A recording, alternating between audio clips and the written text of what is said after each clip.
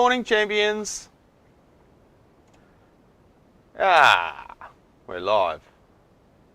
So, we've got a lot to get through today. I was going to start a bit earlier, but wanted to wait for you legends. I told you 7 a.m, so it's 7 a.m.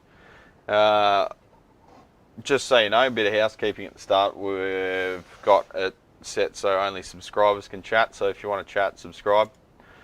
And if you want to know when I'm going live, you know what to do with that notification bell. Oh, God. So anyway, first things first, got a customer. I wouldn't normally look at this thing. Well, first things first, coffee. Now, because it's 7 a.m, my favourite coffee shop was shut and I didn't have any coffee beans, not even any milk. There's no tea bags here, there's no milk, there's nothing. So I had to go to McDonald's and get a tall cappuccino with 1 sugar and an extra shot. If you ever want to buy me a coffee, now you know. So we're going with the lapel mic, lav mic, whatever you want to call it again. It's sort of a trade-off, like do we have boxy audio or do we have lots of background noise and the BOFA deafening you? So that's the trade-off. How you going, Jerry? How you going, Steve? How you going, Lyle? So yeah, this thing here, it's a $30 AB switch. Now the customer's got a bunch of other work with me at the moment. Normally I'd say no to this because it's one of those lean ones, L-E-E-M, pressed metal, cheap. And all the jacks are breaking, but I said, I'll chuck some new jacks in there for you since you're doing all this other work with us. You can buy another one, sure, but it's just as shit as this one, so.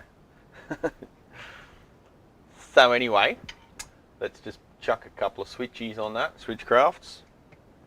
I'll show you the break. So that there, the bushing's broken off. This one, the arse end's about to fall out of it. And this one is shattered in half. Good quality, eh? You can see the whole jack there is, g'day Gooden, hello champignons. Yeah, I sometimes say that too. Yeah, that one's cracked as well. Here we go, look at that. Makes it easier to get off. Oh, look at that one too. Top quality. So, like, there's shitty jacks and then there's these jacks. They're like about 6 steps below that. So yeah, God knows how good the switch is. I don't think she's a Carling, but it's still battling on. So let's, well, hopefully they fit. Yeah, a little bit bigger because the plastic bushings are a larger diameter, but whatever. Oh, just thinking, is this supposed to be insulated?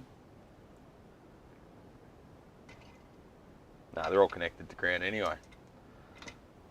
Whatever. It's not a very big ground loop. Should be right. Don't worry about it. Old mate's not a metal player. It's all good. Never seen a switch quite like that. Nah, neither have I. It's pretty cheap. It's from one of those back alley, you know, manufactured on a kitchen bench kind of deal, I think. Morning, Dad. Morning, Wes. I tell you what, I'm actually sort of on time today. Semi-organised. Probably should have undone that before smashing the back end of it. Are we metric? No, we are not. Let's get me long nose pliers. So I've got a big line up here. Literally my bench here is, I don't know what, 4 meters long. I know, it's a big ass workshop, but it's usually full of shit. So I've got a bench 4 meters long and I've got this workspace which is about, I don't know, 1400 wide. And the rest of the bench is amps, combo amps lined up and heads. So I've got them, I arranged them last night. I was here till, I don't know, 7-ish last night. And I thought, let's actually do a bit of planning for once, eh? And I lined them up from most asinine and boring job to the most interesting and cool shit. So if you stick around, you're going to see some cool stuff. But I know what you're going to do. You're going to go to the pub or the gym or something, and then you'll check in later and you'll cheat and you'll get to see the cool stuff without having to look at all the crappy jobs. But if you stick around, there's going to be some really cool shit, providing that we work quick enough to get to it all. So let's get a move on. 80 mile per hour winds? What?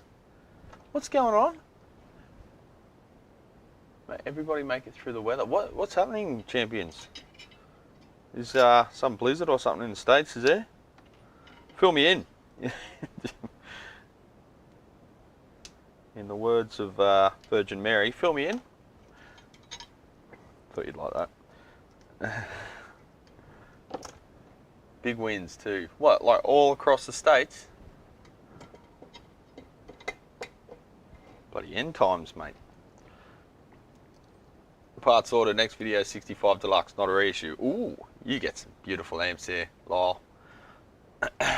The worst winter storm in California since the 80s.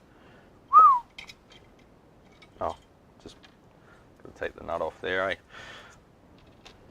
Tornadoes, really? It's fucking winter over there. It's not even tornado season yet. I know, because my hero Daniel Shaw's still in Australia. He hasn't made it over to the Tornado Alley yet. 8 inches of snow, yeah. And it's a beautiful sunny day here in Winnipeg. Yeah, but that's Canada, mate. Canada's always beautiful, isn't it?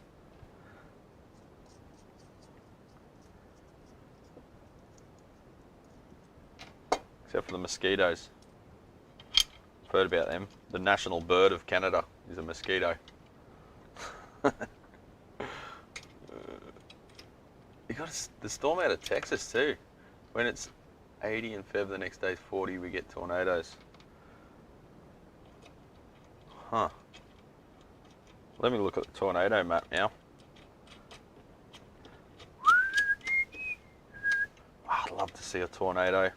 Always wanted to see a tornado. Ever since I saw Helen Hunt in a wet t-shirt, always had a thing for tornadoes. Oh, wrong size.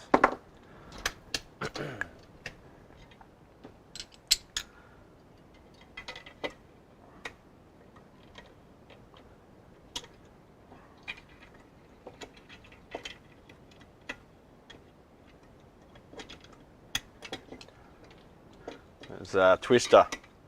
Twister was a excellent movie. The problem was because they had old mate, what's his name? He's got a funny name. Starts with an E, Ewan or something. He was the not so much villain, but like the rival storm chaser, tornado chaser. But I just kept thinking of him in Robin Hood Men in Tights. I love that movie. With a lapel mic, you probably get to hear drinky noises. Most of the people into tornadoes are more people at Walmart than Helen Hunt. Yeah, that's just the States, isn't it? So Daniel Shaw, let's forget the channel name. I'll just give you a link. Hang on.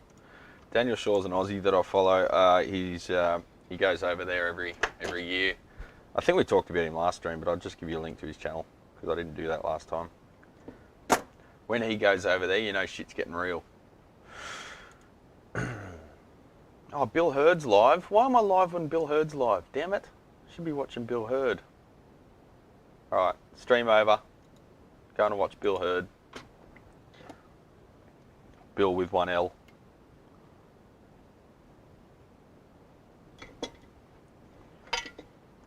Alright, there's his channel. Daniel Shaw AU. Very cool channel. He's very calm with his storm chasing. It's like, okay, we have rotation. It's not like all the other guys that get super excited. They're like teenagers. Their first trip to I don't know, something.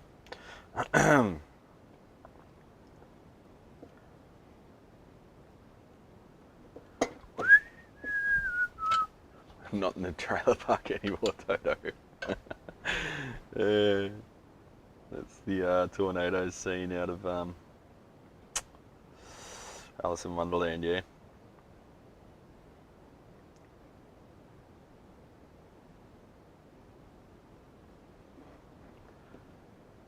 Waves makes a plug-in that auto ducks breath. I have to duck my breath, so it sounds like I have asthma. Well, I do have asthma, so there, cop that.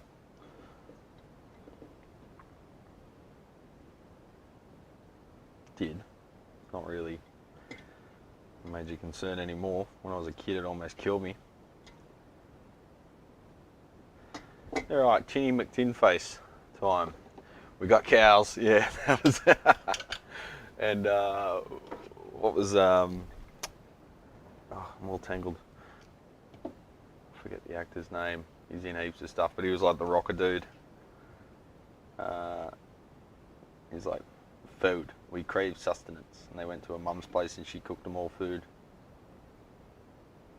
Ah, what a great movie. I should watch that when I get home. If I get home.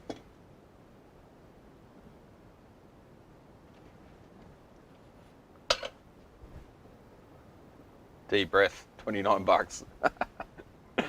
Just deal with it. I breathe. It's what happens. Do you need ground wires with that chassis? Probably not. But I'm not trusting that. I'd have to take everything off and strip the paint. So, too hard. Just bloody ground it as well. I'm not trusting the washer on this switch to go through that paint. But just quick, fast, get it done. Move on. Quick, fast, in a hurry.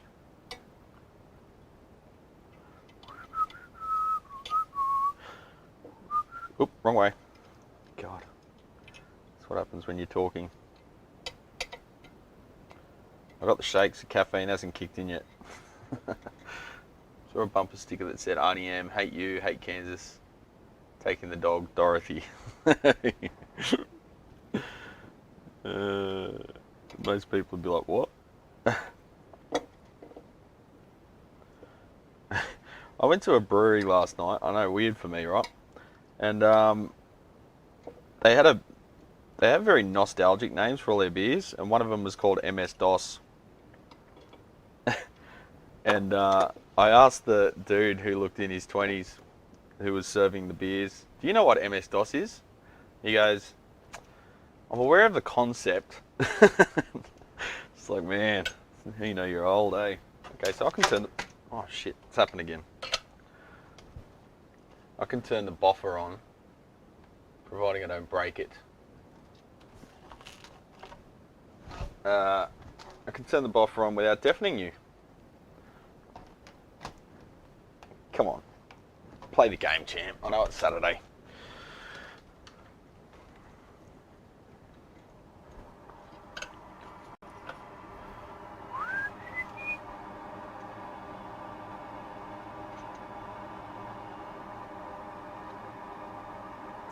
The breweries were all very quiet last night.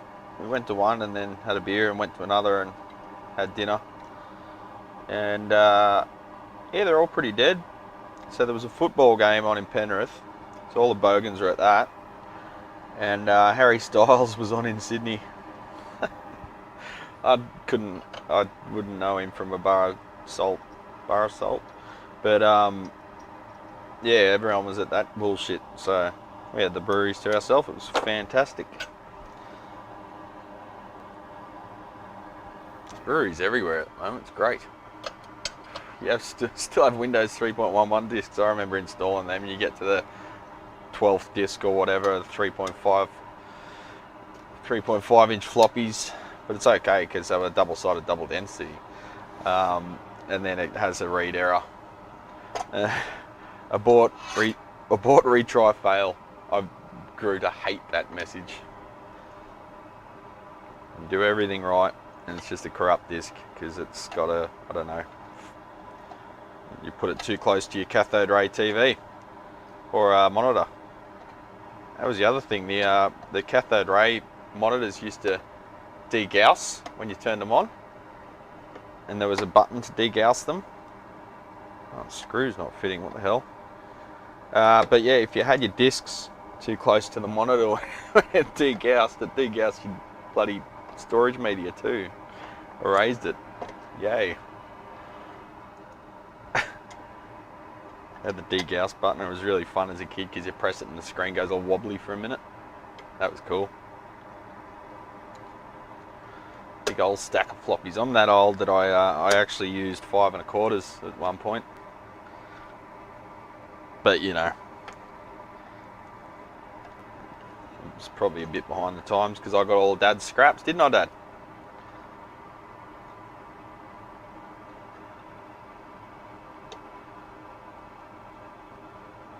I had to repair a Corgo 1W workstation about a year ago. Yeah, zip drives, weren't they cool? And it had a floppy drive, and when I tested it to read the floppy drive, it got so nostalgic just hearing the seeking of the floppy drive. I was like, oh, hit me right in the feels. Wasn't expecting that.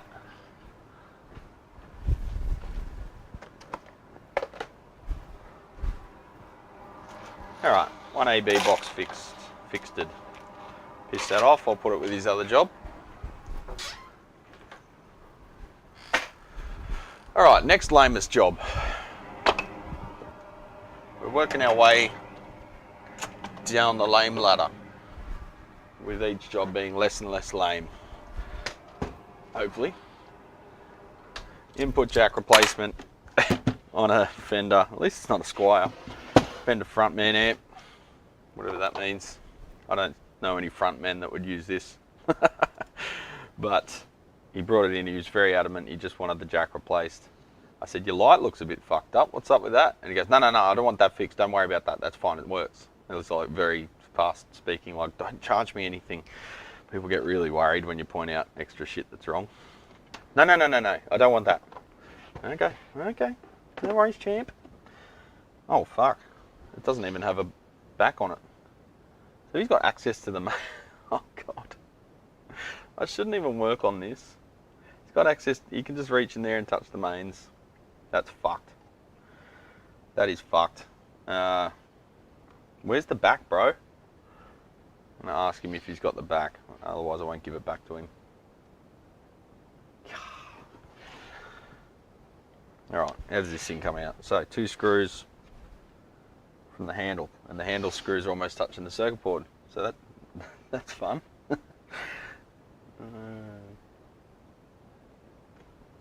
Screw going that way, that's just a hole. Alright, so it looks like we just undo the handle screws and the whole thing comes out. Alright, what are we talking about? I have an Antigua green rotary dial landline. People either freak out or ask me what it is. Yeah, ask someone to dial something. It really shows who would survive in a zombie apocalypse. Kids are so smart with tech. No, they're not.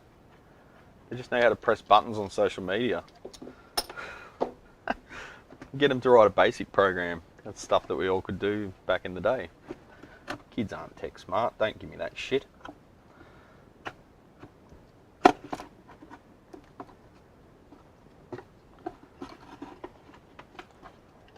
Alright, we're in. Or at, or whatever. So I've got to take the knobs off. That sucks a bit. You know, 50 bucks. I've done worse things for 50 bucks.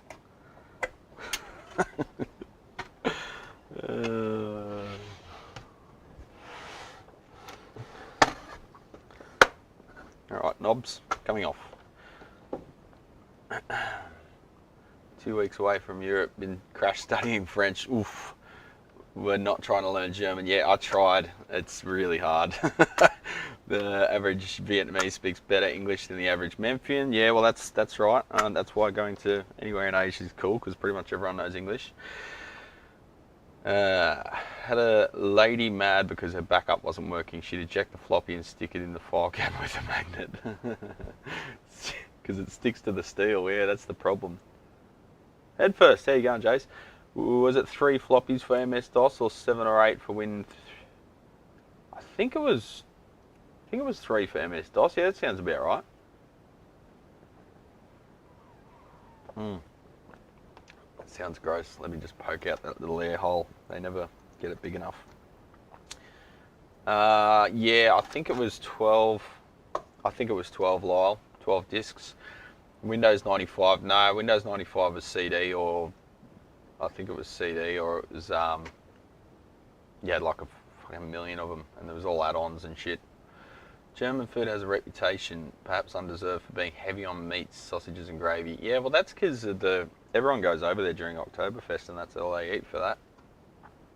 We ate quite well on our trip to Germany. Lots of fish, vegetables, unusual salads, fruit and beer. We felt so ill after Oktoberfest because we ate nothing but potato and meat and beer, and you just felt lethargic, heavy, and just ill. You felt like you had the flu minus the flu, although I did have the flu at the time, so there was that too. But it still felt the same. So we had to go for Thai food because it actually had some vegetables in it. Because it was just pork everywhere, and I love pork, but man, it was too much. Probably took off the back door at home so I wouldn't charge for it yet, probably. Don't try to learn German, it's a mess. And you would know, Tube Workshop, because you're from there. English will get you along pretty well in Germany. In Germany is 50% of your family. Oh, it's a question. SS, how bad could you get shocked? 240 volts AC bad, mate, because right there is the mains. So I'm not talking about the secondary, I'm talking about the primary. How people in their 40s and 50s are way more tech savvy than kids? Yeah, just because they know how to swipe social media doesn't mean you're tech savvy. Any fucking idiot can do that. Kids can do it. They're like, oh look, they're so good with computers. No, they're just swiping because things happen on the screen when they touch it. That's not smart. That's monkey see, monkey do shit. Late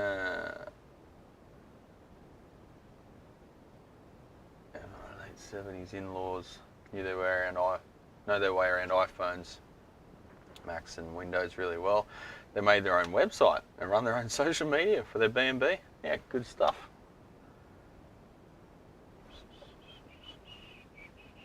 Got some pretty lively chat happening in here. It's good stuff. First amp was a Fender Stage 185, worst sound ever. Yeah, I mean, they sound okay, clean. So they're good for like pedals and stuff. I'm more excited about getting the Schweinschucks. Yeah, that's very nice. That's all I eat over there. Watching Nikki's face. Is she vegetarian, Lyle? I don't think she is she? That's not a good thing to have if you're vegetarian. I was joking about getting shocked. AC is not like DC, of course. Yeah, because you touch that fuse and you're shocked. Hotel Schlicker across the plaza from the infamous Munich Town Hall. A sandwich between Burger King and McDonald's. I think I went there. Is that really old? Like semi-underground? It gets weird about anatomy lessons on the plate, yeah. When you make the joints move and there's still like they haven't cooked it slow, it's been roasted, but because if you slow cook it, all the connective tissue breaks down, right? So all the cartilage and that just turns to delicious gooey messes. But when you fast cook it, the tendons still work and the bones still hold on, so you can move the joints. That freaks Michelle out very much. So it must be a chick thing, I don't know. I know what I'm eating. It's an animal. Alright, so these screws from the top, 1, 2, is all that holds that board in. 2 screws from the top, and those 2 nuts. Let's undo them. That one's on sideways, crooked.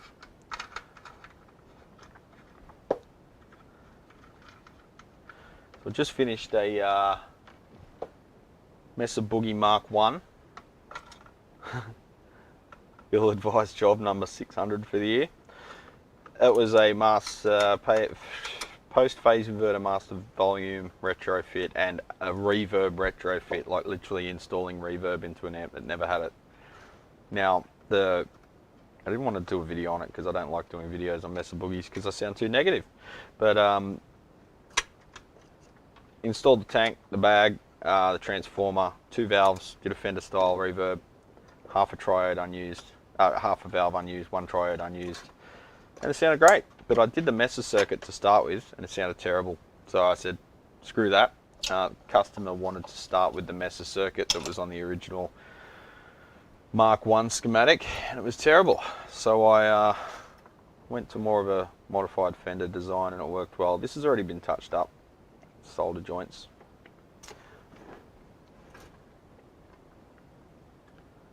So yeah, someone's already reflowed them and added some more stuff. It's really awesome when they manage to get the skin real crispy. Yeah, is it Tube Workshop? I forget your actual name, but there's a bunch of German restaurants here. There's heaps of them. There's like a chain with all the stereotypical German shit that is attached with chain restaurants. We've got one just down the road in Penrith. It's more of a casual bar now. It's not really on the, you know, stereotypical Lederhosen bullshit, but it's got really good food and they get that crispiness bang on. You can get a half knuckle too. We just call it pork knuckle here. I don't know if that's, I assume that translates to pig shank, like any other, like lamb shanks and whatever. But there's one in the city that was really good, and they had the Oompa bands there, and that's if you're German, you'd probably really cringe at it, but it's good fun. I went in a beer drinking competition there once, where they give you a stein of beer, 1 litre, and whoever finishes it first wins a prize. And me and the other guy put it down. His glass was like, and then mine was just behind it. It was like dunk dunk. I'm like, damn it! He won after I sculled a litre of beer. Now, well, got a free litre of beer. Who cares? All right, we'll get a new one of those jacks. So that's the ones that are offset, so they stand up significantly. Some of them, that bushing starts almost right there. So yeah, I'll just get one of them. Go over to my jack storage area.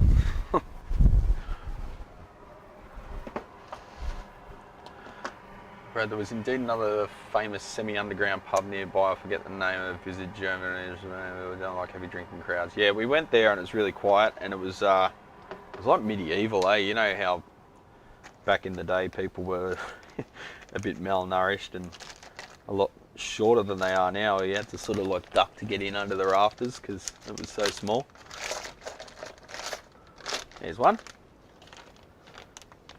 got the same pin out, yeah. Bent pin, just for extra measure. But yeah, that'll do it. So yeah, the main reason is this this thread's stripped off this one, so nothing holding it to the front panel. The thread on the other ones looks okay, but of course we'll check that. Zoom out a bit. I'm a bit focused today.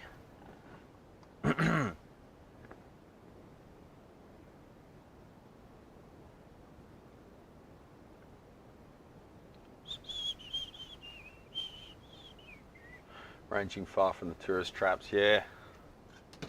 I hate touristy stuff, man. I just like walking around and exploring. But then you get sort of pressured if you're with anyone else to go and see tick the boxes, you know, and I'm just not interested. I'd rather see the back alleys and see what the place is like when it's just operating as usual, you know, to get a real vibe for what the place is, who lives there, what they do, what their life's like. That's what I remember, not the tourist bullshit. What's the good word, lads? How you going, 6? Need more alcohol, don't we all? Let's get the other one for now. stream. No time for that kind of thing. Oh, Berlin, Dresden, nice. Bauhaus. Be your assistant slash driver. That sounds like a pretty good gig there, Lyle. Lyle. I just went very Kath and Kim then, didn't I? Here you go, Lyle.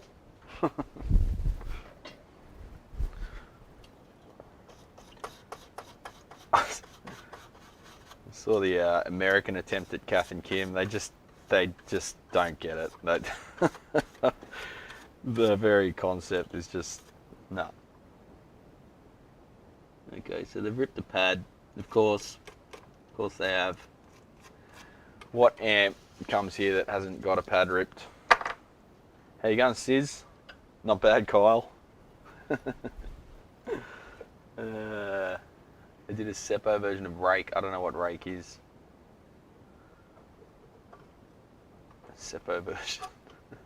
Read the room, 6. Talking to a lot of Seppos right now, mate.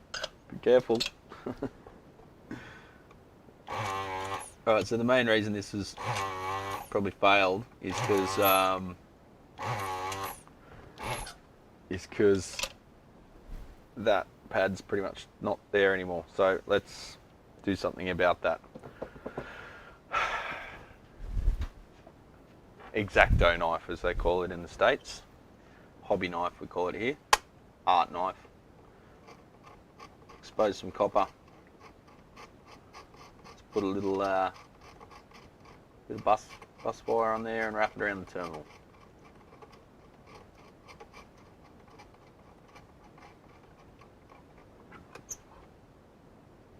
Real fenders and real Supros don't have pads.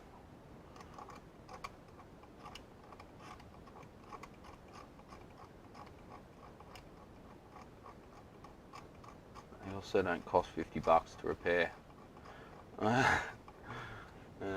Was a Sean ABC? Okay. My wife really wanted to go up the Eiffel Tower, but I didn't. The wait would have been 1.5 hours plus, so I won. Yeah, we didn't go up it.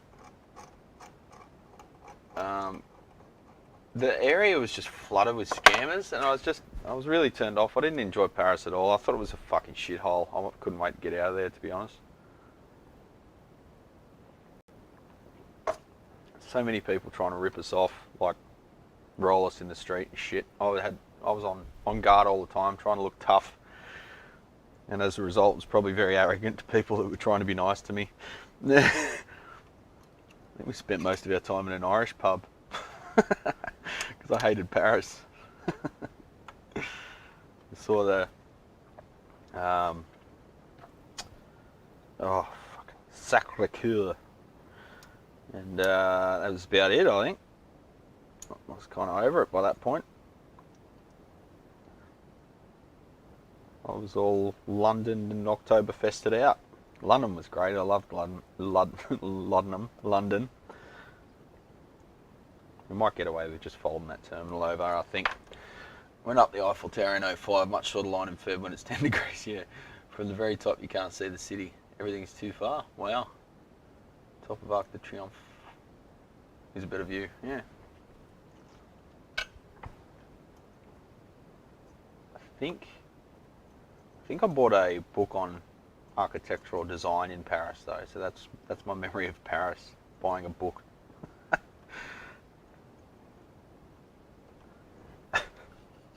No, I didn't like Paris. It was shithole. All the garbage workers were on strike, so that there's just like a fucking row of garbage just piled up, stinking, and it was summer over there, so it was all just baking in the sun. Gross. And between sun it was raining, so yeah, lots of bin juice flowing down the street. Why the Germans don't play Scrabble? The photo showed a store with an unpronounceable 30-letter one-word name. So it falls off the end of the board. I don't like Paris, but I wasn't there long. I'm giving it another shot. Yeah, I'll probably do better with it now. That was like the first time I went overseas, so I was a bit freaked out in general by everything going on. I left working 15 hours a day right up until we like went to the airport. So I didn't have time to like decompress from work before we travelled, so I was still stressed from work. And you know, the fuckwits I work for, they're still sending me emails and shit, wanting me to do stuff. It's like, dude, I'm in fucking Europe. Fuck you. Figure it out yourself. Anyway, I've got to stop swearing, sorry. Been to Paris, Texas, yeah. Paris, Texas. It's a really good song called Paris, Texas by an Australian band called COG. If you want to look it up, COG. Love that album. Very good thinking, working album.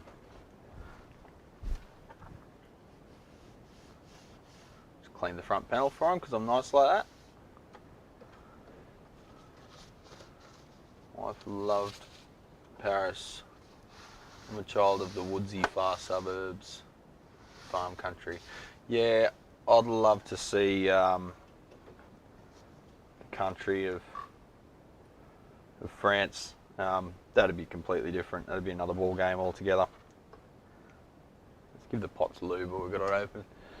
It's like everything, you know, like the cities are shit. You see one city, you've seen them all. They're all stinky shitholes full of fuckwits. You go to the country, you see the real people where they actually, you know, care about their surroundings instead of all the cities where they shit on the street and, you know. Cities suck because people suck. When you get a large concentration of people, the suck factor goes through the roof. Ireland is high on the lost list of places. You got to fix your autocorrect there, 6. You're struggling these days. You need an iPhone update. New York. Fuck New York. New York's gross. And it's full of empty stores. No one can afford to rent there. It's like Sydney in some areas. The rent's so high that it's just dead. There's just no economy in the area because it's just full of empty stores that they're asking way too much for. That's just my fat fingers. Mash harder. Galway is excellent. I was talking, I don't have enough money to enjoy San Fran. Is it that expensive in San Fran? Denver has been taken over by hipsters. Yeah, the gentrification factor. It's a bit like that here. You used to have these coastal towns that were, like Byron Bay for example, used to just be a one-horse shithole. Now it's just all the celebrities moved there and now they've ruined it.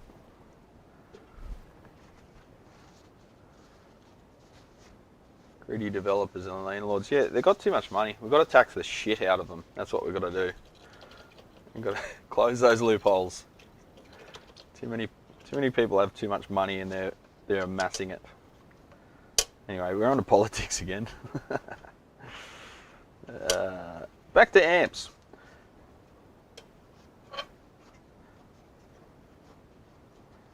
There's lots of shmoo on these pots. I'm just going to get most of them off. Oh, that sounded nice, didn't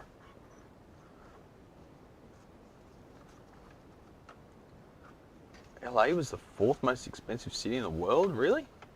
Most expensive in the country. This is a Frontman 15. Worth about $3, Lyle. But I'm making 50 bucks on it, so out the door it goes. Nothing better to do on a Saturday morning. So I can fix his LED, and he'll be very happy with that because he was adamant that he didn't want it fixed. It might cost more. I say, no, I'd fix it for you, mate. Look at the back of my head. Yeah, they sound alright. So I spent all yesterday doing quotes. Literally got no work done at all. Oh. Does that fit? Yeah. Because there's some just really destroyed amps. I think you saw the Super in the last live stream last week. Well, that was my initial look, and I literally I've been go on other jobs.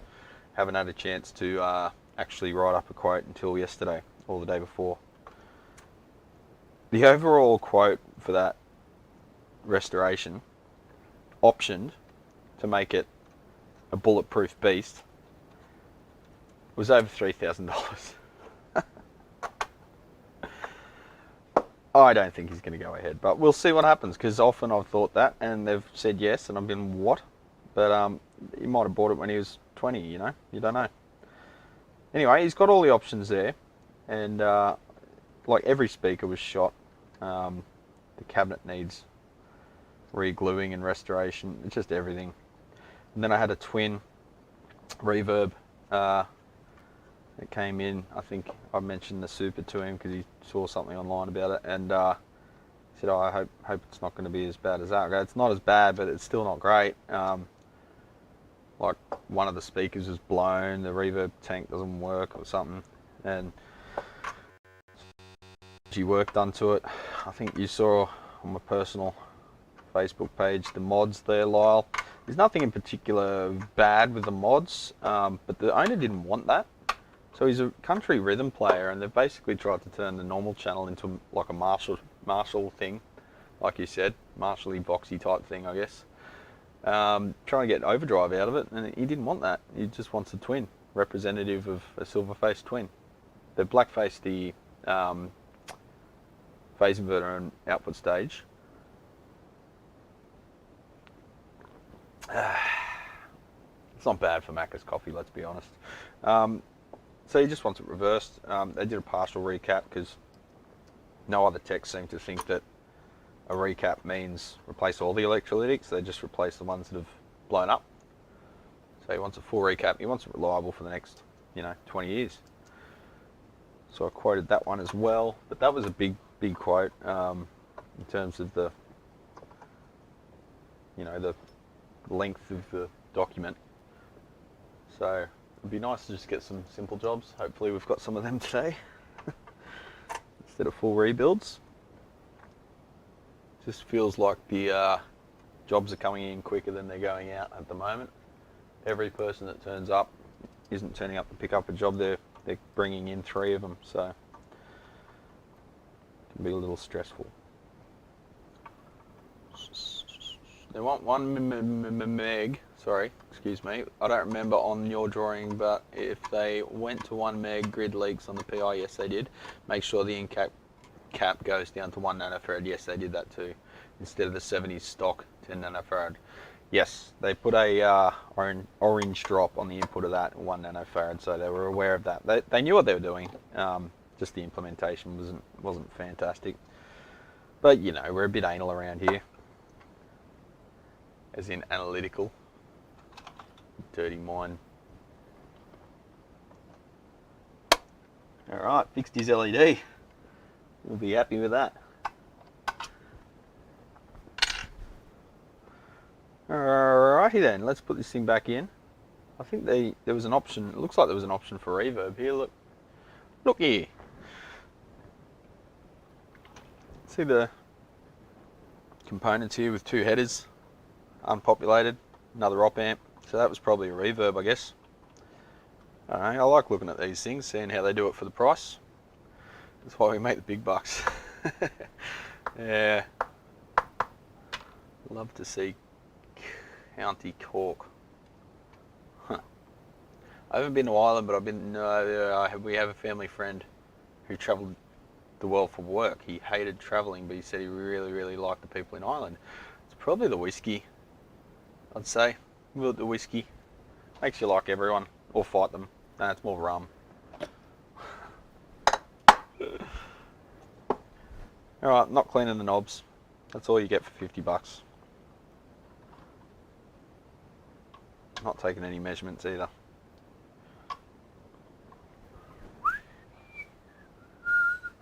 Nathan. Hey mate, how are ya? What's going on? Mr. Anti-social media. Fender Tone Masters are the biggest scam in the market, in my opinion. Yes and no.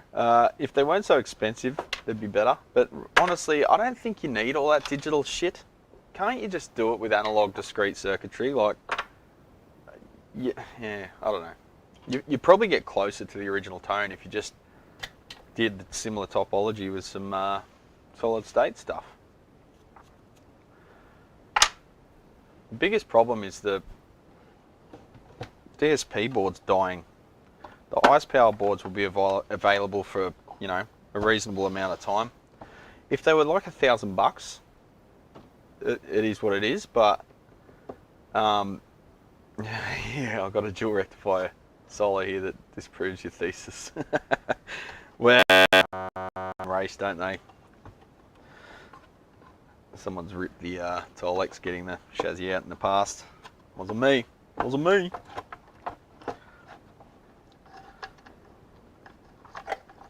If they weren't so expensive, it'd be okay. But because it's got an F on it, it's got the F word, everything's expensive. Like, oh man, I just got a Strat in, Player Series Strat, and it is the worst. It's worse than a Squire, the finish, fit and finish. It is pathetically finished. And that sucks, because they look like a good deal, and they're not. They're a shit deal. But old mate bought it, and he wants to do the Works burger on it. He bought it knowing it was shit. Yeah. Anyway, that's another thing. So we're going stainless frets, new pickups, new pick guard, because even the pick guard's fucked. Like, I've never seen Fender screw up a pick guard before, but they're managing. The quality of Fender, this is Mexican Fender, it is just, it's worse than a SX or worse than a Artist Guitars. I had an Artist Guitars Telecaster in the other day and the frets were exquisite, and it's very concerning. It's infuriating how good it was. I wanted to rip it to shreds and I couldn't. The only thing that I could really pick was the strap. Screw was like on like 10-degree angle. Let's test this thing. Keep our fingers out of it, since we know there's no rear cover. But I'll show you that Fender in a minute. I'll see if I can zoom in on this bench. It's a bit tight here, but we'll see what we can do. Just the finish is pathetic. The frets are terrible. There's lacquer on them, even though it's a rosewood, well, it's an ebony fretboard. There's sanding marks on the frets, perpendicular to the strings. No, parallel to the strings, so when you bend it goes. The finish on the body just looks like the cheapest possible, really thick poly dip crap from China. They're screwing their dealers is one of the reasons I'll never sell their brands. Yeah, so they're going direct to the customer now, albeit for full retail, but customers are lazy, they'll buy there. And all their retailers and dealers that got them where they are in Australia, they've just turned their back on them, basically.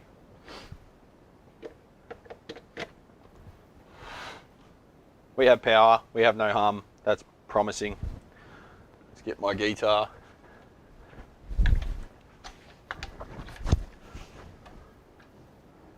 Might be a new little guitar around here soon. Isn't that right, Six? Alright, let's stop clipping the lav mic, eh?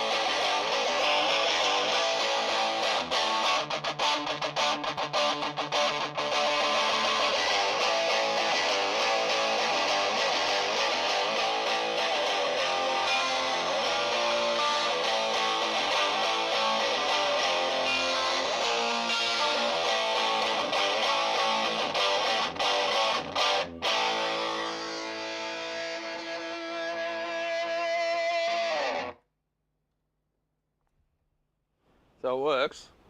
You can sing your own lyrics to that one. I don't want to get banned. I've been to Hastings and I've been to Brighton. I've been to Eastbourne too. I've been here, I've been there. I've been every beep and where.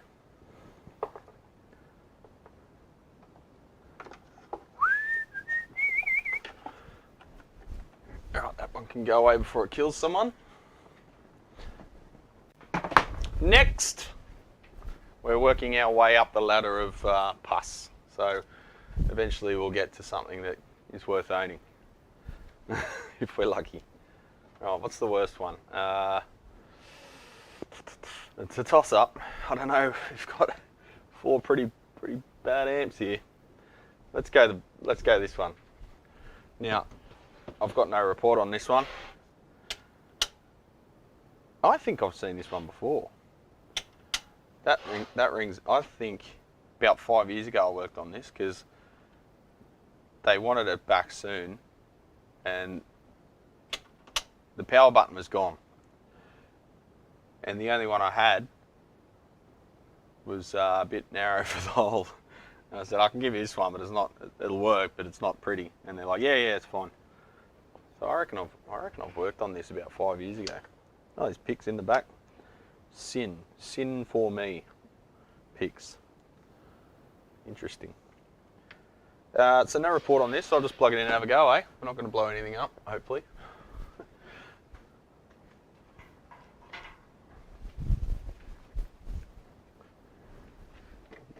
Reach? Yeah, reach. Alright, let's turn some stuff down in case there's some horrible noise. So what? Well, the caps are trying to fall off like they always do. We've got reverb on the boost channel. Got hiss, that's promising. Got more hiss, that's promising. No real scratchiness. Not sure what's wrong with this one. Let's have a listen.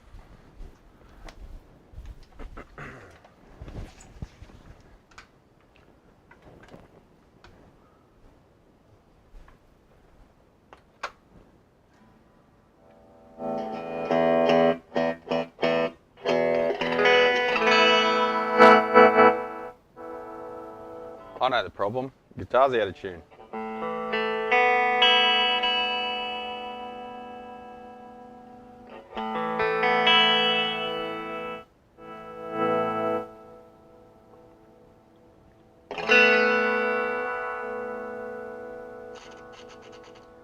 Okay, treble knob's a bit scratchy, but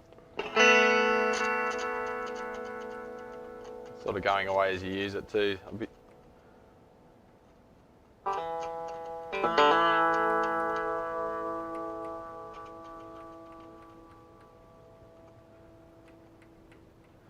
Coming good. That's what she said.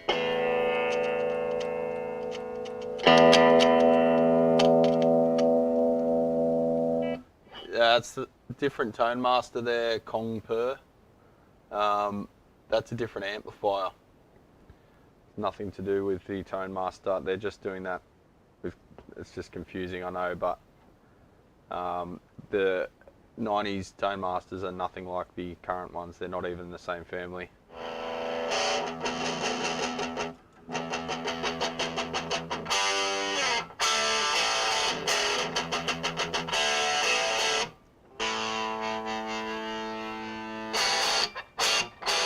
Oh, that top, man, that top. Yeah. Is that scooped enough for you?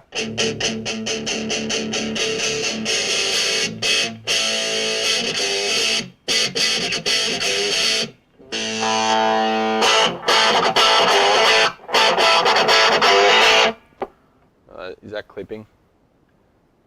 Yeah, it sounds a bit thin, but that's because it's valve state 20. And it's going through a lav mic.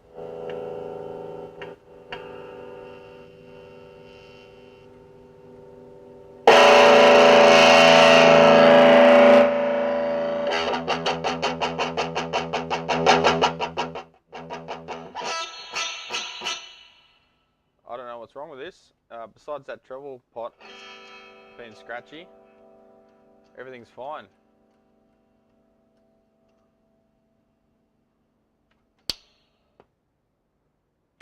Is the foot switch working? Let's have a look, shall we?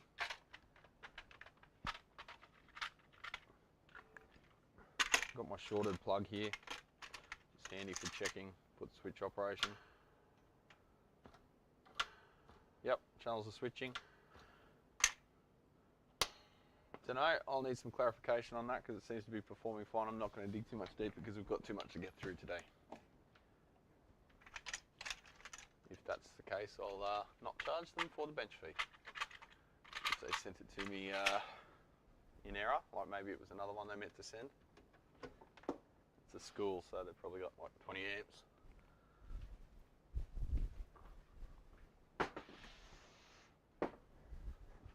All right, next.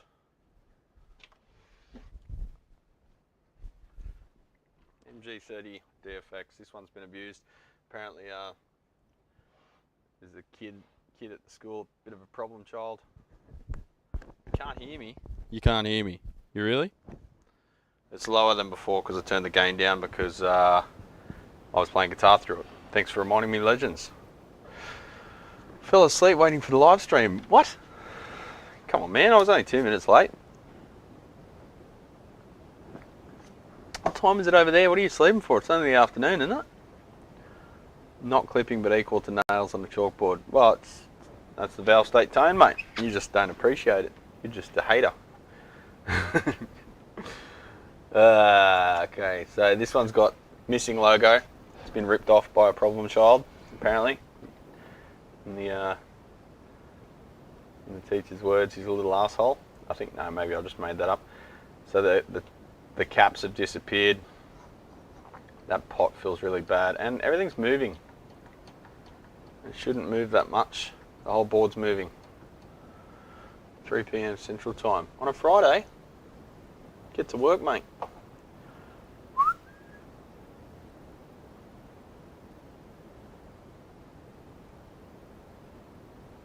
What? I'm a bit behind on the chat. Sounds square wave-ish, yep. Use the contour control and scoop the mids until it's nothing but fuzz, yeah, and then wonder why you can't get heard. Hey Brad, in the last stream, part 2, I missed it, you said you'd take songwriting qualities being more important than instrumental mastery and virtuoso. So name your favourite songwriters and composers. Oh fuck, this sounds like a test. I really like bands like Corrosion of Conformity. I'm a metalhead, yeah. I listen to a lot of stuff, but Ani DeFranco is a big one for me, songwriting wise. Like she really makes you question life a bit when you listen to her lyrics. And yeah, I don't know. I'm a bit of a pleb in terms of what I listen to. I'm not really a highbrow music kind of person. I'm a bit of a bogan, I guess. I like heavy stuff.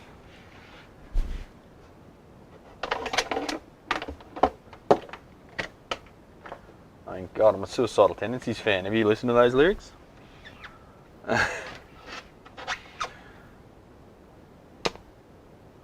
Bit of hum. Drawing 10 watts.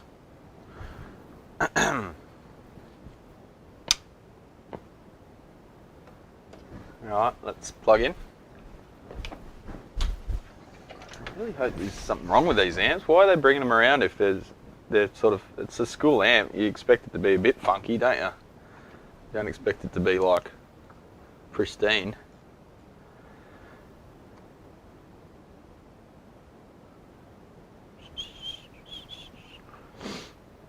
What do I think about the Marshall MA100C or H? Which one's that again? Is that the that's the solid state one, I know that much. I can't remember off the top of my head, man. MA100. It's probably just like all the other solid state Marshalls. One of the worst products they ever made. Okay. Yeah, I don't know. It's not something I get regularly, so I don't know if there's either not that many out here or they're all fucked by now or whatever.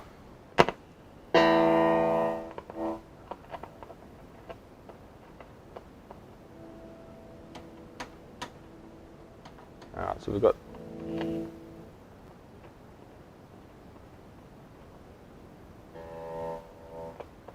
volume control's a bit scratchy, but again, it's not like normally stuff comes here when it like doesn't make any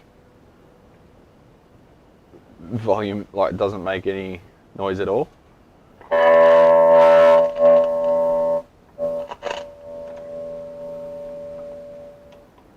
Super budget. Oh yeah, I know the ones now. Yeah, yeah. So they were sort of like the.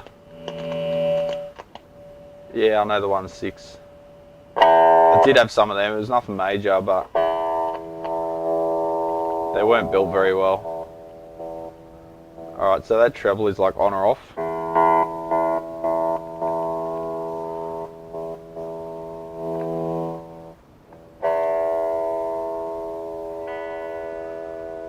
Did Brad see my puzzler? What was your puzzler, Lyle? Let me scroll up, hang on. Yeah, MA100. I had one, I think it was just a bad preamp valve recently. Before that, I can't remember.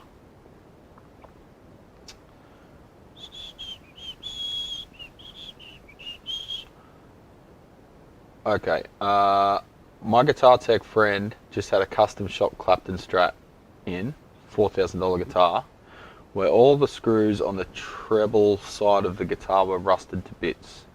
All the screws on the bass side look brand new. The guitar was less than a year old, and he guesses why. Ooh. Okay, so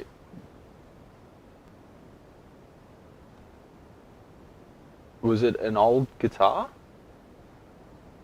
Oh no, guitar was less than a year old. Right, okay, sorry. That's my memory. Like 5 seconds, it's gone. Guitar was less than a year old. The only thing I could think of,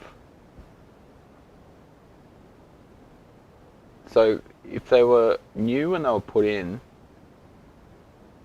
it's not someone playing left-handed, is it? I had a guitar recently where every one of the screws, the head snapped off when I removed them because they were rusted all the way through. I think someone used something to lubricate them on the way in. And maybe it was water-based or something. It's slightly corrosive. I don't know, Lyle. That's anyone's guess, really. Something happened and someone's not telling the full story. Essentially, that's what it comes down to. Have we got effects? Ooh.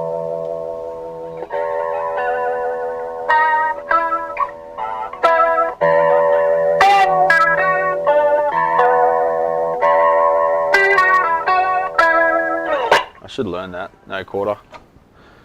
Nothing major wrong with this one either. I think it's just a bit of looseness in the hips and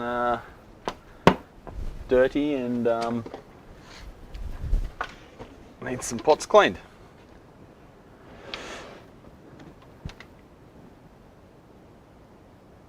Like Silvertone down electro amps. What do I like them? Those are the ones with the 7-pin radio tubes and the mains are connected to the chassis. Ooh, yeah, no thanks. I saw heard only DeFranco 92 in a Canadian festival and went yuck. Different strokes for different blokes. She was very different back then, Gooden. You know, that's a long time ago, mate. Copyright, watch out. I wasn't playing that accurately. Nowhere near it.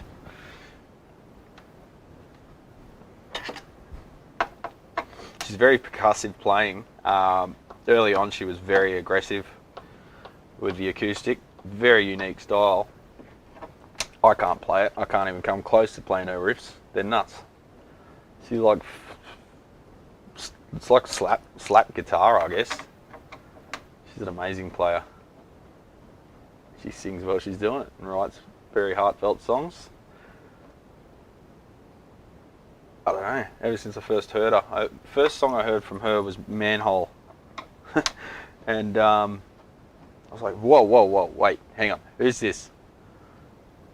And I was working, I was in a workshop and we had Triple J on back when Triple J played music worth pissing on.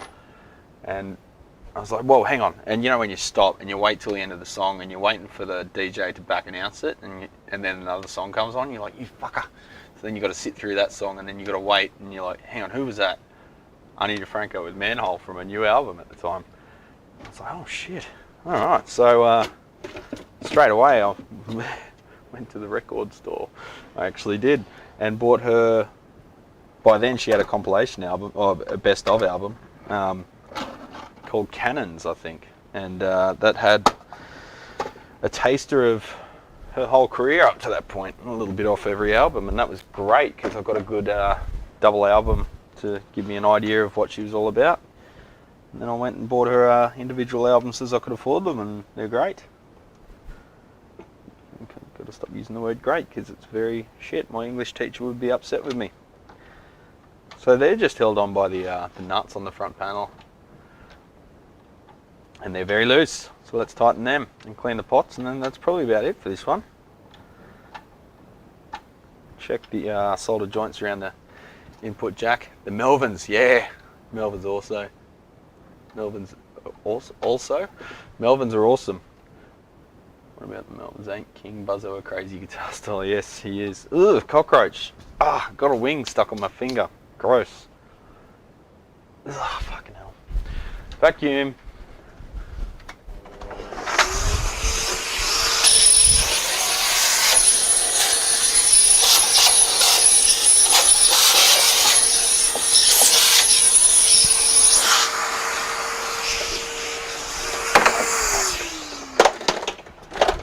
Almost sucked the knob.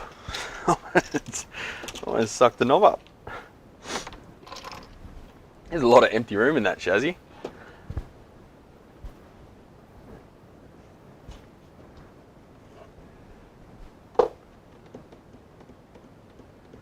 Had to debug it, yeah.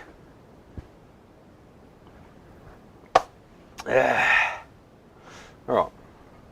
So these are just the Alpha style pots. They're actually Alpha pots.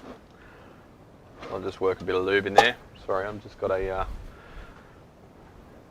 bit of a running nose from the manky dusty amps. Sounds like a Melvin song, Suck the Knob Cockroach. Yeah. There was a album, the Melvins with, who was it? It was like a lot of those bands from that sort of area. They collaborate on albums, like they'll do a combo EP where they get together and write songs and do a recording. Melvin's very, very good at that. They often had collaboration albums with other artists, and they were just shows like the solidarity between them. It's kind of cool.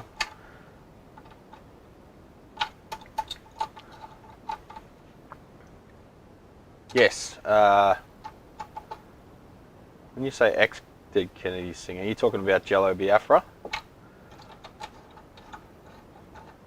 I know they did one together. I didn't know he was ex-Dead Kennedys. Yeah, that was a heavy album. Yes, it was.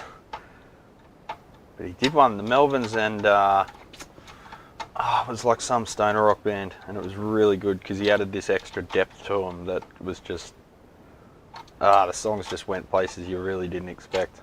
And that's what I love about music. Buzzo plays those aluminium Travis Bean replicas, electrical guitars.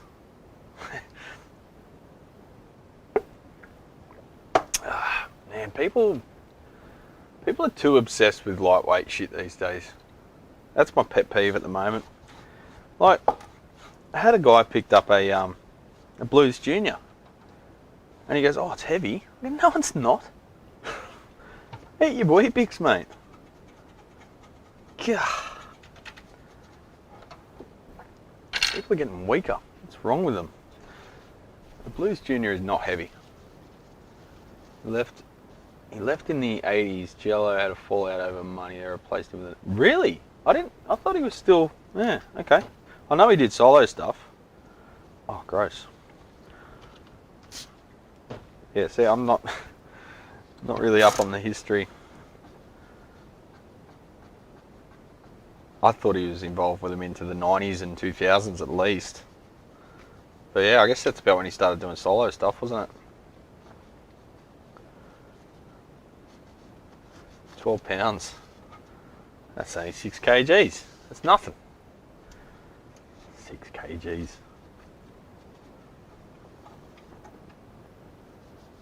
Just bloody put your back in a lot, mate. Stop complaining. Just joking. Spoken word like Henry Rollins. We just got tickets for Henry Rollins. Going to the State Theatre in Sydney. Been trying to see him for ages. He often plays a venue just down the road, a small key, just Civic Hall. Low key Civic Hall just up the road from me. When I say just up the road, that's Australian talk for about 5 kilometres. Which is about, what, 2.8 miles? I don't know. Alright, so we'll just clean the pots, and I'll probably do it for this one. Not doing a full service. He likes Bono. Hang on. Henry will be grumpy. Why? Henry's not grumpy anymore. He's too old to be grumpy. He was grumpy when he was young. I've seen his ill-fated interviews. Every time an interviewer tries to interview him and says anything like trying to get a rise out of him, like controversial shit to please their boss, fuck, he got his back up against him. You talk about music and stuff, he'll talk to you all day, but you try and get controversial shit out of him, he does not like that. Can you blame him? You get fans just yelling stuff at him and he's just like, what the fuck are you talking about?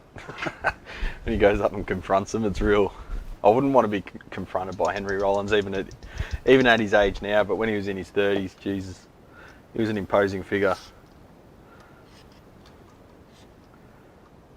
He was in movies and stuff. He was in Sons of Anarchy. He was one of the Nazis in that, I think. Demonetised. He was in Heat with Al Pacino and Robert De Niro. He was the bodyguard or something. I think he got thrown over a balcony. Ask him about Bono, he hates him. Yeah, well, it's because Bono's a virtue signalling dickhead. I don't mind you two though, gotta be honest. He was the main villain in Legend of Korra. Yeah, cool. He's a good actor, eh? I think he's sort of... Everything he does to the nth degree. But to me it was like... He sort of was doing it just because it was fun. But he just happened to be really good at it. I listen to his podcast every week. Just radio show, really. Oh, look, the reflection's giving me a nice bronzed look. Henry's interview with Rick Rubin. Oh, that would have been good. Rick's a bit of a character as well. Alright, I'm not putting caps on all the knobs. That's out of the budget. Went and did lard with Al Jorgensen. Yeah, right. He was in Johnny Mnemonic. Was he? Huh. Should watch that again. That's a mad 90s nostalgia thing. With Keanu Reeves when he was just moving out of his whoa phase. It's like how Flea was the voice of Donnie in the Wild Thornberrys. I don't know what Donnie in the Wild Thornberrys is, but Flea should have done so much more voice acting. He's got an awesome voice. I'm going to put the knobs with the pointers on the EQ where possible, because you know what volume it is because you can hear it. Wasn't Flea in Fear, was he? I know he's in Back to the Future. Needles. You chicken. Ooh.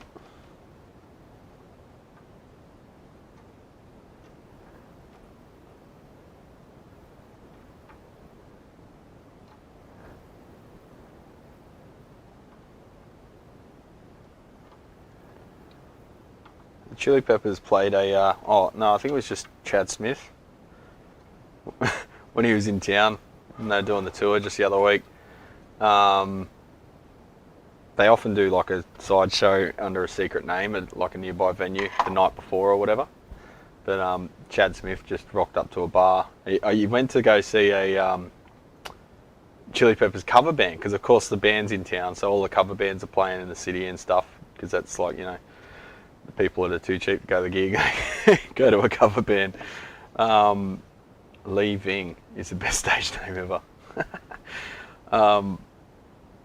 So he rocked up to Chili Peppers cover band and the band's playing away, and then Chad Smith's up the front. They like lost their shit, so he got up and played a bunch of songs with them. It was on the news. Yeah, they often play under another name. Wouldn't that be something? Just go to a bar with 20 people in it and Chili Peppers are playing. Of course, these days you'd probably prefer to see the cover band because they've probably got more energy. You know, they're getting on. They're getting on a bit. Had a good run. The heroin didn't get them, so that's a plus too. Not yet, anyway. I didn't know when I went to see him in the By the Way tour. I was on a thing called Schoolies, where I guess it's like, I don't know, it's a celebration at the finishing high school anyway. And we're at the Gold Coast, and we booked tickets to see the Chili Peppers at the Brisbane Entertainment Centre. So my whole grade, like everyone, like all the school leavers take over the Gold Coast. So the whole place is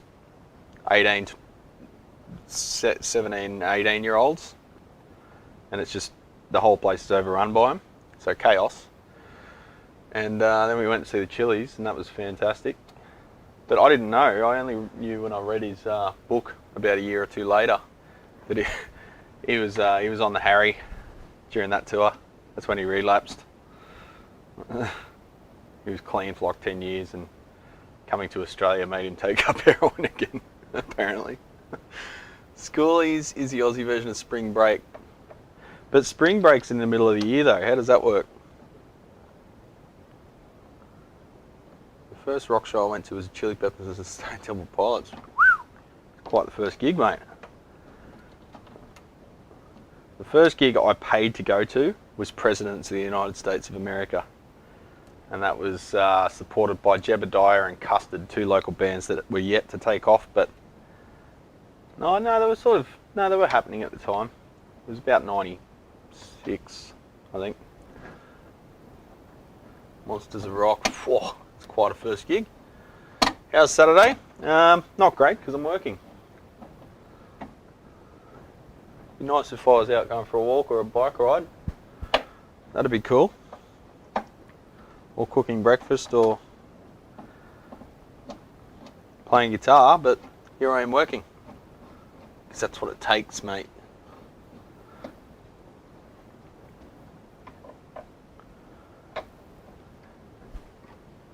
So what are we? We're on a 3rd amp, 4th device, 3rd amp. And we've got 1, 2, 3, 4, 5, 6, possibly 7 to go. It's going to be a long day. It's only 8:25 a.m. so I think the cat's out of the bag. Everyone thinks I'm open Saturdays now, even though I'm not. So everyone just comes up to the door and knocks until I open it. So we might have some customers to deal with a bit later on. That sucks a bit because I've got to mute you and they love to talk. So half an hour to an hour later I come back. That's been last week pretty much, every day. Only getting about 1 or 2 hours worth of work done because of other engagements.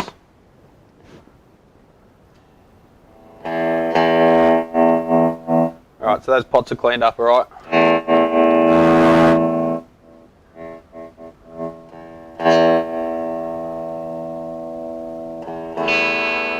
Treble pots come good, that was the worst one. Helps if you select the channel, Brad.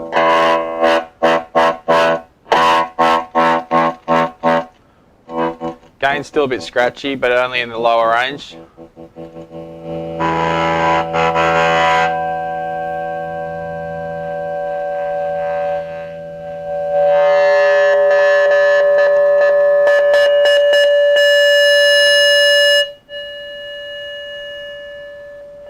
Alright, so the travel pot's actually fucked, I think. It's like on or off.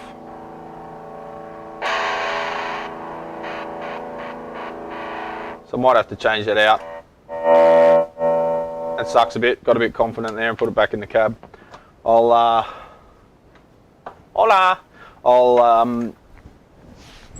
do that later. I'm just assessing at the moment. I know what's got to be done to that now, so that's good. Not supposed to be doing any actual repairs today. I'm supposed to be just quoting and doing assessments. That's the plan. Let's see if I can stick to it. Alright, next most shitty amp. Not really, but you know. Katana. Again, I don't know what's wrong with this one. Just gonna have to plug it in and find out.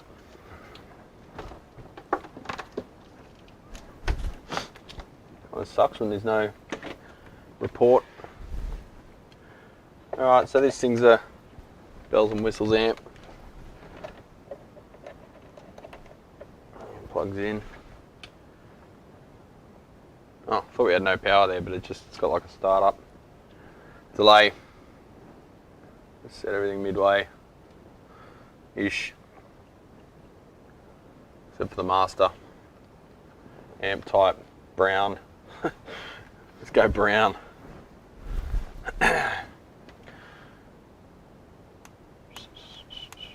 Oh, Robin Trower, that would have been nice. I've got a bridge of size there somewhere.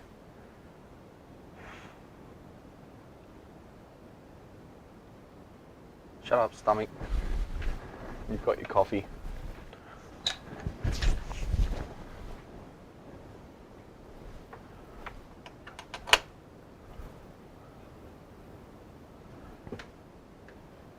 Could it be? No signal at all? Oh no. It was in standby. I didn't know it's got a standby switch. Alright, that delay's annoying.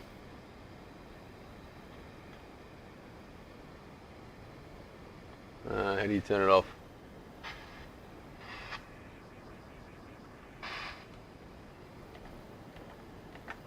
Oh, I don't know how to use it. I can't see the light. It's pretty hissy.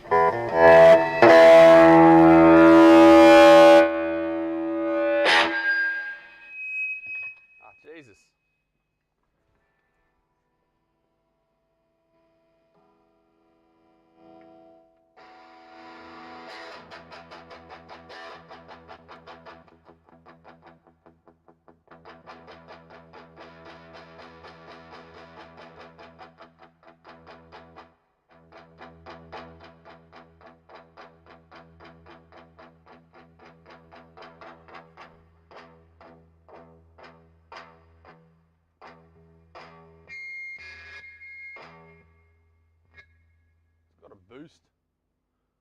Booster/mod.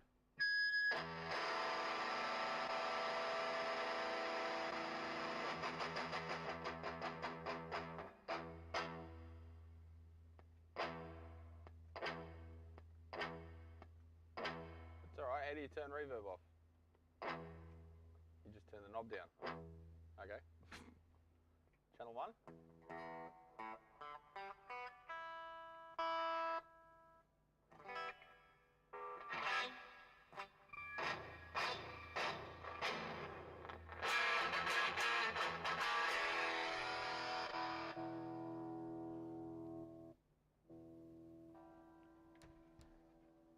Again, no major problem.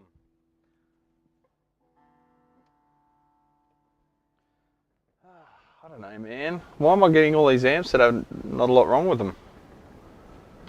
It's just a waste of time, really. Don't know. I'll have to ask what's up with that too, because everything seems to be working. I see they're just sending it to me for tagging or something. No, that's not tagged anyway. I don't know. So I either get amps that should go in the bin, or amps that there's nothing wrong with.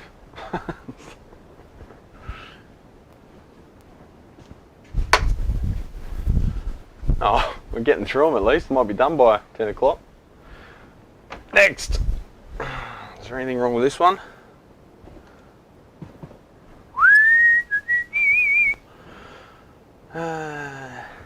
Looking like my typical lineup of amps. Yeah. First one was a police. Yeah, nice. Good one. I have an Ampeg head I'd like to get a basic inspected on, but Australia is a bit far away. Yeah, I don't know where you are, but I'm sure there's someone local that could sort it out for you.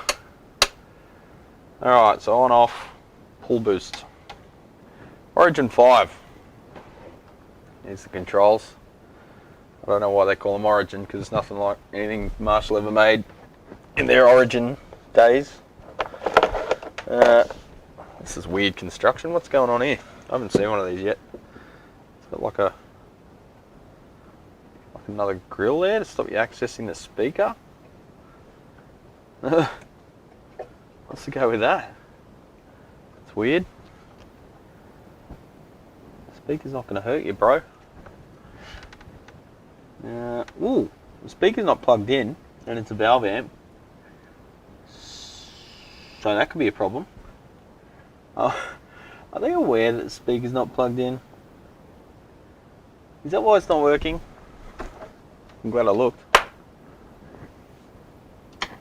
In fact, is there a speaker cable? I can see a terminal there.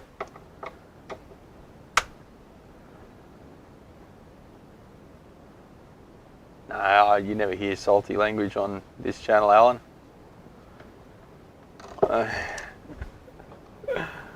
Had a guitar player show up a gig with an Origin 20. Oof, you need another guitar player. And speaker connection fell off immediately after he turned his amp on. Wow. Is that just really bad jack or not all the way in? What was I working on yesterday? God, my memory's bad. Oh, high watt custom 50. The input jacks, because the front panel's so thick, the input jack nut is so far from the contacts that the plug doesn't go all the way in. And it's been like that since 1982 when it was made. So you can just like tickle the plug and it falls out of the front of the amp. Now it's got a washer behind it, so I'll remove that and see if that gives us enough, but essentially it's the wrong jack for that 3mm thick face panel. And there's no speaker cable. What the? Quick connects on the speaker wire were super loose. Oh, okay. Also not my band. They just came through a venue that I mixed at. Oh, cool. They got the Celestian whatevers. G8C15, 815. And someone's stolen the plug, so hopefully we haven't had a flyback event. It's only a 5-watt though, it might be alright. Have I got a cord ready to go? No, I do not.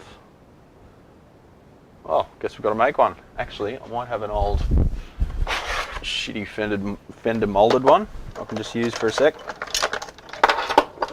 Yes, I do. There we go. I'm not trusting that, but that's out of one of the hot rods or something. And it's brand new, so it's alright to just quickly test stuff.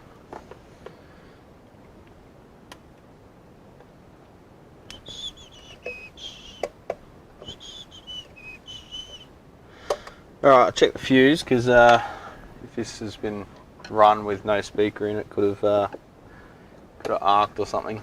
So correct rating, 250 milliamp, that sounds about right. Yeah, that's the right one. Check the continuity. Went through another set of meter leads the other week, well last week, this week. They keep breaking just inside, just past the handle, the silicone ones that I like. Sucks because you're like, what the hell is going on? measurements don't make sense, then you go, oh, hang on, I bet it's the leads, and you check it, and yeah, it's like you can pull the lead out. Great. Yet to find some good quality silicon leads that don't cost an arm and a leg. 16 ohm. Okay. So the speaker output says 16 ohm, 815. Okay, so it's an 8-inch, and it's a, yeah, 16 ohm speaker. Cool. Flip switch, send, return. All right, let's just see how we go. Oop, what about the weird speaker grill thing? That's a brand new Celestion 815 meter. It makes sure it's not a. Oh yeah, what? They're a problem, are they? Check the lead at the same time. Yeah, we've got 1.8 ohm. Okay, that seems low for a 16 ohm driver. We've got a shorted cable. 2.2 ohm, really? In a 16 ohm driver. It should be like 12. Hang on. Wait. It's still showing 2.4. Look. I was stuck between the settings. I've never seen that before. Normally it does that. Man, there's always something to keep you on your toes, eh? Why was it reading 2? I've never seen that. Generally, if it's between, it does that. It was stuck on 2 point something ohms. Alright, let's try that again. Red herring. 13.6 ohms, that's what I'd expect. Oh my god. Sorry, can't complain. Someone will get upset that I'm always complaining in the comments section. Everything's happy and good. Bob Ross. Thanks for the heads up, Lyle. It looks like we're good. Off. High output. Can you handle 5 watts? I don't know. You feeling strong enough? Tilt. No blown fuse. 30 watts, 22 watts, 15, 17 watts, 16 watts, 15, down to 15 watts. Now it'll start rising as the valve conducts. 15.5. Sitting at 15.5. So I can hear hum, but the current draw is not increasing, so we're not drawing current from the HT. So yeah, you watch the power meter, and as we flicked it on, before I've even plugged in, I know that we've either got a blown HT fuse or something wrong with the HT supply, because nothing's drawing current. It's just the initial inrush from the heaters and the caps charging, and then everything settles down and it just sits at that low current. So we're sitting at 15 watts steady. Now I can hear hum, but that happened as soon as I plugged in, so that's audible noise from the transformer or coupling, because it's a tiny chassis from the power to the output transformer, because they're probably in the same axis, as often happens. So we've got a problem with the HT supply. Let's have a look.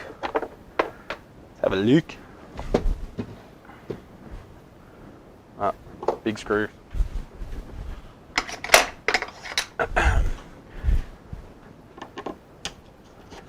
Oh, you're doing another live stream?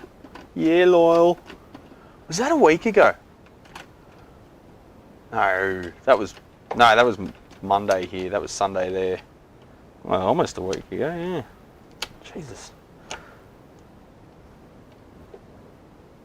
We'll do another live stream tomorrow.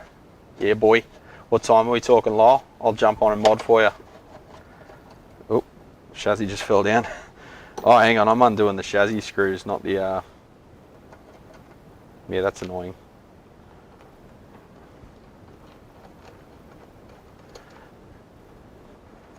If you're feeling really gracious, Lyle, can you let me know what time that will be in Australian Eastern Daylight Time? The Origin 5 has a stupid regulated HT, right? 2 PM Eastern Standard Time, so that would be... Oh man, you're gonna make me get up early. past crack of dawn. So yeah, that would be like 5 or 6 a.m. I think, off the top of my head.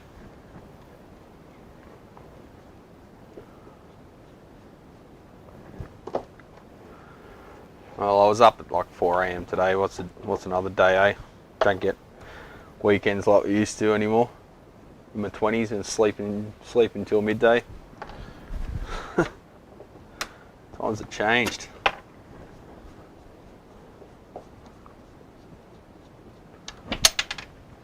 There's a screw. Damn future people. I'm in tomorrow, mate. Australia's light years ahead of you. New Zealand's ahead of us, though, believe it or not, with their sheep-based economy. Alright, so we've got vacuum still. That's a plus. What are these? Marshall branded JJ's. JJ's with a vacuum. That's good. Alright, we can get rid of the cab. 6 a.m. Oh, it's not too bad. Thanks, Alex. How you going, Alex? I didn't see you there before. I don't know if you just joined us. Let's get me blocks out. High-tech blocks.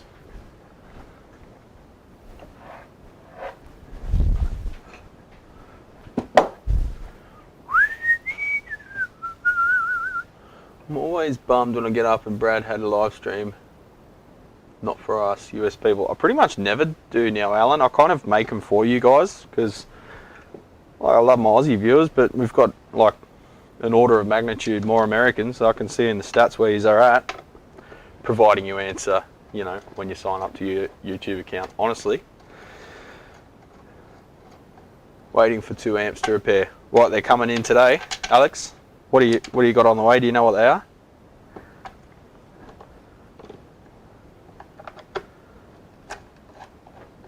So I wonder how old this amp is and it's already failed. I guess it's failed because of the speaker not being plugged in, but come on, it's not that hard to put a flyback bloody diode in there, is it?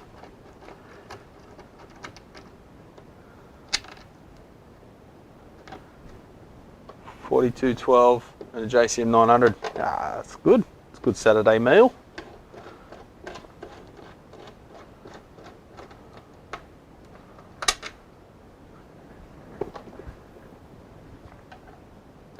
I'll keep you out of trouble today, mate. You getting stuck into them today or just assessing them? Just take these washers out before I lose them. Alright, let's have a look in this little chucher. We've got a blown HT fuse. You'll see that straight away. And we've got some kind of residue, black smoke looking stuff, which is condensed. It's hard to tell straight away where it came from. We've got arc damage. We've had a flyback event. That's what we've had. So they don't have any flyback diodes in here. You can tell. So yeah, it's gone bang. Need to get out several amps in storage. Sorry, hard to do it at a time everyone can catch it. No, 6 a.m. is perfect for me, Lyle. That's good because I'm not drunk yet, and I'm having a coffee and I'm figuring out what I'm doing. And Sunday's perfect because I'm watching Big Clive, but he starts at like 8 local time. Sorry, here time. Where's I going with that? Yeah, so that's good. No, that'll be perfect timing. And Africa, if I have any viewers there. If I did Japan, Australia, everyone else would be asleep. Well, I'd do them at this time because everyone in the States is bored and it's Friday afternoon. And, you know, none of you are going out because you're nerds like me and you don't have a social life, so you're at home watching videos. But I love you for it because I'm the same. So let's have a look up close. We can see some black soot, like little wisps of smoke. You know when you're firing up your oxy and you haven't mixed in the oxygen yet, you just got acetylene and you got the little black fairies floating around. It looks like that. I'm going to take the valves out before I smash them. They're JJ's. They're very, very delicate little fuckers. they're probably produced before the weakness issue with their glass. Yeah, of April 2018. So that's before the glass issues, and that's all my batches of valve are from 18-19, so that's good. Give us a thumbs up, yeah, why not? Thanks. I'm too embarrassed to ask for that myself. I have a hard stop at 5:15 for tacos and beer. Can't argue with that. Michelle calls them tacos. I keep saying it doesn't tell you how many revs your engine's doing. It's a food.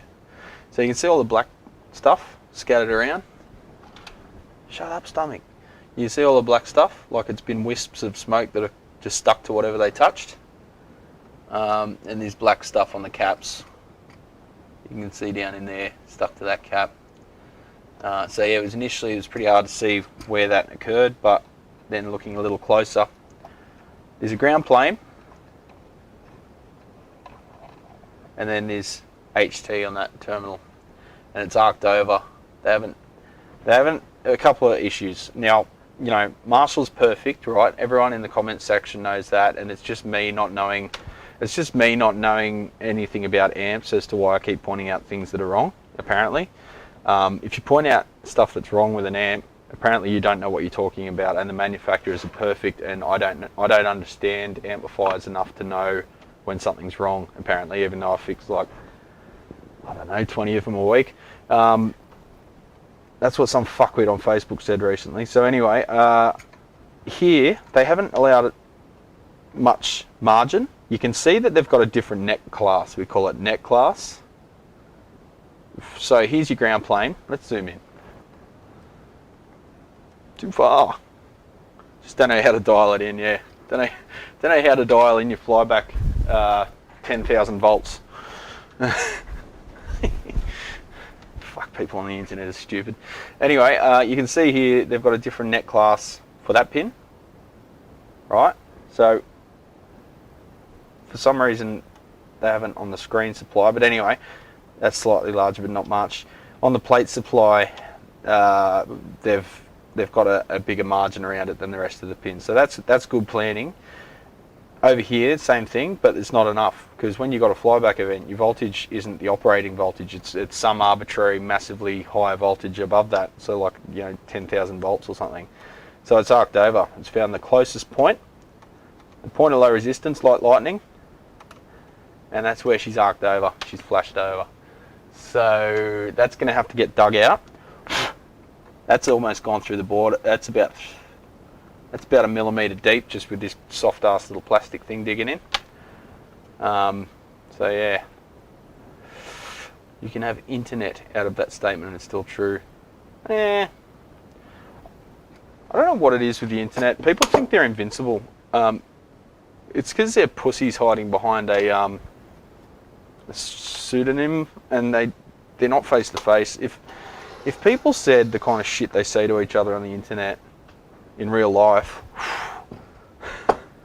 they're going to need a plastic surgeon, let's put it that way.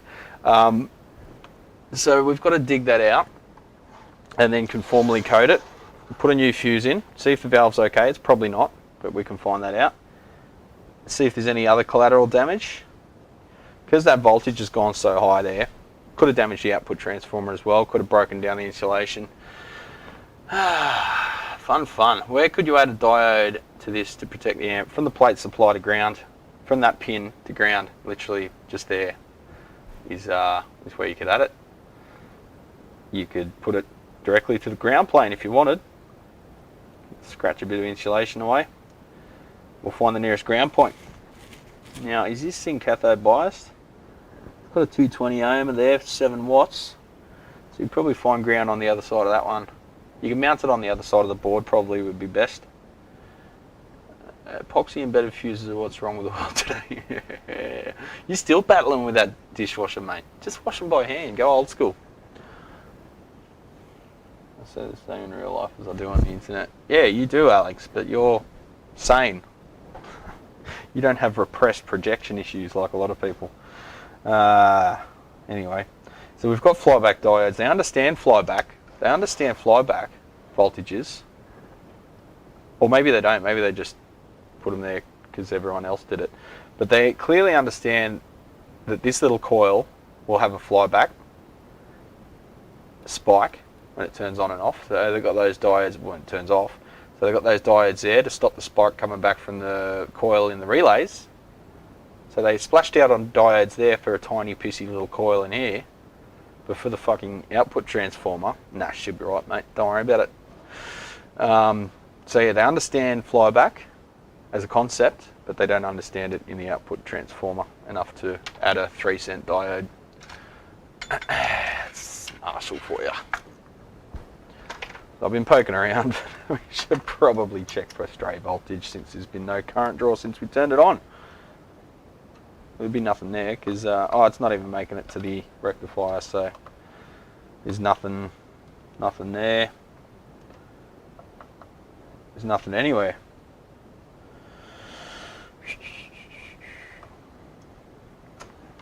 So we're good. My dishwasher is a drying rack. YouTube party tonight. I've got to say, you've probably got the best name out of the whole group. It is a YouTube party tonight. Party people. Alright, so that's gone all the way through. That's gone all the way through the board.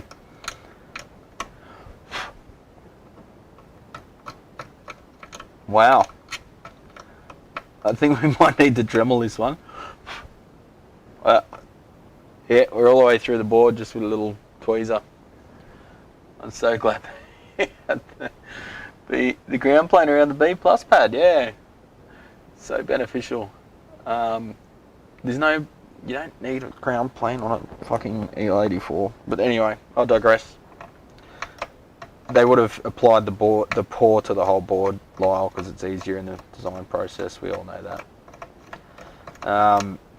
You'd have to actually make an exclusion zone, or you know, it might take another minute or two to design. You can't have that, can you? Maybe not even a minute, maybe 30 seconds to define the extent of the ground plane.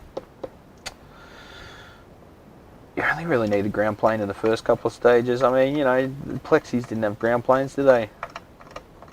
They can work to your benefit, but as you can see here, they can also work against you, but there would have just been other problems anyway. So we might have damaged the caps, we might have damaged the output transformer, so I'm just going to probably scrape this stuff away, give it a wash with alcohol, and then put a new fuse in. And we're not going to use the variac or the current limiter because Dad's watching and he thinks I'm a pussy every time I use a variac.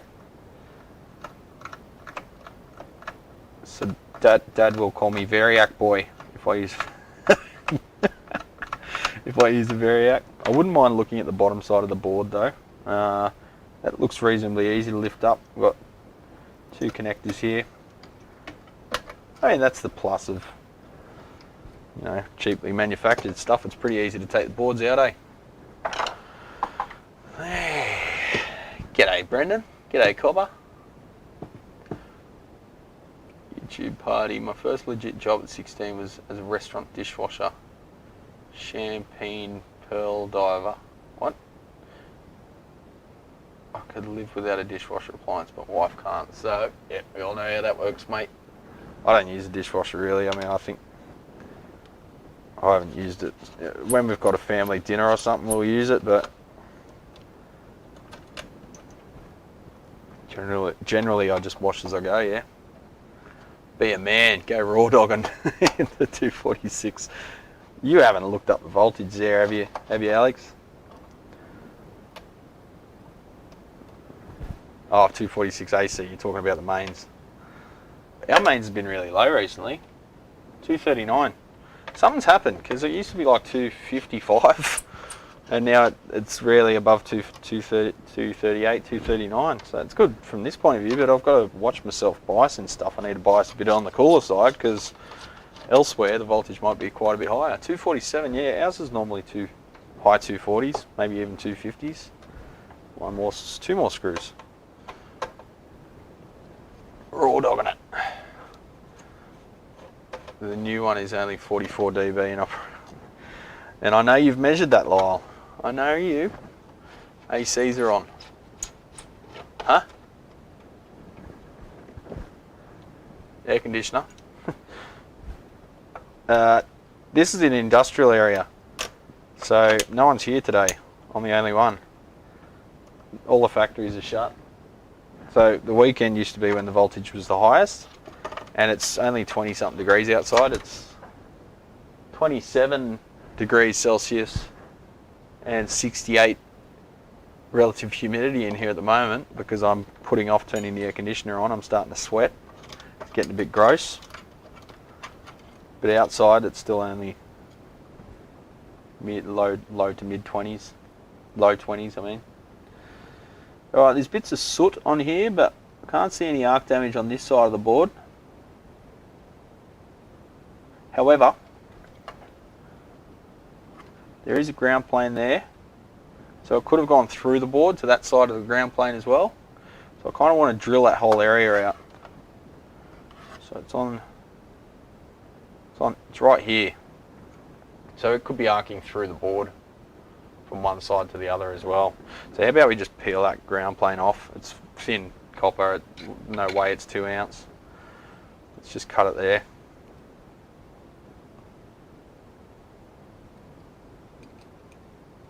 Michelle's bringing me another coffee, aren't you? Aren't you, Michelle? If you're watching, should be up by now, I'd expect. Never cut towards yourself. Let's get my chisel out. You know it's serious when you're getting a chisel out on an amplifier, isn't it? In it. Don't cut towards yourself.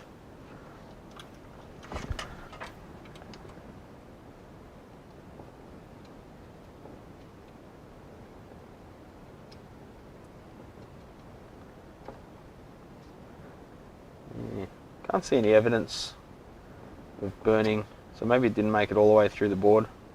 But we've disconnected that from ground now anyway and given it a good clearance. I'll have to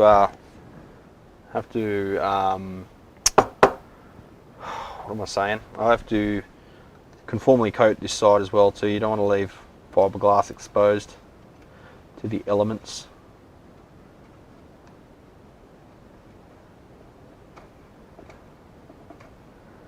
To the fifth element.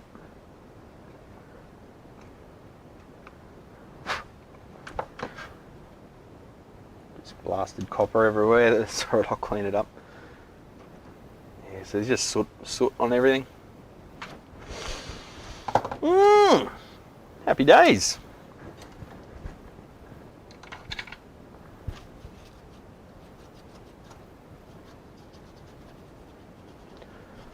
This is the bit where someone goes, oh, he's such a hack, I can't believe he used a chisel on an amplifier.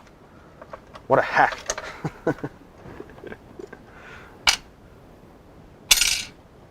Just don't tell anyone. It's fine.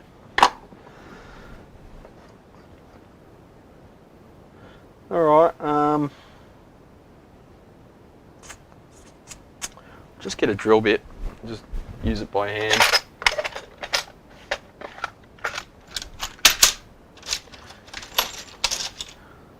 Got a 6mm, 1/4 inch.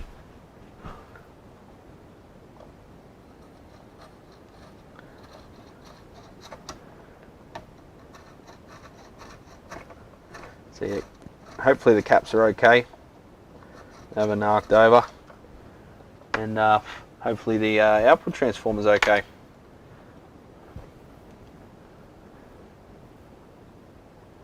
Shakes head, you want some more. Sorry, I had to write a fifth element saying. I love the fifth element. Poor Brucey with his dementia. Can't buy it. Really? You can't buy a set of metric drills from Amazon? Yeah. What? Who? Oh, there's Michelle. Coffee. Yes, please. Yes, please. Install it here later. See you, mate. Don't look over his shoulder. Don't be a customer. Alright?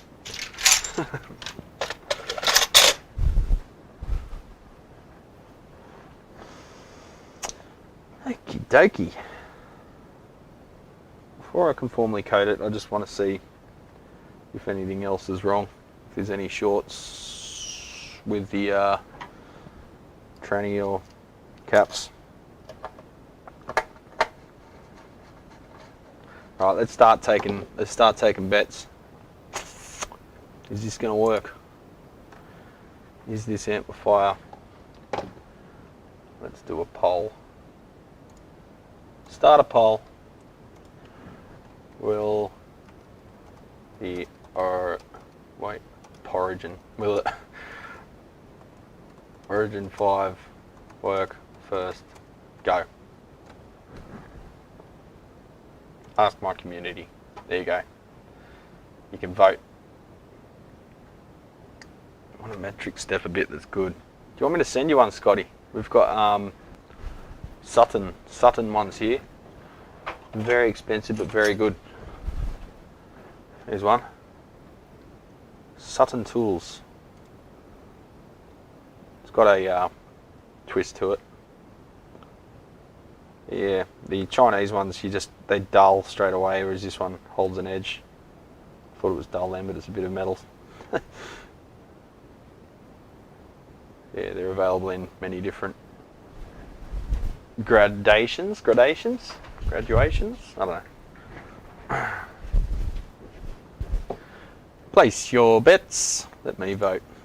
There we go, I've voted now too. Oh wait, I've got to sign into Google. Oh fuck, what have I done? No. Oh god. I've literally just corrupted my own chat window. Alright, I'll go to the other one. Sutton Tools, they're made in Australia, so I don't like your chances of finding them over there, Scotty. Sutton are good, and you can get them from just the hardware chain over here, Bunnings, which has got a monopoly. That's why they're not that cheap anymore. They really dropped their pricing when Masters tried to have a go, and now they just charge what they want to.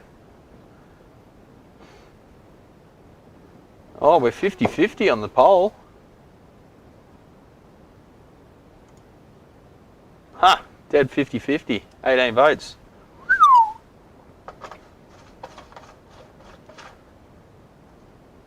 Alright, it's anyone's guess.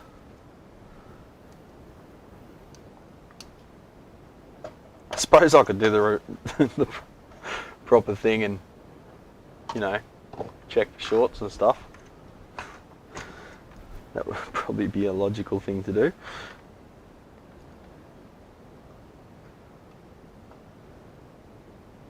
Alright, we've got the resistance rising up to about a meg. That's what we want to see. That's on the plate. And then dropping because the caps are making the meter do funny things. I think we're going to be good there.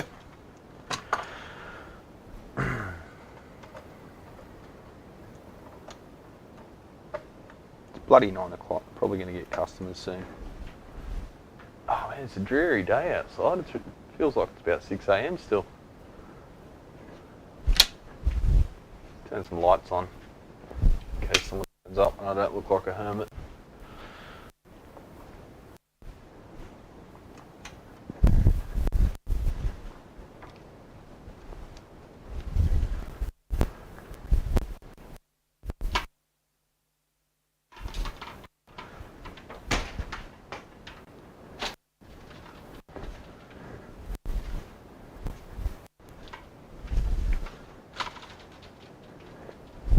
Sorry, champs.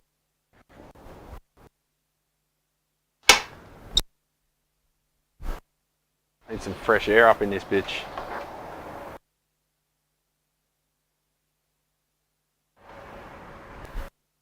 Side noise.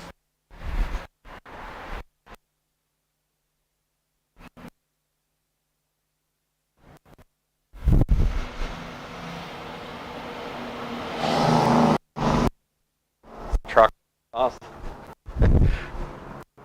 I'll put some background music on because now you can't hear much because of the lab, and it makes the shop a bit less imposing.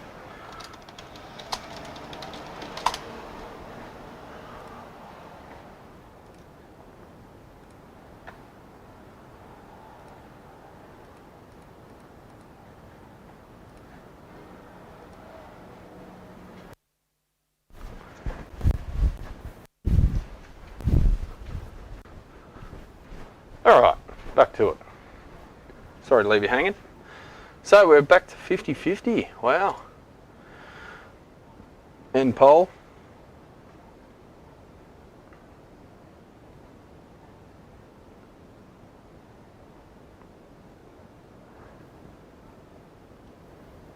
Nine people are going to be wrong. All right.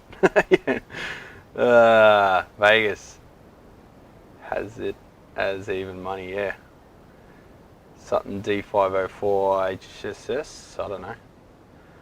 Michelle is posting a cow. Okay. Come on, Variac boy. Just plug it in and let the magic smoke out, yeah. Metric step a bit, Unibit does sound like a useful tool. They're good for just enlarging like valve holes and stuff with the old sockets that aren't available anymore that were a smaller diameter, and they're nice and predictable. And they naturally deburr the hole after you've drilled it as well with the next step. Amazon has a set of Sutton jobber bits too. Yeah, they're good. It's ridiculous you can't get tools in metric. Yeah, that's crazy. I didn't know that. We learned the metric system in the school in the 1970s. I wish we had switched over. Yeah, we wish you had switched over too. Alright, test speaker is 16 ohm. So we're native there. Helps if you plug the valves back in, eh? Can't see any arc damage in the, looks like belt and sockets there.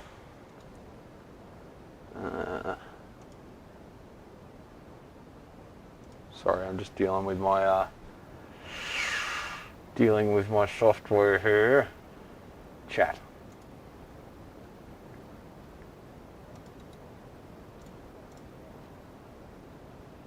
Yeah, steppers are good. They can get a bit violent in the larger diameters, but just take your time, slow down a bit, and make sure you put your, as AVE says, don't forget to keep your dick in a base. Don't try and hold it by hand because it will spin around and cut your hand open. Why do they put the little grommets on there? So tight. What do you want from Scotty? Oh, Scotty the Butcher. Well, what were we having? Sorry, we're just doing groceries here while we're talking to you champions. What do I want from Scotty the Butcher? Well, are we making nacho beef? Are we making slow cooked Mexican beef on Sunday? If so, 2 kilograms of skirt steak. If he doesn't have skirt steak, we can settle for chuck.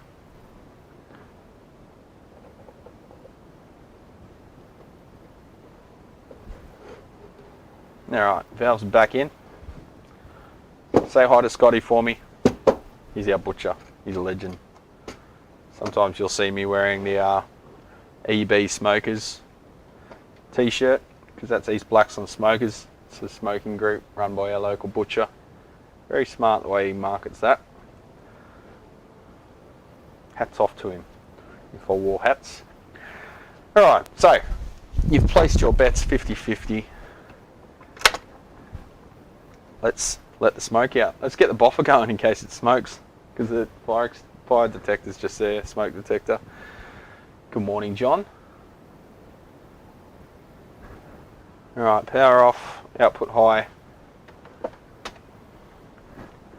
Oh, we check the mains fuse, and we've got to check the HT fuse as well. Duh. Replace it, I mean. I know it's blown.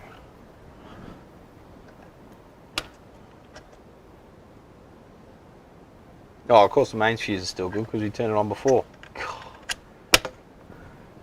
Just, yeah, I'll know, I'll figure out life one day, champions. Alright, so that's a 125 milliamp little bugger. Time delay.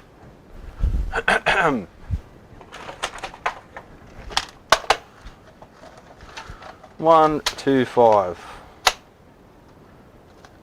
It's very conservative fuse. Got 315, 160, 50 milliamp, 2 amp. No, let's not think like a musician here. 125, here we go.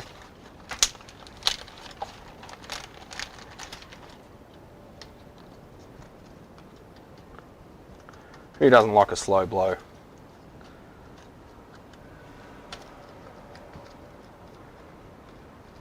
On a Saturday morning.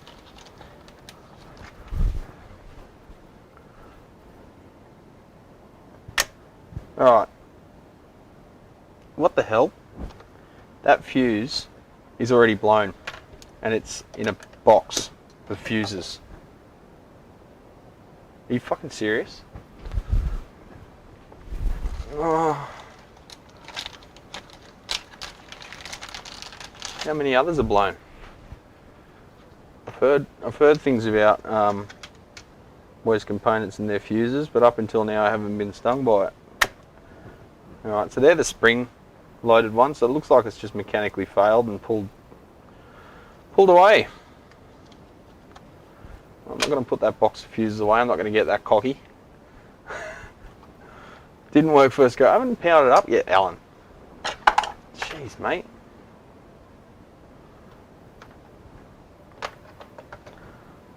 Alright, you ready? Am I in full frame yet? There we go. Right, let's smoke out. Oh, helps if you're on the current setting. 20 watts, 18, 17, 18 and rising. 23, 28, 31, 33, getting ready to flick it off. 34,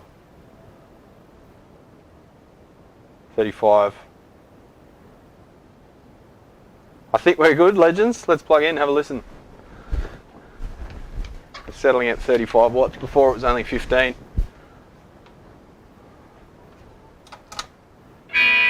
Legends!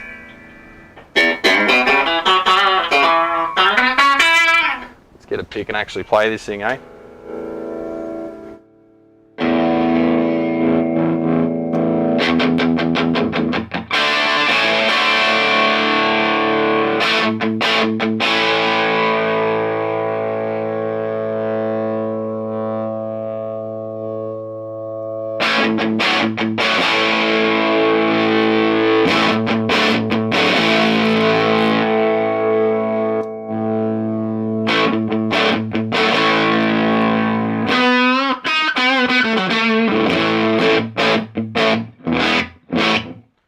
I just realised you're getting smashed by the speaker too. Sorry, I'll turn that down a bit.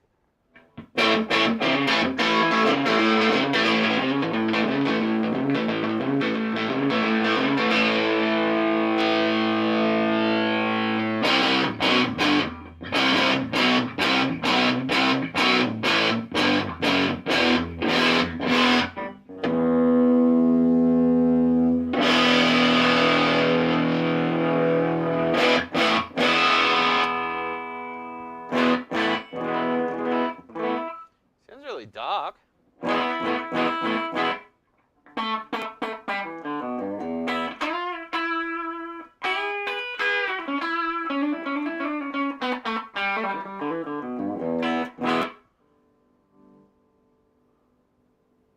Go to the low output, like you need lower than 5 watts. It's really muddy.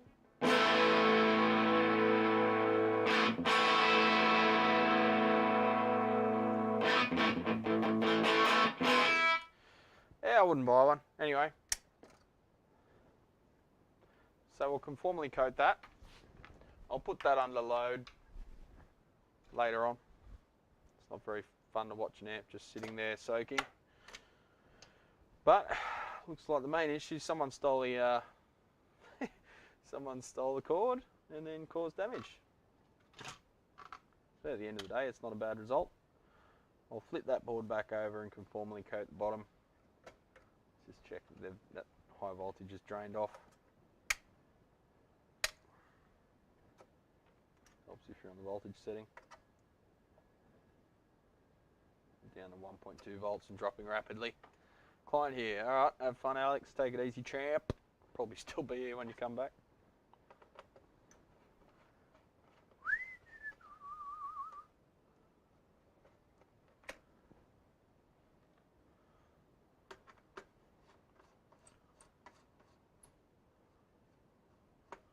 Oh.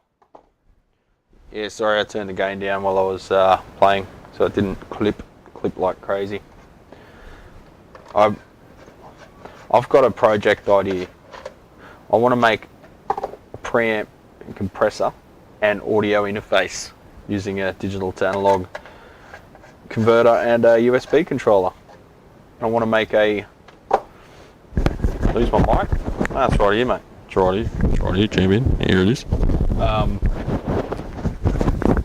want to make like a podcasting live video like preamp that's got an interface as well, compressor built in, nice preamp, low noise, 2 channels.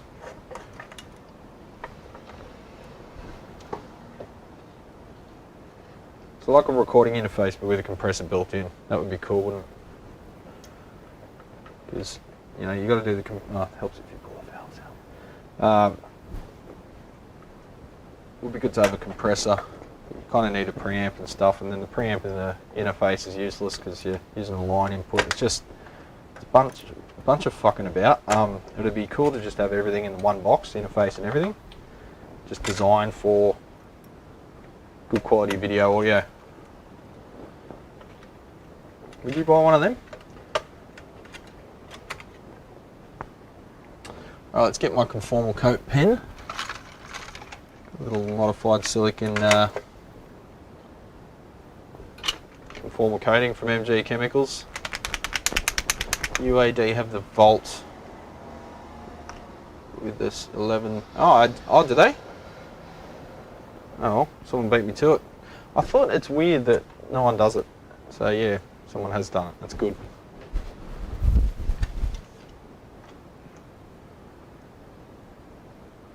Just thought we should fill the market hole.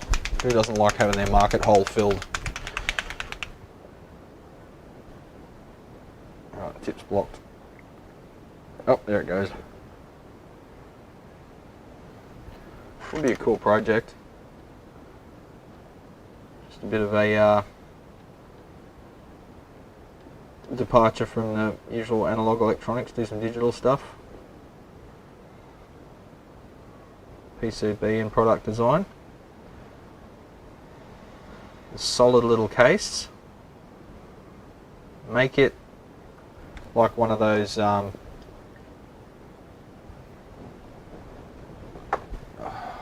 what? I didn't pull them. Where are the valves, champ? They're over there. I took them out. You just didn't see it because it's under. I'm doing things behind the curtain. Oh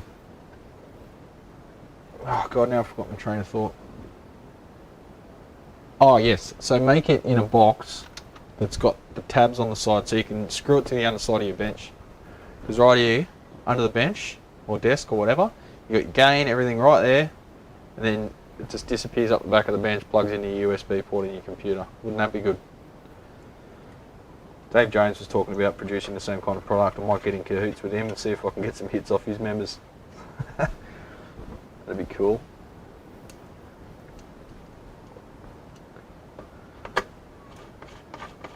Alright, so conformally coated the bottom.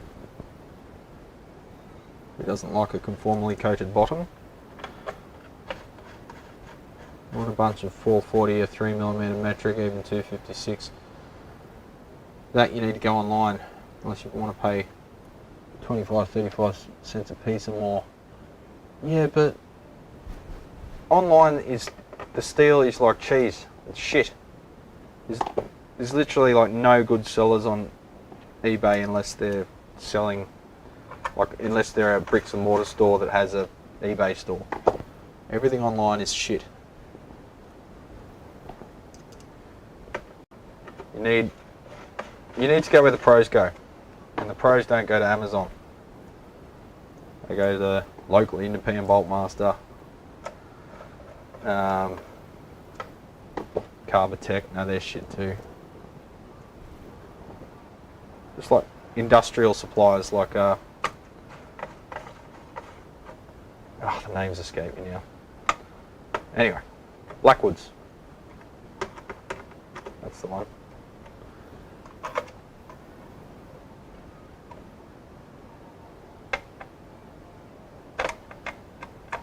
You found many good screws online, eh? Yes, Scotty.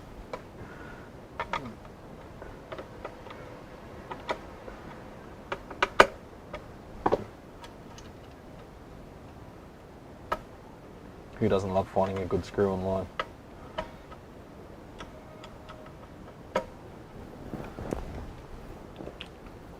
Let's conformally coat that little hole.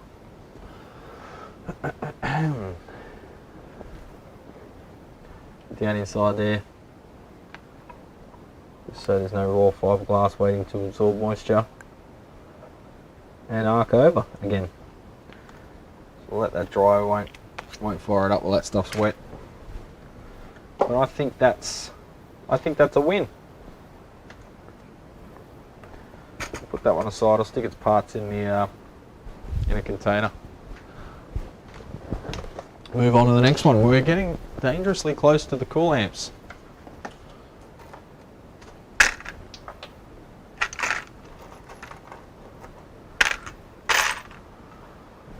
Oh, I think coffee just arrived. And Michelle.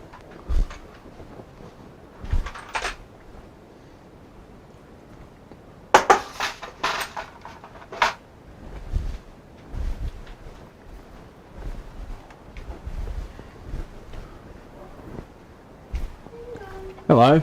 How you going? Alright, how are you going? Thanks for the coffee. You want to talk into the mic? Hello everybody. Hi everybody! Hi Dr. Nick! I'll bring this in the picture. Oh, okay, cool. Yep. Alright, when do I see you again? You're around for lunch? Fine. Be that way. Okay. Looks like it's burrito time again. This is becoming quite a habit. See ya. That was a bit personal.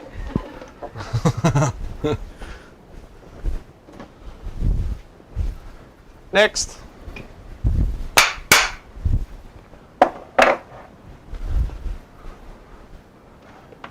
Oh, that's gotta hang on to that cable that came with the amp. It's got their test tag from 2020.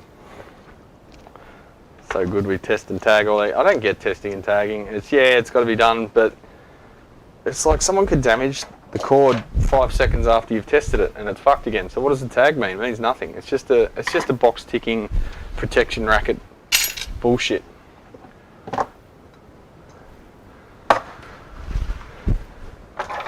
It's just the box tickers, mate.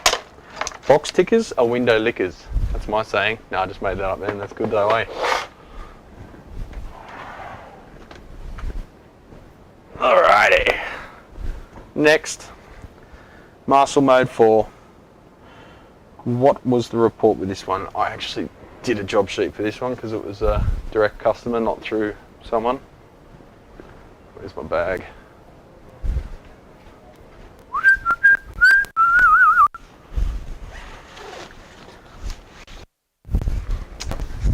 Oh god, there's so many job sheets. There's like 80, 100 live jobs at the moment.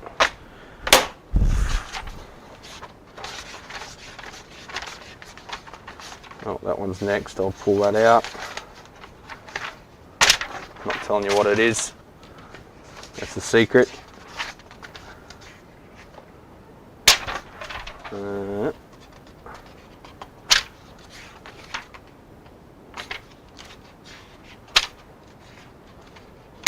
That one's next.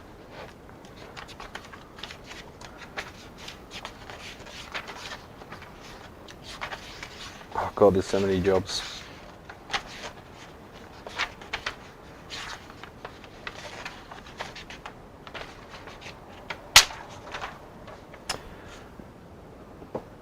Blowing fuses. Okay.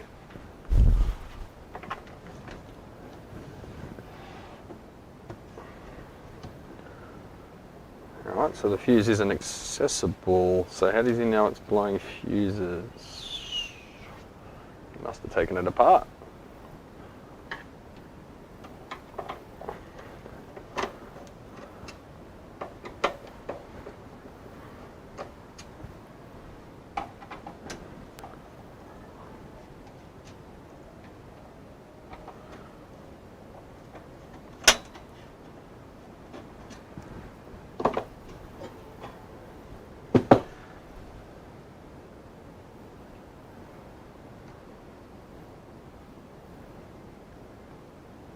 Alright, so these are those ones with the solid state modules that like to blow the snot out of themselves.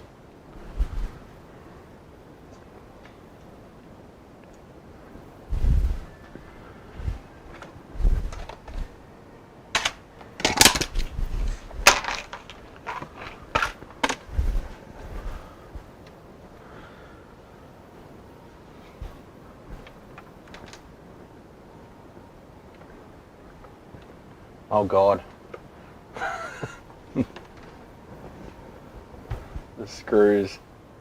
The screws have reamed out. Someone's used a drill. There's still metal shavings attached to them. Ah, my kingdom for a number 3 Phillips.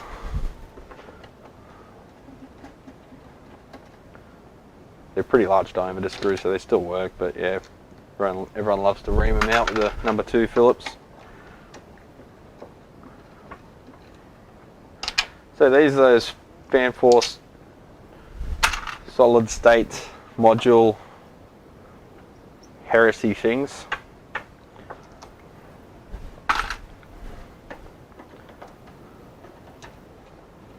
Using obsolete monolithic amplifier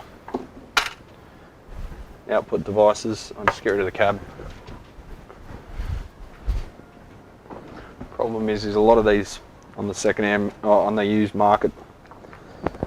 What am I trying to say? There's a lot of these output devices for sale that are fakes.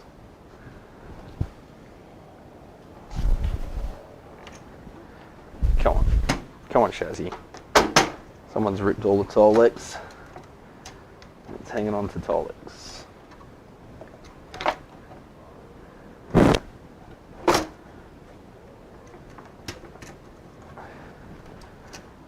Okay, this is not fun.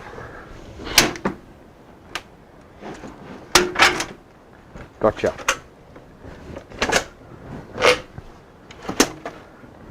Yeah, all Tolex is ripped up and it's catching on it now because someone's ripped it out before. I'll have to stick all that back down. God, it's heavy for a little solid state tutor. Alrighty. Blowing fuses.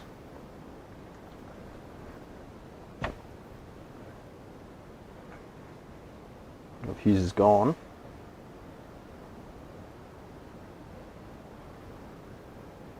T4A.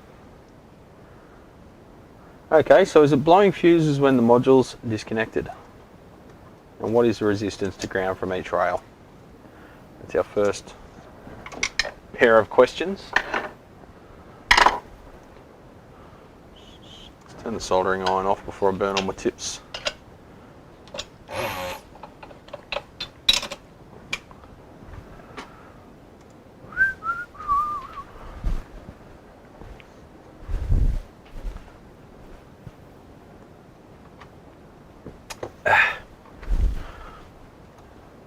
Right, let's get a schematic for this tutor. Have I already got one?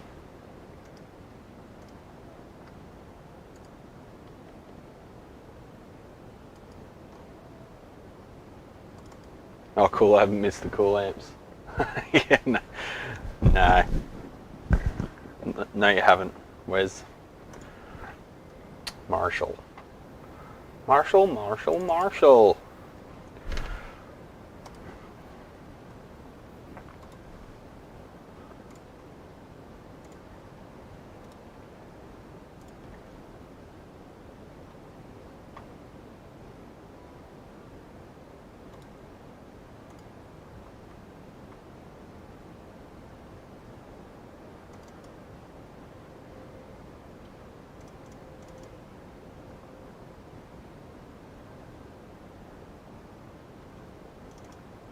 Okay, the files are mislabeled.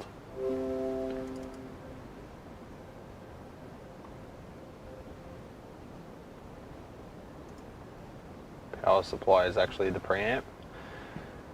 Okie dokie, so HC supply, let's have a look. Let's show you the schematic.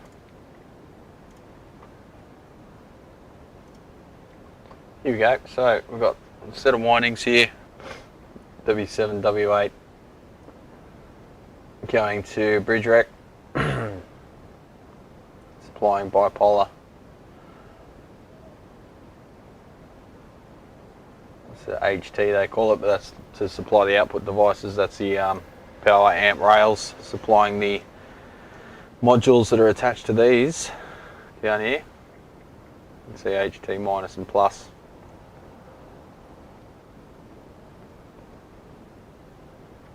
I'm having flashbacks looking at this schematic. I think I've done one of these a while back, and there was some problem in this area from memory. One of these caps was shorted or something. Oh, I can't remember off the top of my head. I have to dig through the archives. So first place I'm going to look is here. Check that these components are okay, because that's your chassis ground and that's your ground lift network. D8, D9.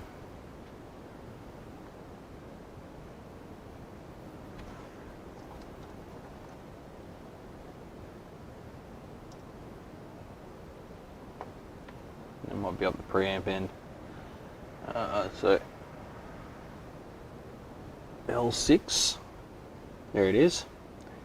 Check the bridge for any shorts.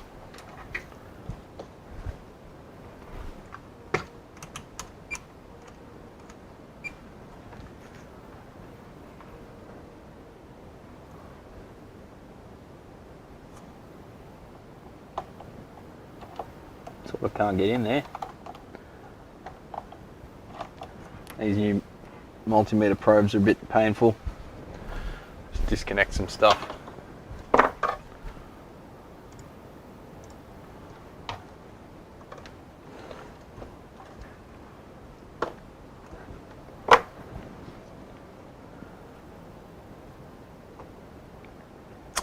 Need a thermal camera for checking boards.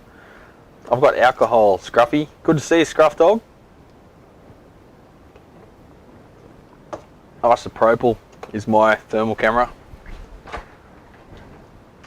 Pour it on the board, about 5 mils of it or something, and wherever it sizzles and evaporates instantly is usually where your short is. So yeah. Looks like this board's been taken out before. The little standoff thing's a bit manky.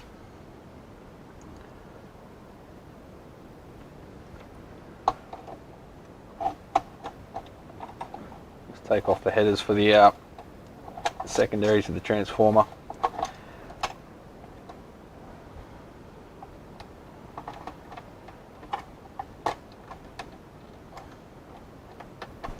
And we'll check the transformer isn't drawing too much current with nothing attached.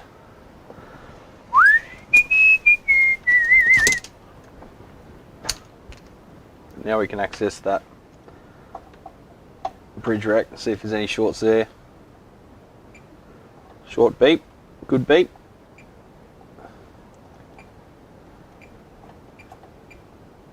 All short beeps. Alright, let's test resistance to ground from each of the rails. 237k. 237k. Alright, so that's high enough on that rail that on those rails that I wouldn't say there's a short there. So let's look at the other bridge rectifier, the little mini one. We might just be able to get our probes in there. Back to diode checker.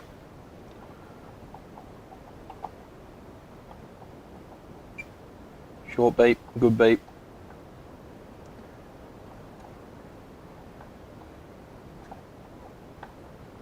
Pretty hard to get down in there.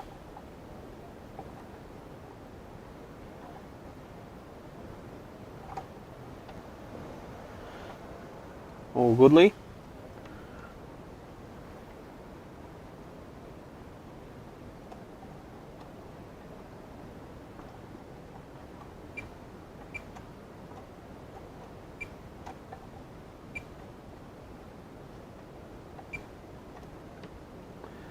No shorts on that side. A little bit concerned that this might be the transformer now.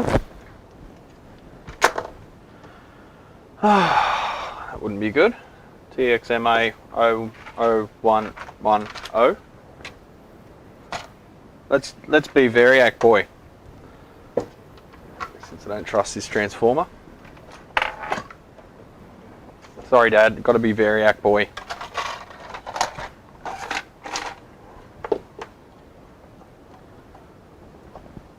I'm going to have to put a fuse in there because it's missing. E4A. So, 2AG, 4 amp. Oh, I've got to get more of them. I've only got one left. Shit. Let's not blow this one. Hence the Variac.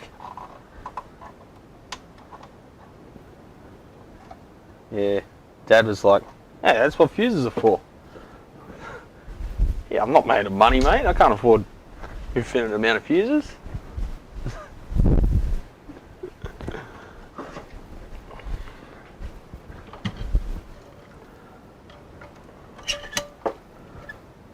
Alrighty then. Let's see with everything disconnected. Power on. Power on.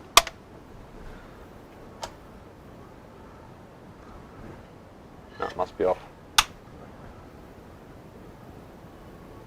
No, it was on.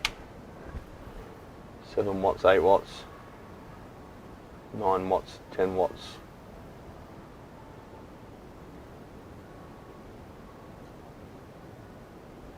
It's consuming 20 watts just sitting there, not connected to anything, you know. That's not good. It's not catastrophic, but that's excessive. It does have welds on the laminations though, but 20 watts, that's a fair bit of draw. So when they weld the laminations, you lose a lot.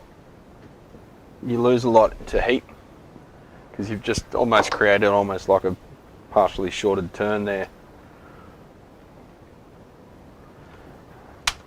And you've got 1, 2, 3, 4, 5, 6 welded seams. Makes it cheaper and very solid, but let's put in a 10 amp fuse. 22, yeah, that'll work. Audible alert. Alright,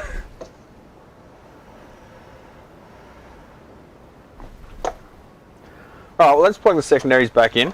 We'll go up on the Variac slowly again and watch what the current does. I don't think there's a hard short because you would have detected that with just the passive test we were doing.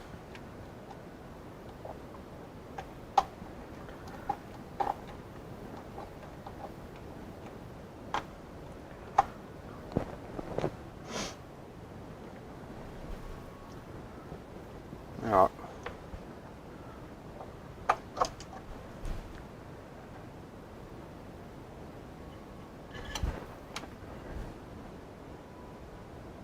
Okay, that's gone through the roof at like 20 volts. Yeah.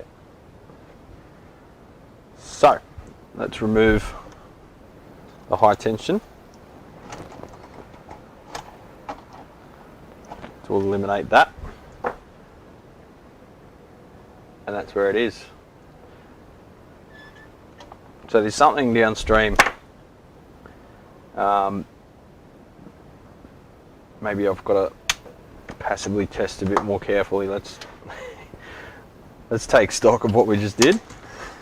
Plug that back in.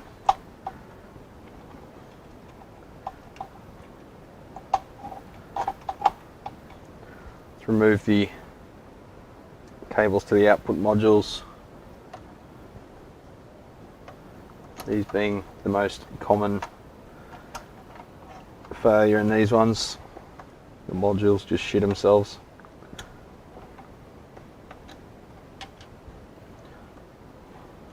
Troubleshooting, yeah. There's lots of jokes going around about what to use for fuses when you don't have any. Alright, so I've got the secondary plug back in. Oh, helps if you turn it on.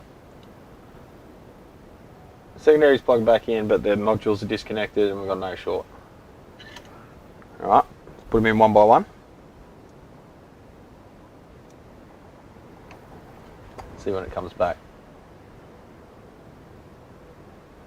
Alright, I think it's that one, first one we tried.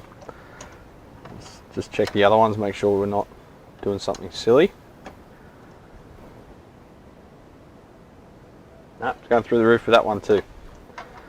Alright, so something is happening. I find it hard to believe that they're all blown.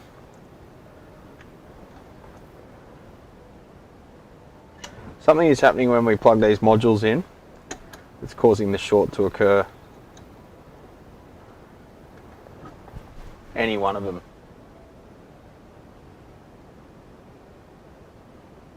Except that one. So you telling me we've got... No, it's just gone through the roof again. That was weird. That took a sec to go.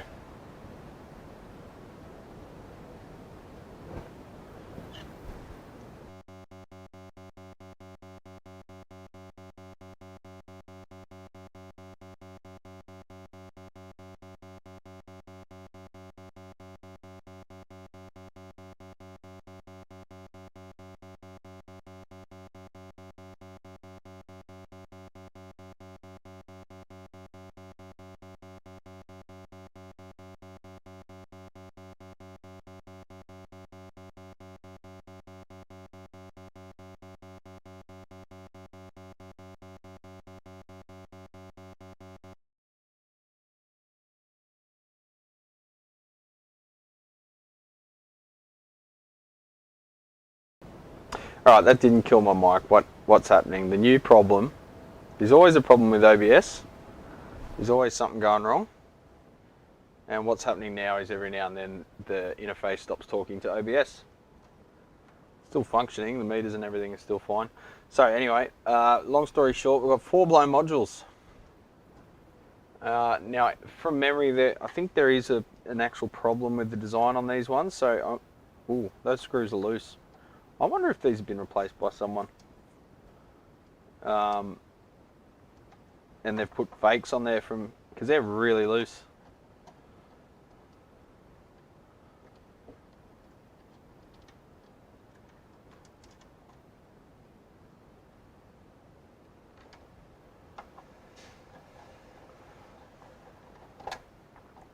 Yes, something. Is it raining outside? Something's ringing a bell as to there being a design fault with these that causes the output modules to fail. So I might have to do a bit of sleuthing on this one and just try and refresh my memory as to what that issue is. I think you can just buy those whole modules still because they know it's a problem, but why buy that heat sink and everything when you can just replace the chip? Something is sus, Scotty. I mean, it could have been a short. These are in a bridge configuration. So if you got a shorter cable, you would blow them all. So that's not, you know, unheard of. But generally one will go first and then the fuse will blow before the others go. But if they all went at the same time, when we go down we all go together or whatever. If they all went at the same time, like, I just find it hard to believe that it is a time delay fuse though, and maybe someone, because he's taken the fuse out, he might have tried a bigger fuse and that's popped the other 3. It just makes me a bit sus whenever, like, the fuse holder's like a bit bent and buckled a bit, so it just makes me a little bit sus on it. But I think worst comes to worst, we've got 4 modules to 4 chips to replace, and they are TDA 7293s. I think I've got some in stock, but I think they're also obsolete now, so the value's gone through the roof. Look at my spreadsheet. TDA 7293, was that it? It's the one. Drawer 26, section A. Of course, always get the wrong drawer.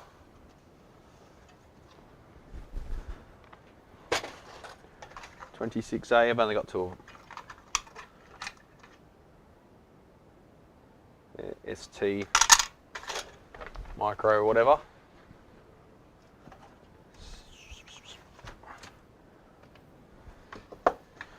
I think from memory that CE Distribution sells these whole modules.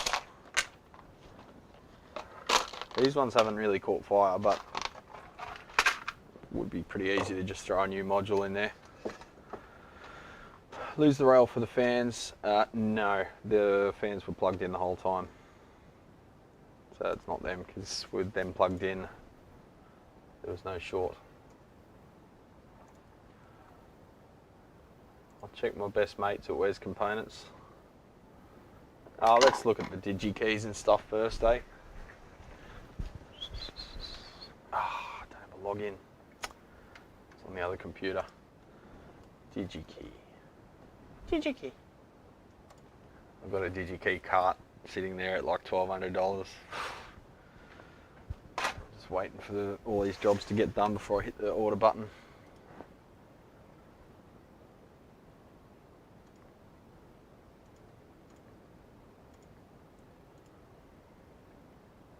You guys hear the music in the background?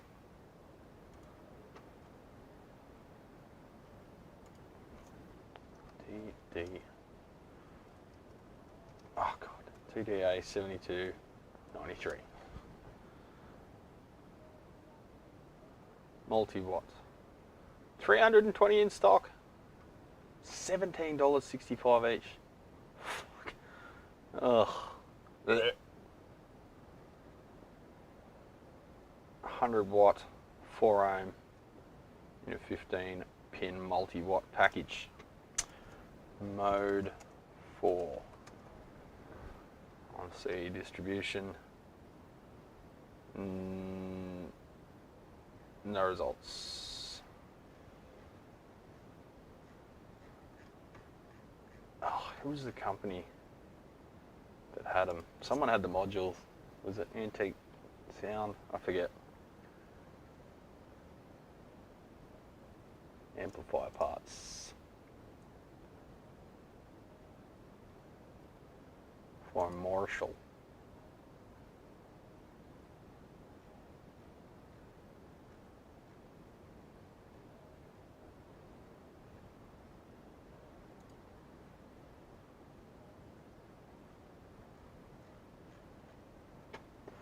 No, they don't have them. All right, so we're looking at, is that American dollars? So we're looking at about 25 bucks a piece, so about $100 just in the chips for the customer, shipped. And then the thing needs a clean, it's pretty dusty. So probably an hour, and then actually that cap's bulging on the valve board as well. So probably need some new caps down there where they're exposed to heat. There's only 4 of them on the board. They are only 160 volt, 10 microfarads, so not something just fell over in the storeroom. That's good. Not the end of the world. And then gonna have to ask him to bring in his speaker cables because I want to inspect them. Because I reckon that's what's blown the snot out of this thing, and then ask him to be honest about which amp repair parts. That's the one. Which one? Sorry, Scotty. I'm getting them mixed up. I know that CE and Antique Electronic Supply are the same company. I get Antique Electronic Supply and amp repair parts mixed up because their websites look a bit similar. Although amp repair parts, their website is decidedly old school. And they really bend me over on postage. On their shipping is just ridiculous. TDA 7293, commonly found in Marshall MG series. $17.95 American, so it's actually more expensive buying from them than DigiKey. Let me just log into my Wes account. on the other computer, you can follow me over there because I've got the wireless mic. We'll probably get a copyright claim for the music. Let's turn that down.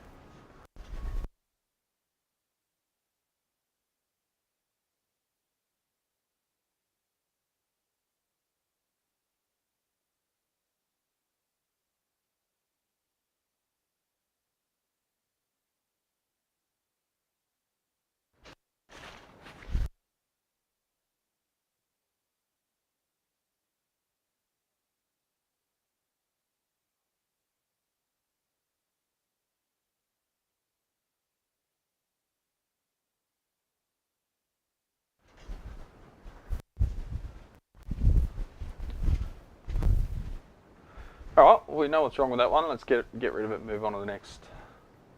We're moving up the cool ladder. Gonna clean up all this stuff.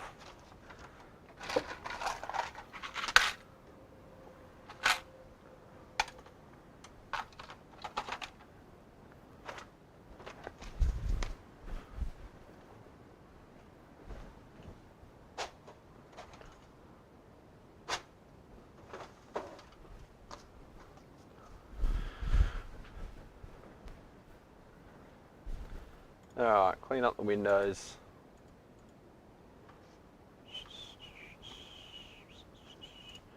Wes Components is showing that they're in stock, so I'll just get them from there.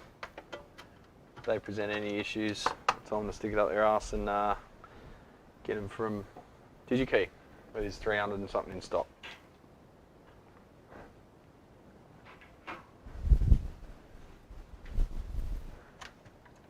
Oof.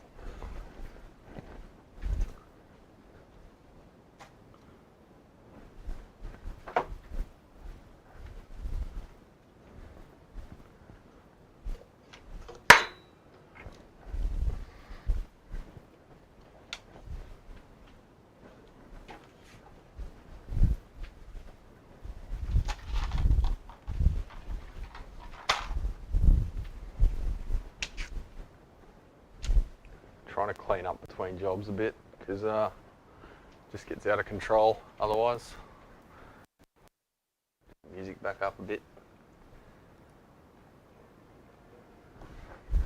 There we go.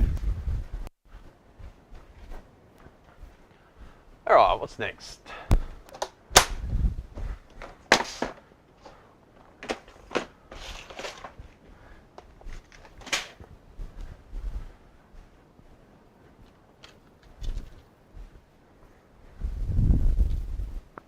Black fingernails, red wine. So Eskimo Joe, I don't know if you guys have heard of them.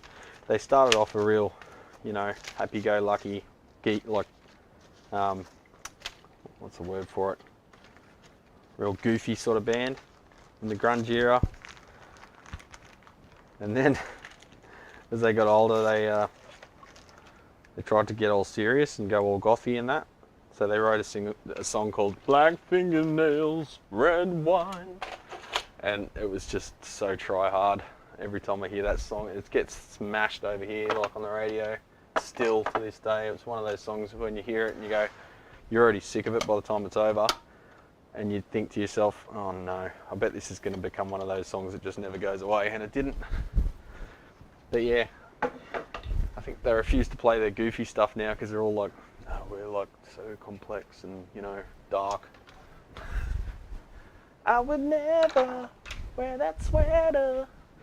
So yeah, they're a bit of a joke. I don't particularly like the band. Probably like them more if it didn't get shoved down our throats. CE has them. Oh, do they? What are they worth though? No, I was looking for the module from CE. I didn't even look for the chip, Scotty. CE distribution.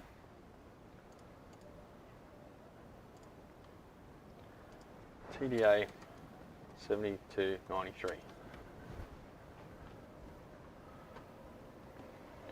$10 US, so that's like $17 again. So it looks like anywhere else is $17. From Wes Components it's $7. So that's what I'll do. Alright, what's this one? Can you tell from the top? No points for guessing the brand.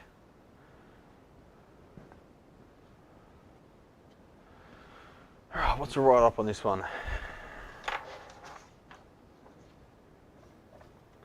Was blowing fuses, now not, but no signal. Never serviced, operated for 1 hour or so when the customer replaced the valves. Bias not checked after revalve.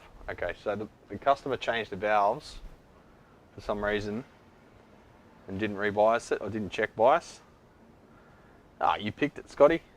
Messer? No. It's a Lux Reverb. Reissue. So, was blowing fuses, then wasn't, but now no sound. Customer replaced valves. Look like tongue sole, 6v6 GTs. Still got vacuum. Internal speaker. Check that plug. It looks a bit mangled.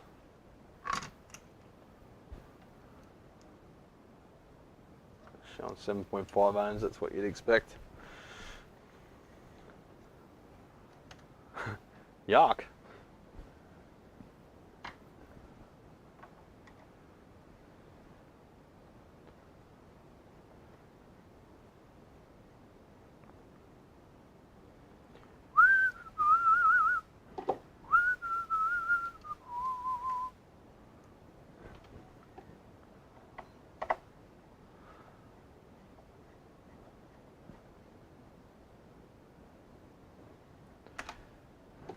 Take the rear cover off, get a better look at the valves. Don't ask where the spare gas bottle is. Under the pizza oven? It may be. I think it's empty though. I think it's just floating around near the back area. Woman? I don't know. Can't you see I'm live streaming? I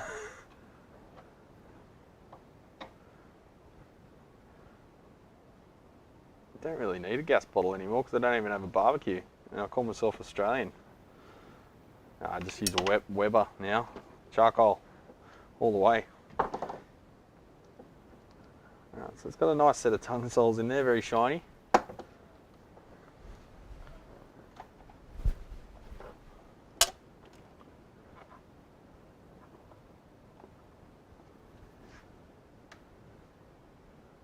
Just having a look around, just having a browse.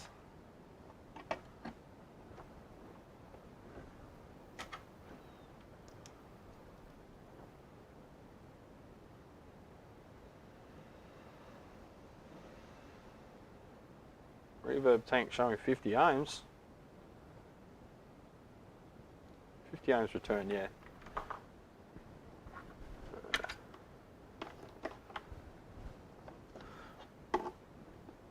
Because this has got the oh, it's a new Frenzal Rom song.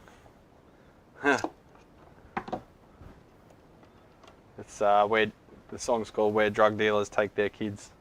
That's a good film clip. Those guys are funny.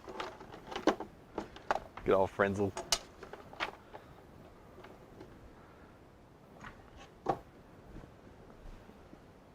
Check the fuse now.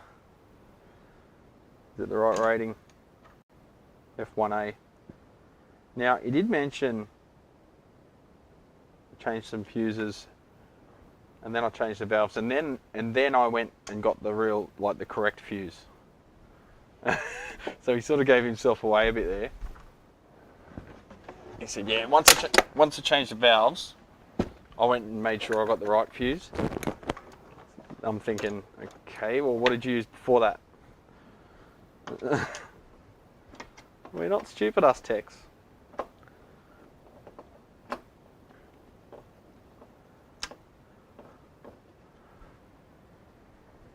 I've been getting phone calls and messages all morning. I don't care, I'm streaming, I'm busy.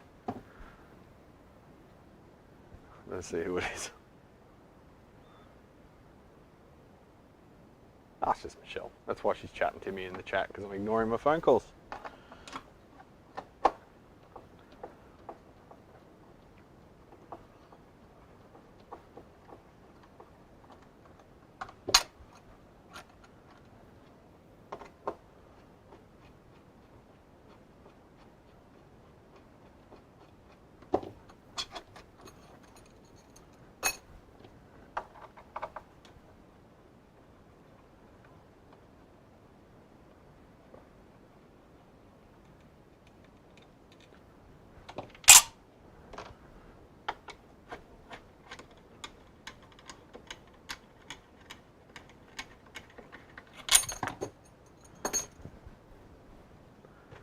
Got our chassis screws going upwards into the cabinet to remove as well. Oh, that one just snapped off.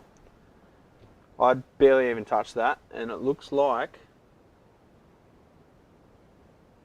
someone else has snapped it off, and then they've set the trap for me because there's glue residue in there. Like they've snapped it off and then they're gone, I'll just glue it back in. Some other poor bastard will open it thinking that he's broken it.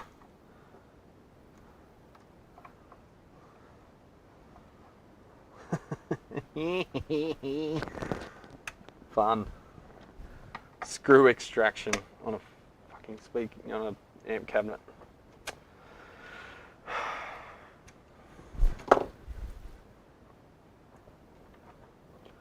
Right, we're free. Just have a look, make sure we're not going to rip any of that foil. Take the foil with us. And yes, that would happen. Someone else has done it before. Someone else has played knifey spoony before. Every time.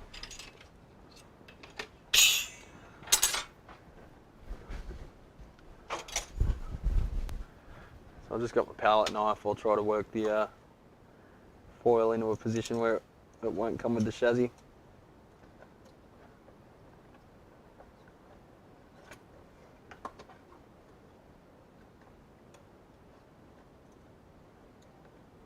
I think Lyle just did a video on this.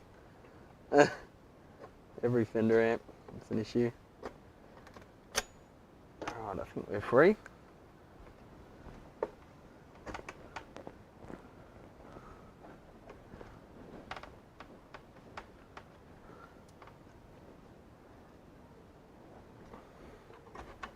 Ah, just 1 more millimeter would have been nice, Fender. 1 more millimeter.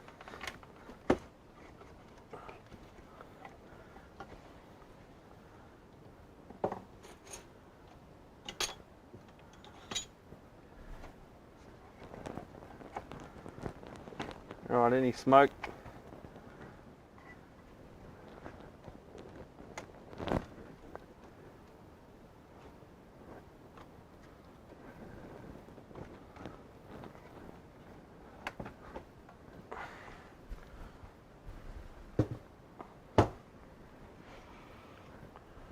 Get rid of the cab.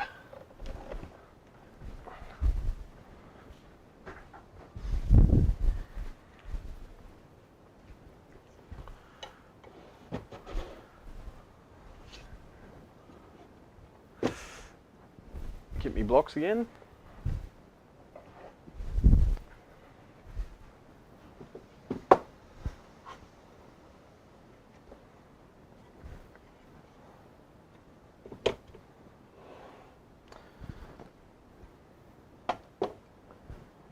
And have a look. Have a look, mate. You just finished one of these yourself, Scotty. Hope by finished you don't mean finished it for good. So, no sound.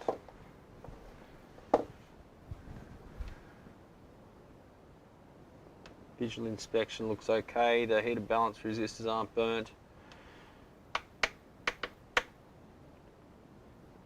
No visible scorching or anything. Fuse is still okay. Stupid heater fuse, which I'll bypass. Ooh, there's a mod that looks to be factory across R23 and R11.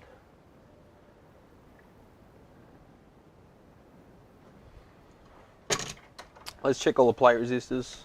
Check for voltage first, yeah.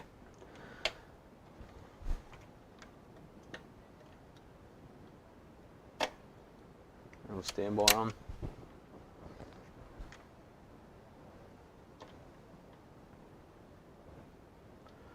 No voltage.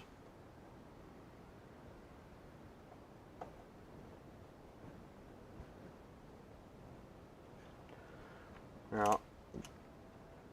Go over to resistance mode. 98k.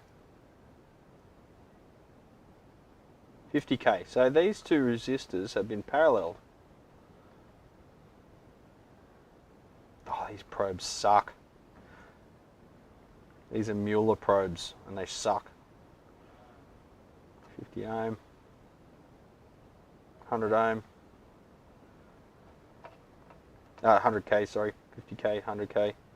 God, get me units wrong. 100k.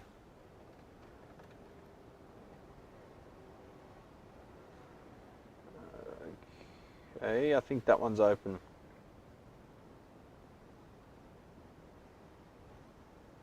No, settling down, that was just the cap was a bit charged.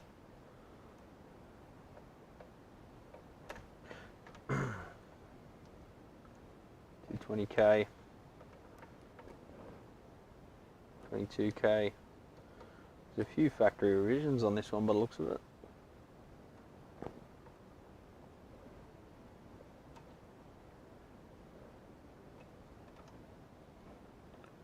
How are the screen grids? 470 ohm, 470 ohm. Just check that. Yeah, the heater fuse is still intact.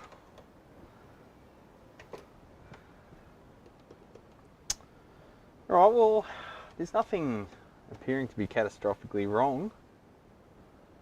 So let's give it some juice.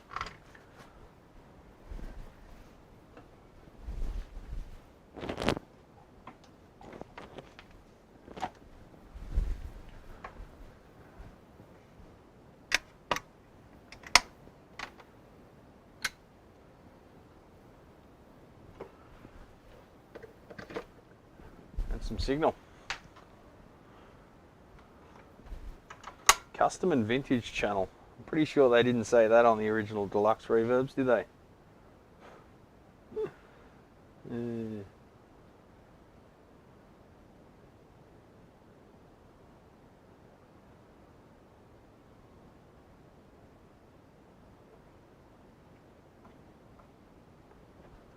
Alright, stand by. We've got heaters.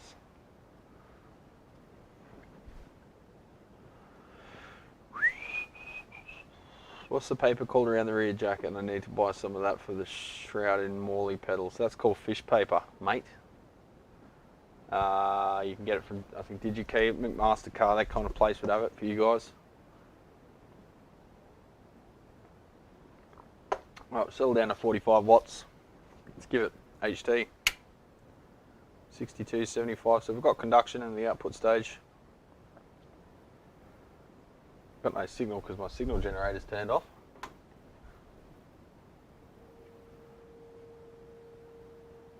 I've got signal, but it's very low.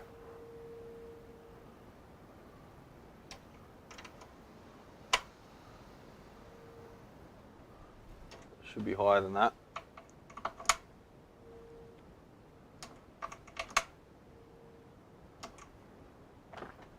So I'm happy that the output stage is reasonably happy.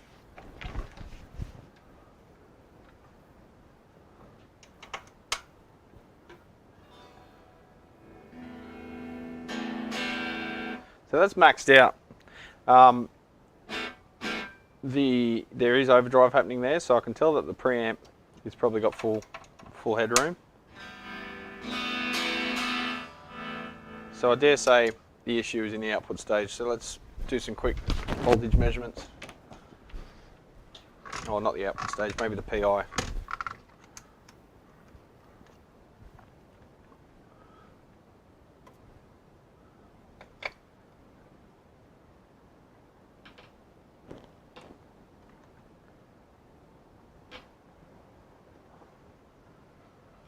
A customer.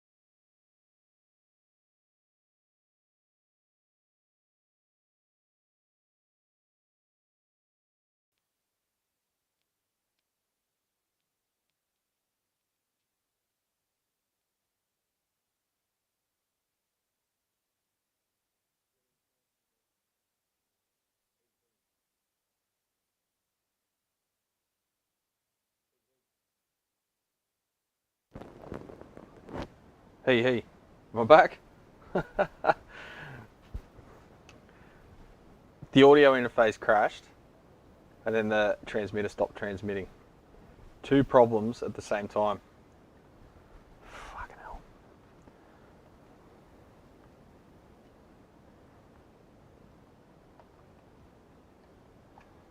1.6 volt drop.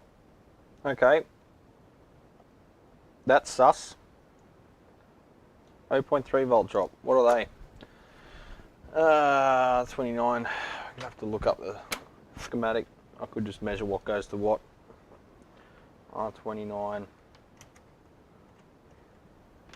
Let's do this without a schematic, eh? 14 volts. So that's a plate supply. I reckon we've got a shorted. What's V4?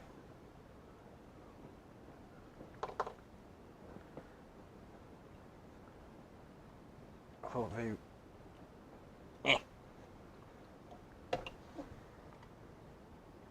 The tube store. Let's try another valve in there. I've got audio now, mate. You gotta catch up a little bit, champ. IBA, how you going, champion?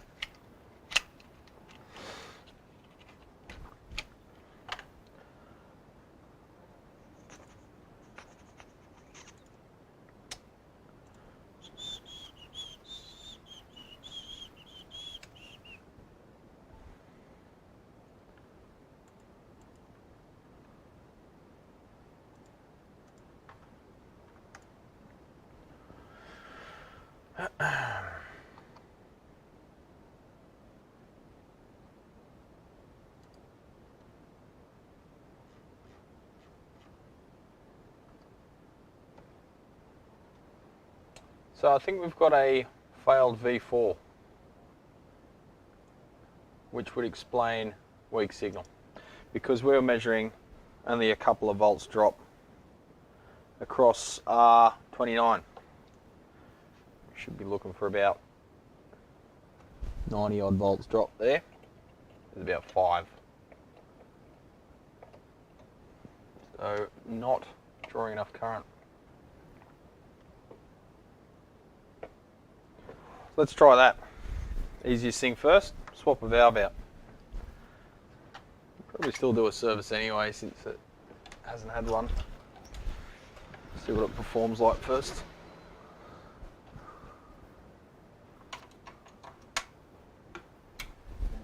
Full signal. There it is. V4 was failed. Just did that with a multimeter checking the voltage drop on the plate resistors. Just have a quick play.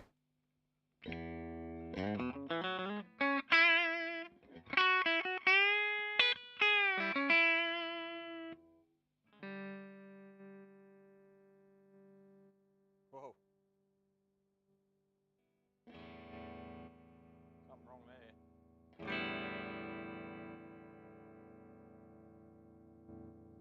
It's like the tremolo is just intermittently.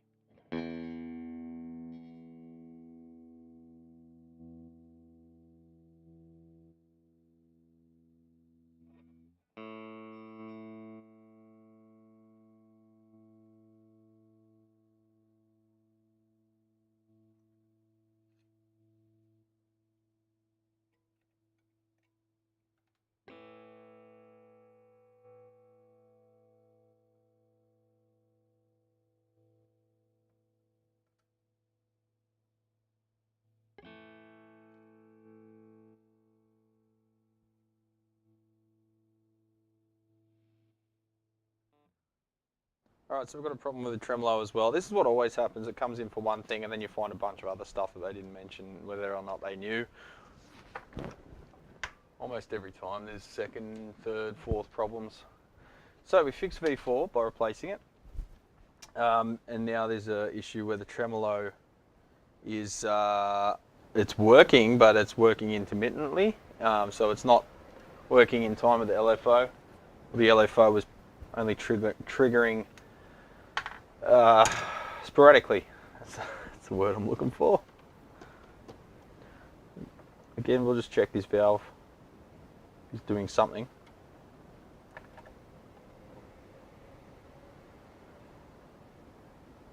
Yeah, you can see it oscillating there intermittently, dropping in and out. No, you're not looking at the meter, sorry. Let's put the meter somewhere you can see it.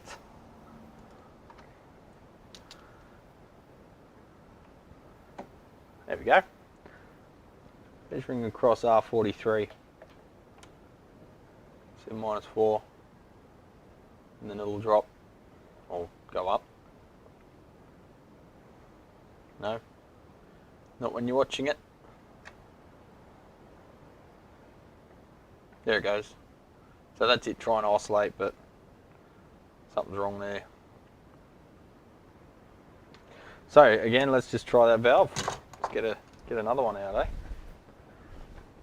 That's the quality of valves we're dealing with at the moment.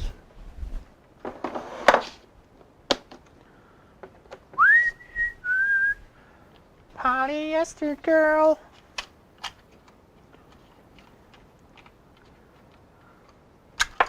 Oh, there it is. Ready for a pop? I'll turn it off. Trying to set a good example. Why start now, eh? Oh man, they're tight. Tweet like a twigger.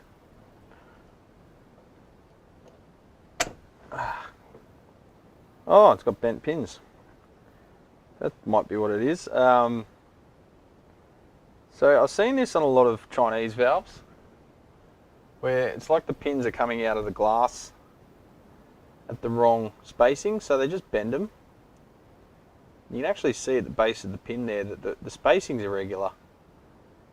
See that? Those two are really far apart, and then they've just bent it back to try and get it in, and that damages your sockets and doesn't really work. Whereas tube amp doctors, nice and regular and straight.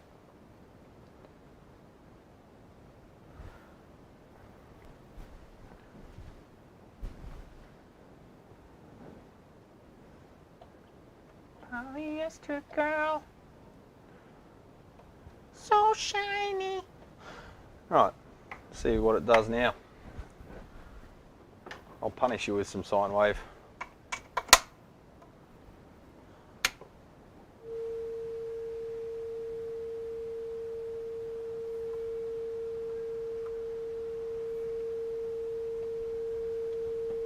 Yeah, it's not doing anything.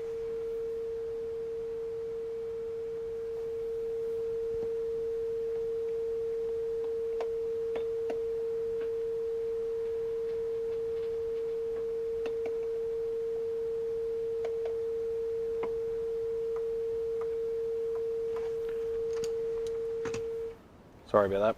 At least it gave you 400 hertz this time.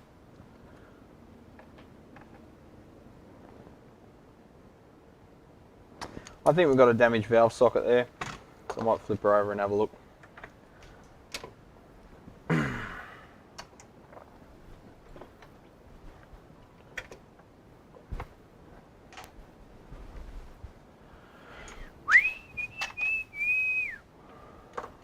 Yeah, that's terrible. That's terrible, Muriel. Look at him. Look at him.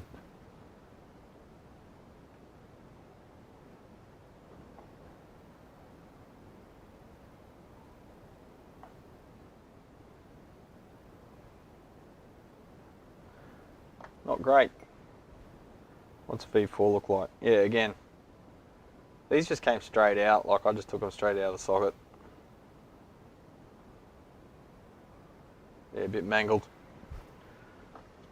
Nah, I don't have any classic 30 boards for sale, mate. I've got to do another run of them. I've got one that I'm holding on to in case an amp presents itself, and I can fix it like a superhero, but I'll do some in the future that are a little bit more, not DIY, but a little bit more hobbyist and tech friendly. Maybe do an instruction sheet on how to install one. Maybe a series of videos. There's a lot of them out there. I'm thinking I don't want to sell them populated, but then you're at the mercy of the assembler and how skilled they are. So it's got my logo on it and some random's assembling it. Not sure I want that to be the case. I don't know, got to think about it. Got to deliberate.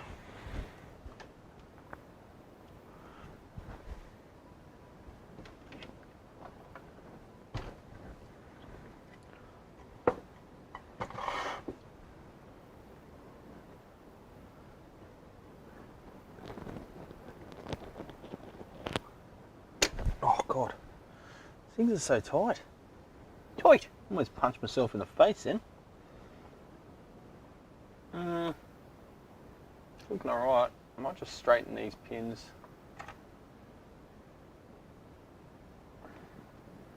That's pretty shocking. I've never seen one that bad actually. That's really bad. I wonder what brand. They look like the piss vein. Look like the piss vein bottles.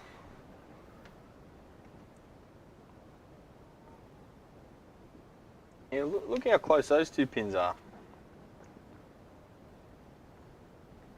That's nuts.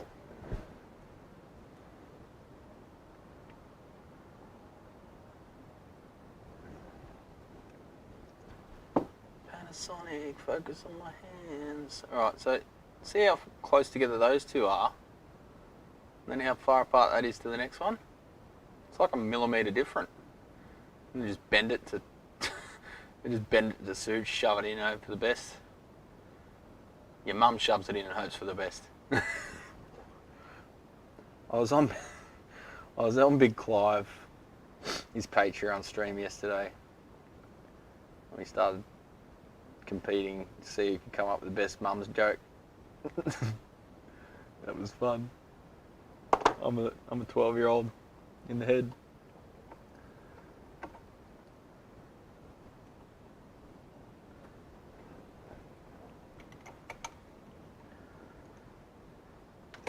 I don't think it's the valve.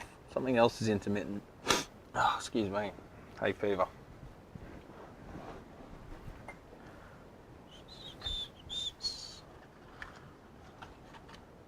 Ooh, it's dry cleaning. The band. Dry cleaning. I like them.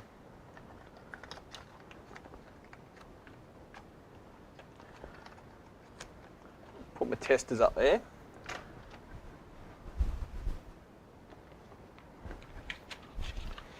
Stick a JJ in there.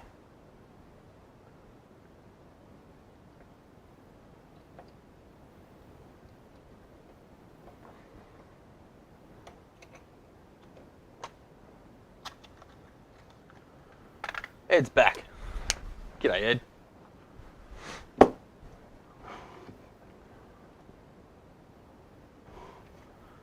Let's have a look in the cap can. Just, you know, funsies. Oh yeah, it's Manx Beard Club time tomorrow. Bart Nettle, do you love a cancel throwout? Found a particle board cab with a pair of Plessy C12Ps. Nice, from the 70s still in them. I've got a C12P here right now actually, Plessy. They seem to just keep kicking those things. It's in a Vetus 201 combo. That thing sounded fantastic. Fantastic. It's not leaking schmoo yet. Is it?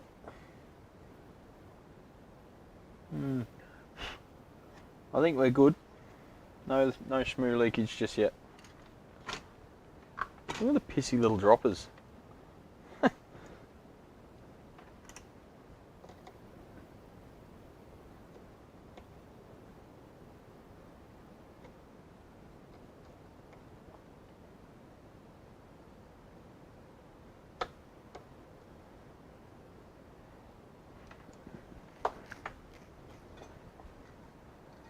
Alright, we're good there.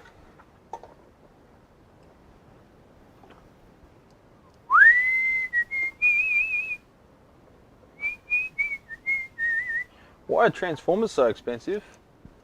There's a lot of metal in those little buggers, and there's no easy way to make them with the laminations and whatnot.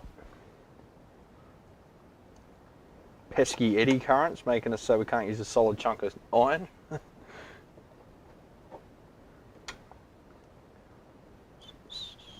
man, it's getting really oppressively humid. We're over 70% relative humidity now, and it's still 27 degrees.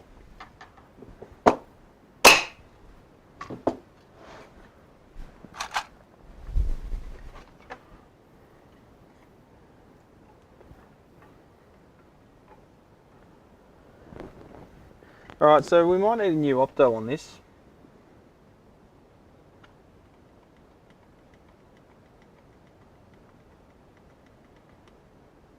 I'm going to have to pull the board for that.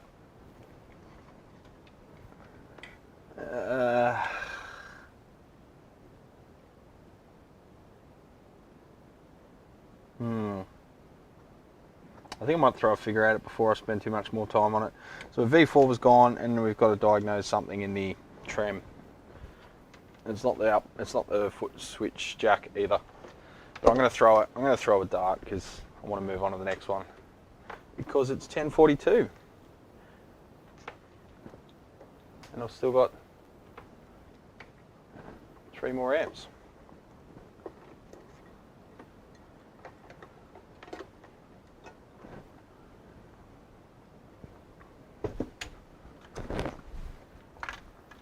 Where's the old valve? There it is. Grab some ale. Sick. What are you having? What are you having, YBA? What ale? It's 10:43 now, Brendan. You're a minute behind.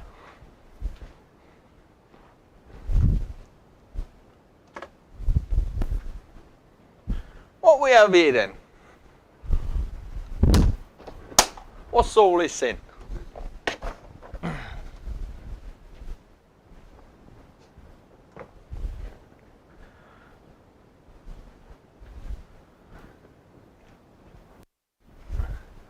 Oh, Jesus!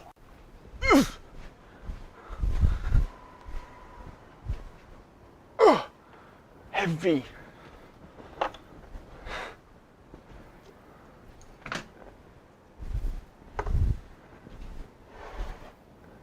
With the lapel mic, I feel a bit shy. I don't want to burp because it's right here.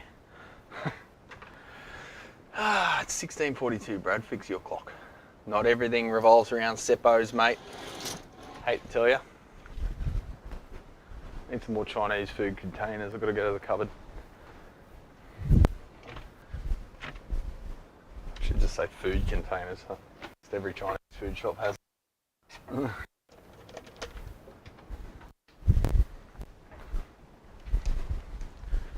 Almost clearing the decks today. We might actually get some work done instead of just looking at amps. Yeah, 10:42 AM. Yeah, I don't work at 10:42 PM, mate. You get paid enough for that. Alright, what we got here then? We have a kind of funny amp. Feeling fit? Oh.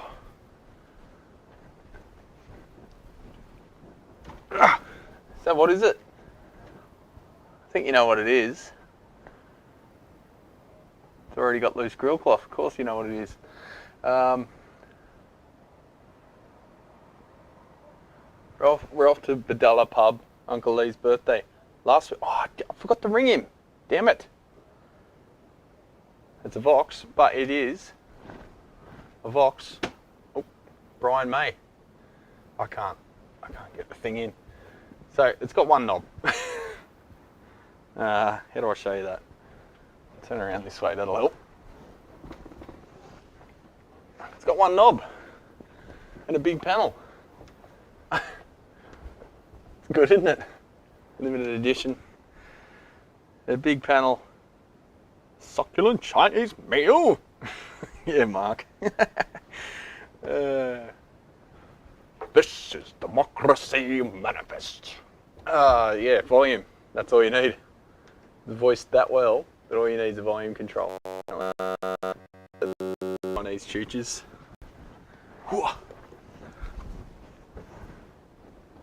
My mission, if I choose to accept it, is to see if we need a new transformer to change it to 240 volt mains. Now these screws are reamed out, so someone's been in here before. That's always ominous.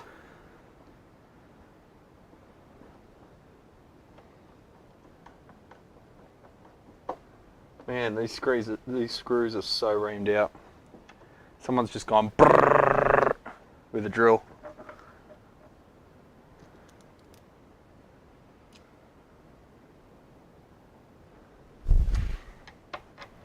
enjoy the pub, Mum and Dad. It's a tough life being retired, isn't it?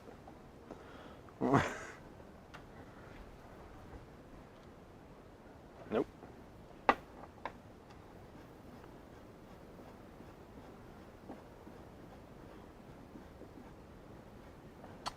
So it's got a 30 watt and a 15 watt setting by turning off 2 of the 4 EL84s. Let's get the drill, this is going to take forever. It's got a high and low gain setting.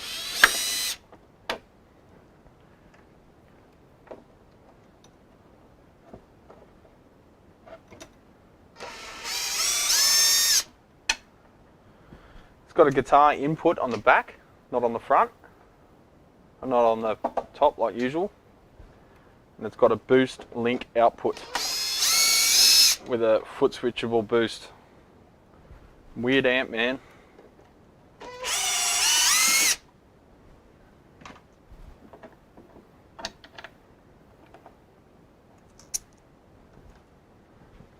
Can't read what you're saying. Brian sets his to max heavy, max volume, mics them up.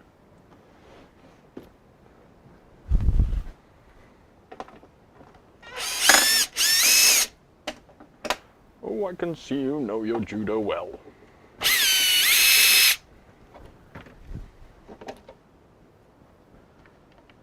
Alright. It's got 2 little preamp valves in there. I haven't seen inside one of these yet. Let's get it out of the chassis and have a look maybe. See what's involved.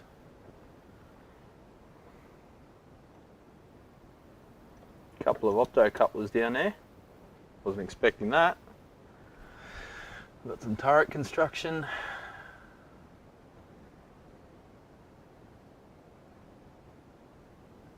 Not too bad, not too bad.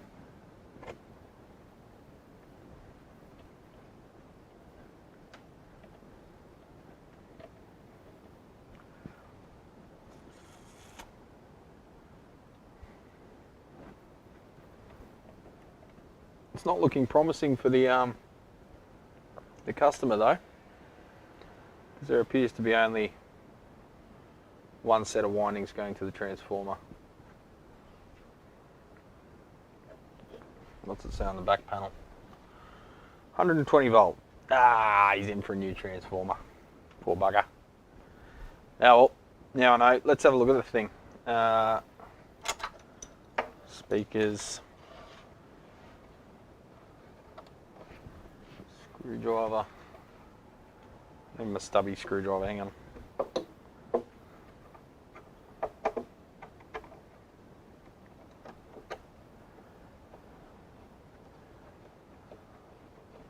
It's got the same sort of draw construction like a like any AC30.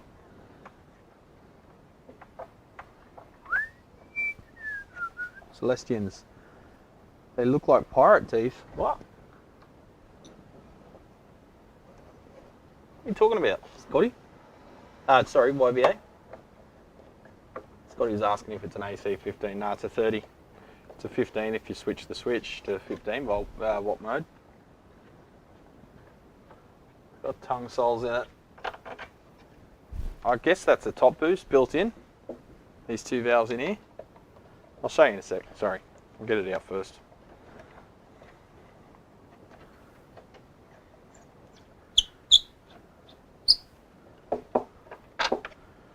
So I'm assuming this transformer is just the AC30 transformer, so we'll see if we can see any number on the transformer itself, just to confirm that.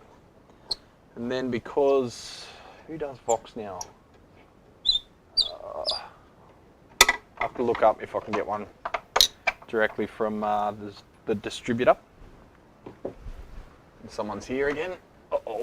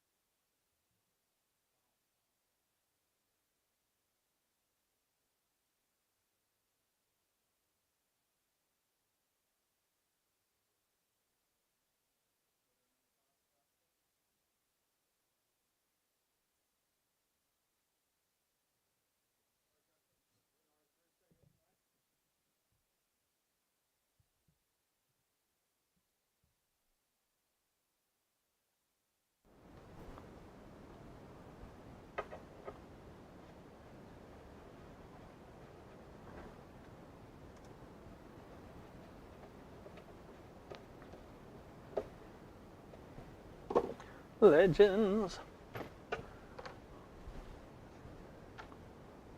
Do you want to go back to the overhead mic for a bit, just for fun? Let's do that. Is that better? Don't tell me it's better. James, here you go, champ.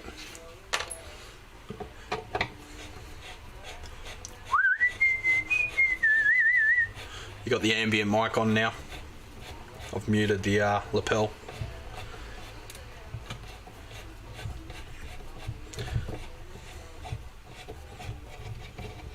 Bit more background noise, but that's alright. Till I get another copyright claim. It's a lot more noise. Oh, really? Because the body pack's hissy, but it picks up less background noise. So we'll go back. Alright, we're back. Can you believe that you spent the last 5 years with the overhead mic?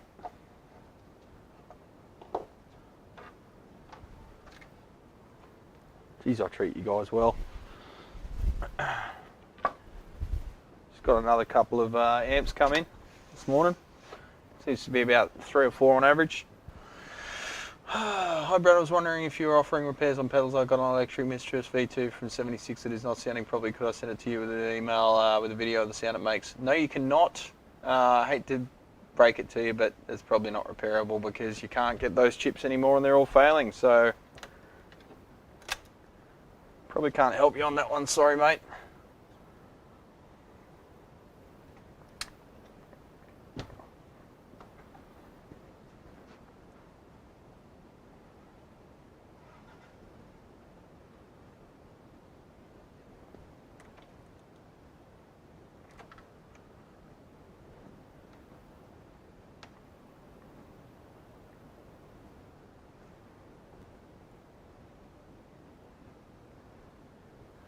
These caps look just like the Vatco ones.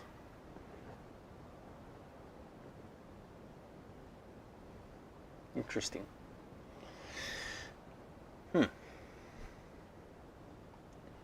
Soldering leaves quite a bit to be desired, but that's China.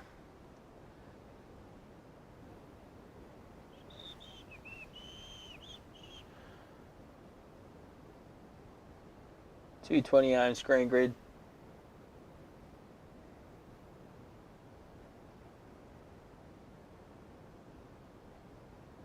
Two 120 ohm cathode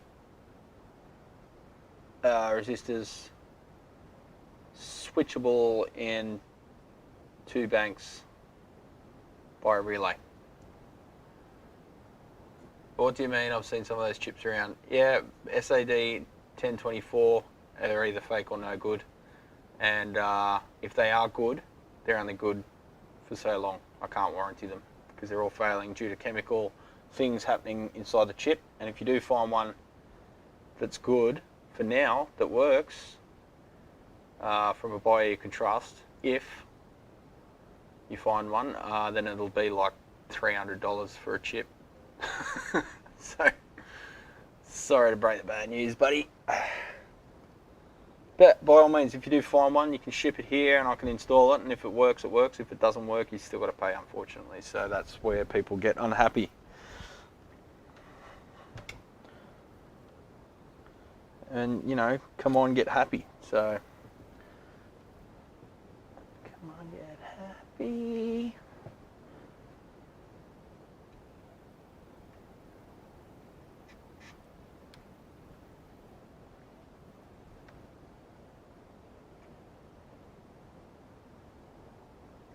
So, new transformer for this one. Let's see if we can find a number on it. Nope. It's got texture on it.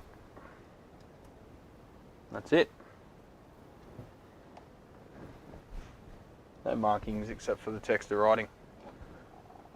Yeah, you don't want to spend all that money on a chip and then have a DOA.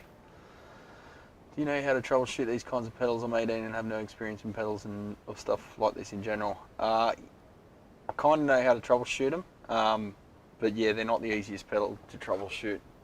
in the first place. 100 volt, it's interesting. It says 120 volts, so is this thing pumping out way too much voltage?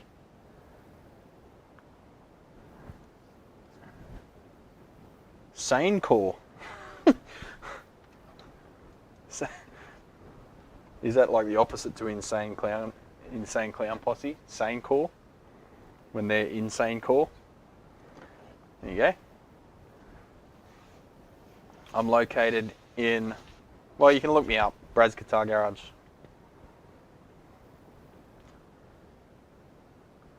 Production date 2005. December. November, December.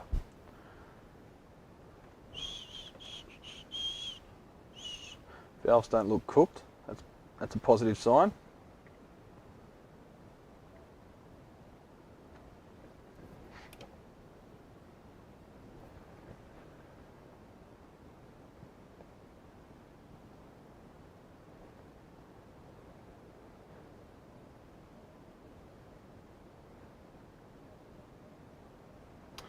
Alright, we could fire this thing up on the Variac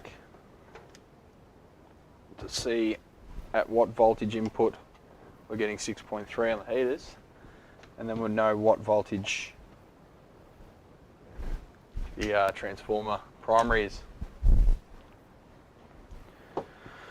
So let's do that. I'll see if there's any other issues as well, just so he knows. I suppose there's not much point turning it up ways because there's only one knob. But if it sounds distorted,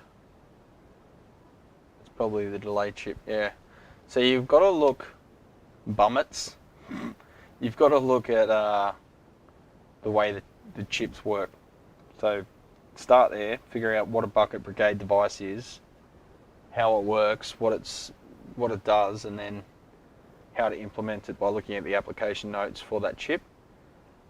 And then you'll know.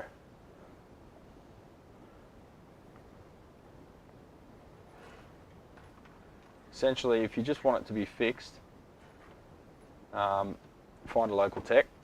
I don't know, you probably know where I am now. Emu Plains, New South Wales.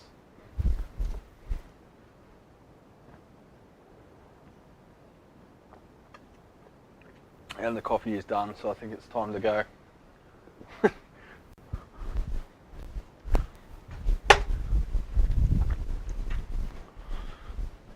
Alright champions, it's time for a quick pee break, alright? So go grab a beer, would you?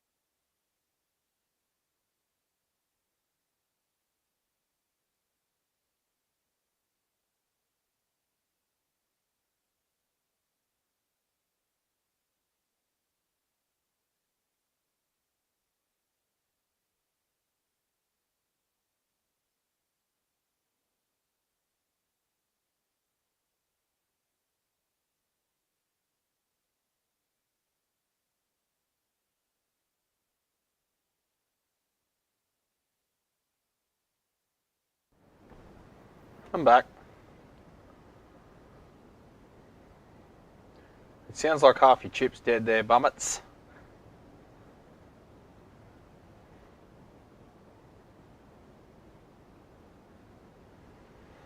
I'll flick you a bloody video right now, champion, as to what it should sound like, and a whole video on the whole topic.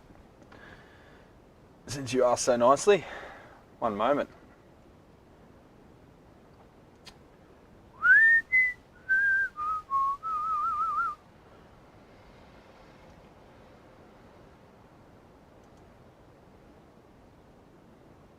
Ooh, AVE is releasing some videos that look maybe a bit serious. Hope he's alright. That's weird for him. Oh, he's already found it. Okay, you found my video because you've commented. Do you offer repairs on these kind of pedals? I'm having the same problem, I think, with my non-deluxe V2 from 76, and I've sent so many emails to different people today. If you reply, I can send more pictures, video of the pedal, and all the info you would like, because I really want to get it fixed thanks in advance. Yeah, so yeah, not great news there, mate, because chances are the reason no one's answering is because there's not much chance that it's going to be reliably fixed. You never know. That one I did repair, he got lucky, but I don't know how long the chip's going to last. I told him that, and he was happy to take the risk. But if money is an issue, I'd suggest you sell it as is, not working, and some poor sucker will buy it and try and fix it and realise the same thing. The problem with being a tech is you never truly get rid of these problem dogs. You tell someone to sell it because it's not practically repairable or not economically viable. So they sell it, and then the next person buys it, and it ends up back on the doorstep. So as a tech, you never really get rid of these problems. They just keep bouncing back to you. You almost, sometimes I'm tempted to give them $100 for it and then set it on fire. So I never have to look at it again. There's one amplifier that keeps coming back. It's been here about 4 or 5 times now. It's a PV Tour something, PV 700 watt base rack mount head. And there's a fundamental problem with the way it switches its power rails from low to high voltage. And it just doesn't work. It's designed poorly. And it's not, like, you'd have to create a whole new daughter board with a window comparator and design the circuit from scratch again. It's been back like 5 or 6 times, and I keep having to break it to the next person that buys it that it's not viable.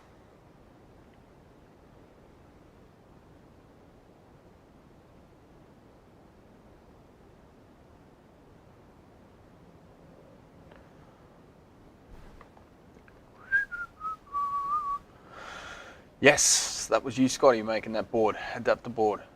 And if you get an MN series chip, there's a company that still makes drop-in replacements, so theoretically you could keep them running for a fair bit longer. But there was a difference in performance. Six was talking to me about it. I can't remember what the difference is. So it won't be exactly the same. And all the purists will go, oh, it's not the same. But essentially, I'd say I'm probably not interested in looking at that pedal. Sorry, mate. Which amp is this? Just so you know, to avoid it. It's not too bad, James. It's all right. It's the Brian May. So now I've got it on the bench, I can show you. Yeah, so that's the control panel. One volume knob. I love it. X5, that's who makes them. Standby and power. So let's get the variant. We'll give it 100 volts first and see where that sits with the heater voltage.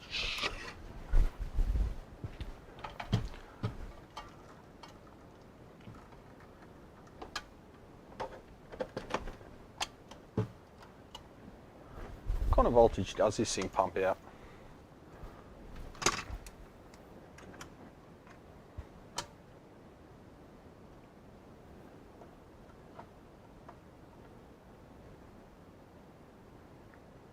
Four volts a minimum. 265 on maximum. So let's set it to 100. It's going to sag a bit when we plug the amp in, because it is a transformer that has losses. Set it to 100 with no load. Get an IEC lead, slightly longer one this time.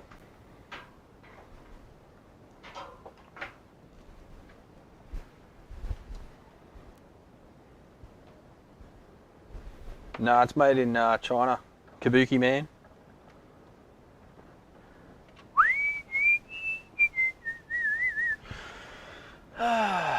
You can probably replace the 1024 with an MN3007 if it stacks the stages and doesn't use the tap. The tap, yeah, it's something like that. But if it does use the tap like the Electric Mistress does, I don't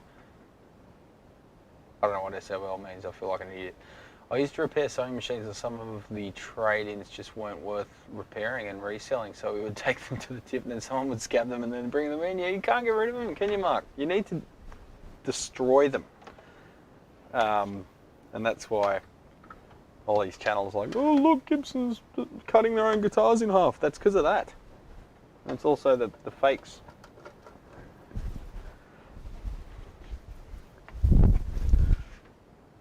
Oh, this is kind of, yeah, hang on. Got to tip it back up again.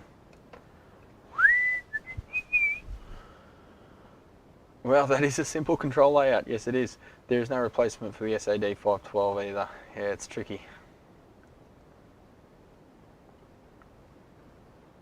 You need to set it to public. Oh, yeah.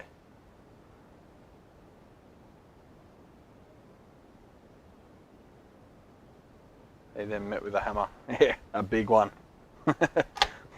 That's the way, mate. It's a shame, but people are scabs and they'll want shit for free.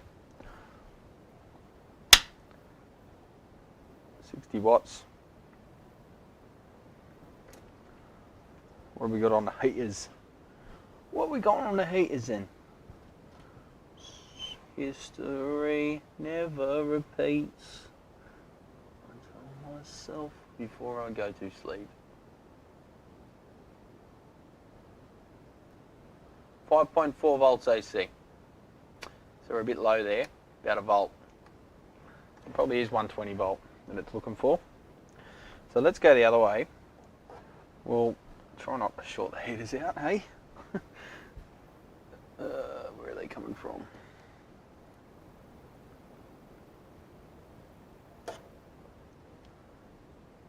I'll go up a little.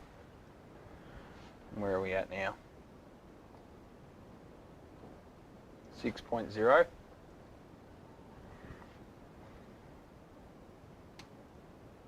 6.30. Boom. 6.30. You can't upload a link, mate, because you're not an admin. I don't know who you are, so I'm not letting you be an admin. Sorry.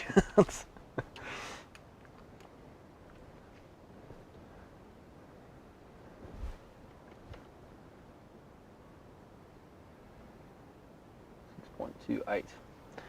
All right. So what voltage are we at on the primary then? Tricky to get to. They've covered it up with stuff, but we'll get there. We're at 112 volts, so it wants to see 112 for everything to be bang on. Oh, it's fine. Yeah, cool. All right, let's have a listen to this thing, eh? See what all the rage is about. My playing's up to shit at the moment. I haven't practiced. I can't think of anything to play either. Put myself on the spot. I'm thinking about technical stuff, not musical stuff. Unfortunately, it'd be great to get paid to play, but nope. Guitar input, 30 watts.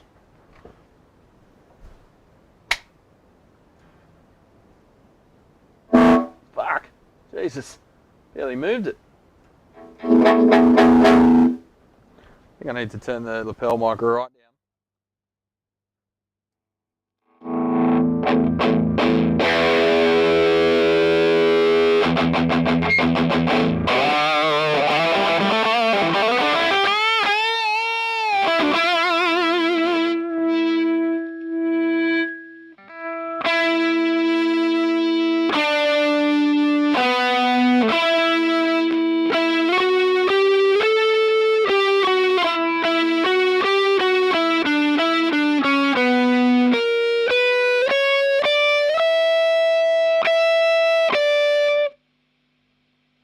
Do you hear that?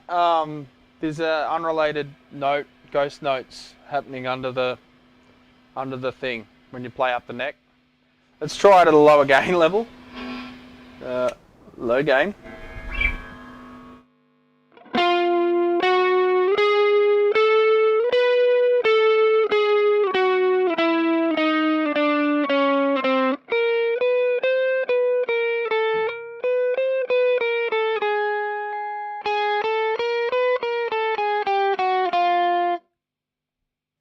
That's terrible, Muriel.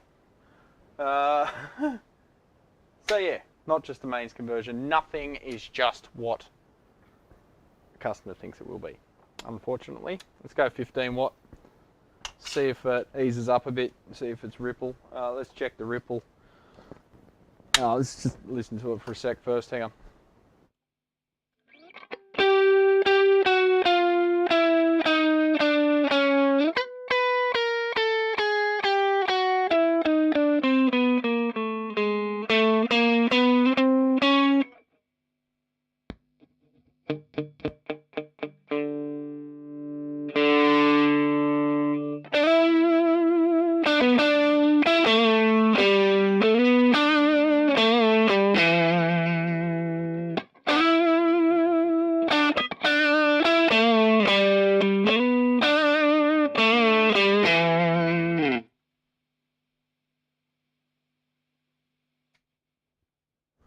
Yeah, that's pretty shocking.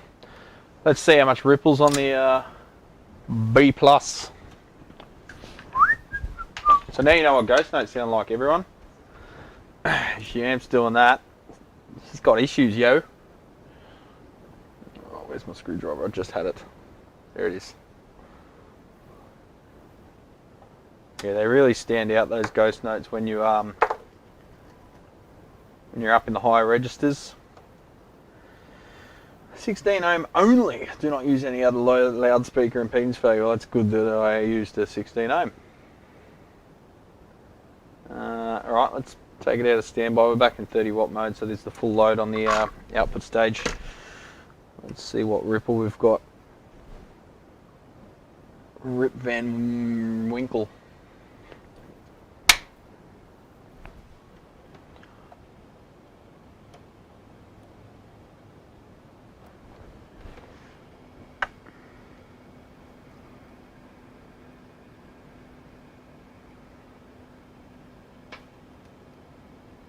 $18 volts, ripple.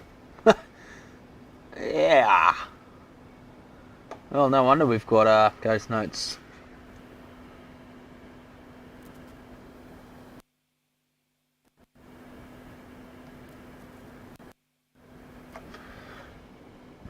That's a bit much.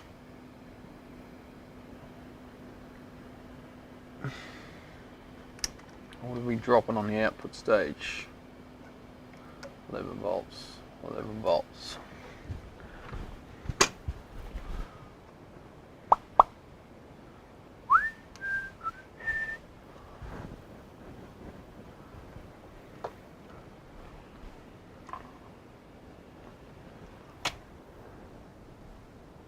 Oh, that was weird.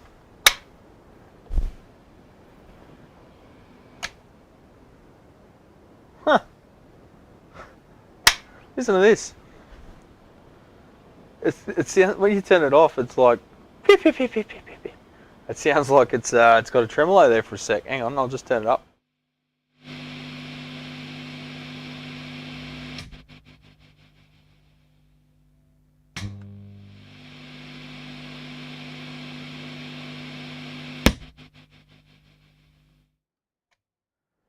Man, that is weird. Oh shit, sorry.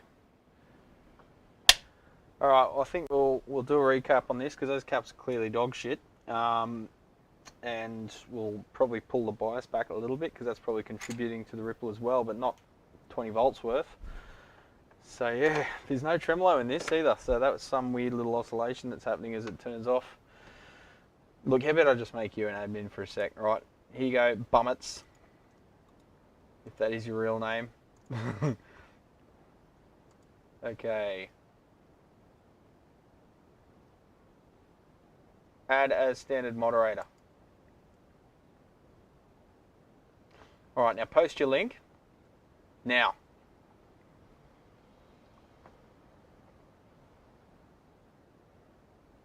Come on, hurry up. Post your link.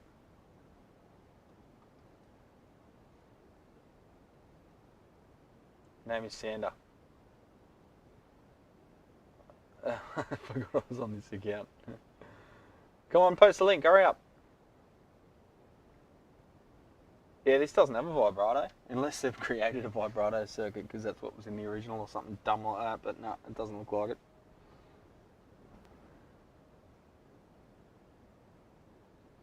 Come on, Bummets, post your link. What the fuck are you posting? Post your link, the whole link.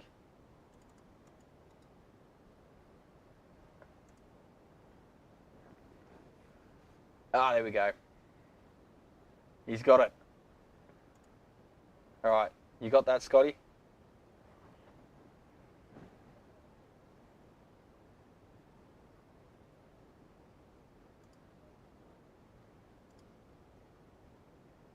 Oh fuck, I just clicked away from something.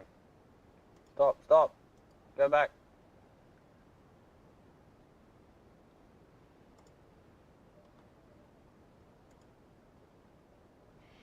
Oh my god.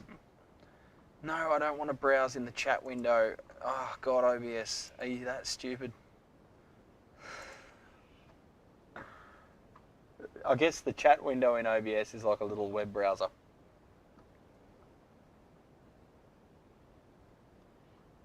So you click the link and it actually follows the link in the chat window.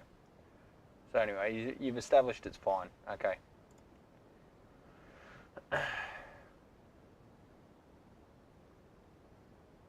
Alright, anyway, back to it. So, recap. To recap, we're going to recap and tone back the bias and replace the power transformer. Because he doesn't want to use a very step down. So, we can throw a dart at that one. Move on to the next one. I'm getting through them.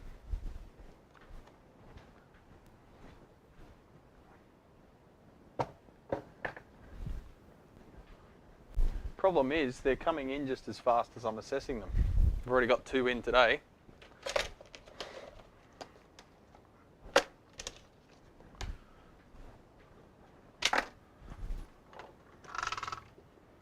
Get rid of the variac.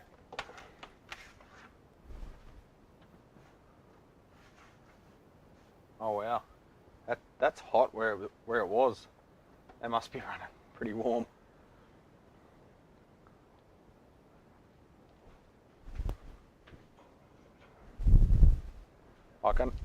I know people want to sound like Brian May, but the thing is that you're on a different pay grade. You can't afford to put a new set of valves in it every day. So, and at the moment, you can't even get that amount of valves. So,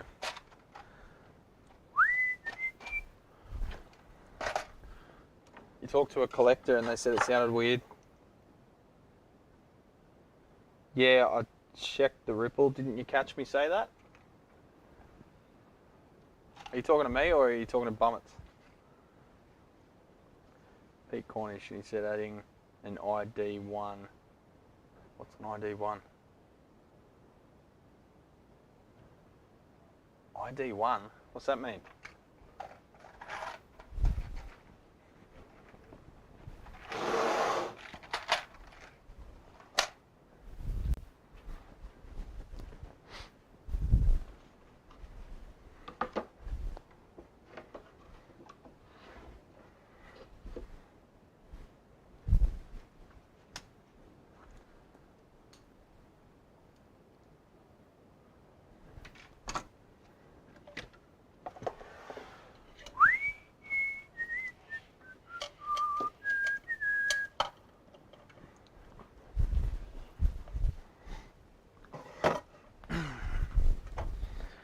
All right.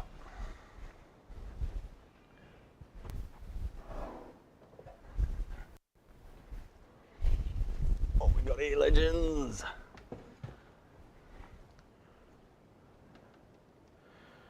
Was it AC voltage? Was what? Yeah, I measured the ripple. That's where I said 16 to 18 volts. 16 on one side, 18 volts on the other. Soldano, Super Lead Slave 105.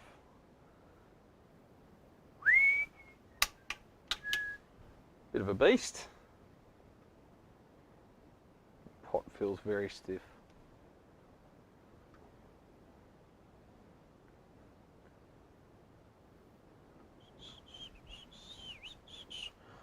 You feel like a jerk? Well, go have a jerk, mate. Oh, we don't judge. 2-channel stereo valve amplifier from Soldano. I think they said this one was made in Japan. I have to confirm that. Apparently it's Japanese. So a bit of a beast. Looks cool. I love the anodized front panel. Looks so beautiful.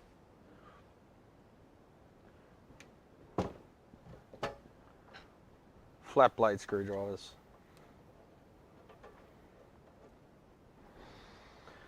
So the issue with this one, that screw's way longer than I thought it was. One moment. Blowing fuses. Had broken JJ's. Fancy that. A broken JJ's valve. Never heard of it. Blew a fuse, replaced valve, fuse still blowing. All 4 output valves replaced. They want me to replace the chassis screws and drill countersunk screws instead of these cheese head things so they don't catch on all their other gear in their rack. It's got a preamp to go with it, which we'll inspect later once this is done. Alright, so blowing fuses.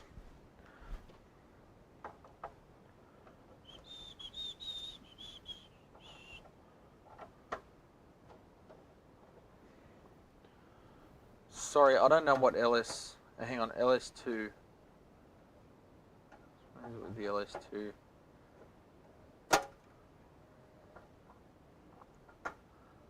Yeah, I don't know what's going on in the chat. You guys are sorting it out by the sounds of it, so that's all good.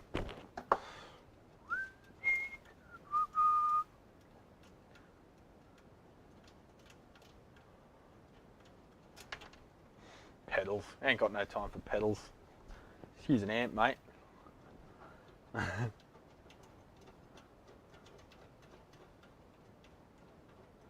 That's what she said. I forget what we were even talking about, Brendan.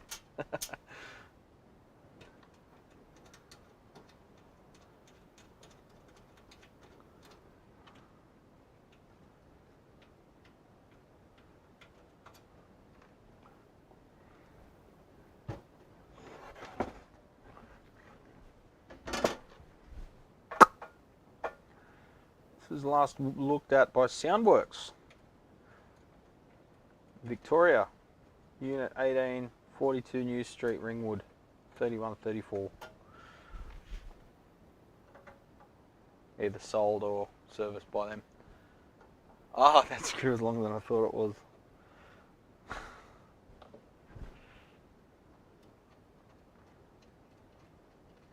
It was all over way too soon, was it, Brendan?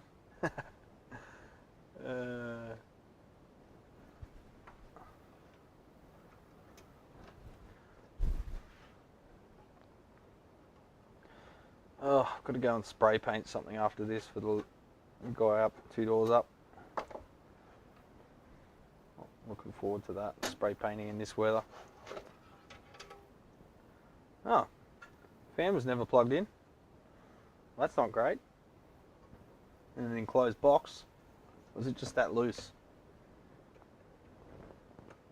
No, I would have felt that. That's a pretty tight. That's a pretty tight socket. That's what she said. The fan was never plugged in. So it's got a new set of JJs in there. Everything's got vacuum. It's a plus. Let's flip her over and have a look at under the skirt. Different screws on the bottom cover, that's always fun. The valves don't look cooked, Brendan. Missing screw, and the other screws are reamed over and the heads are full of shmoo. Hey, that rhymes.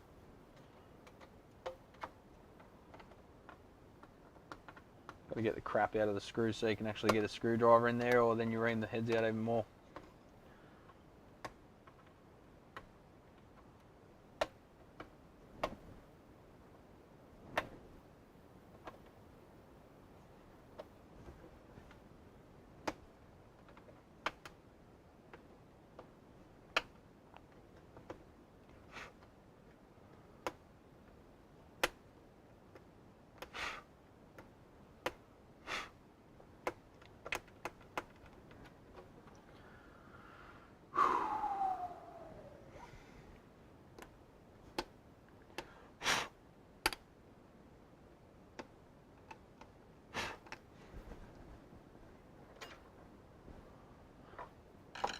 According to the radio, today is going to be the day that they're going to throw it back to you.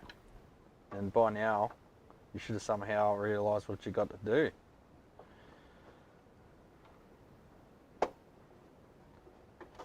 Can you guys hear the background at all?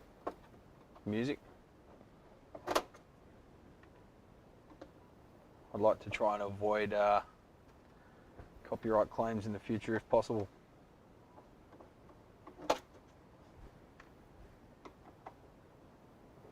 Yeah. Ah, beauty. YBA is smarter than me, he doesn't make videos. That's good, because I can hear music clearly, but you guys can't, that's what I want.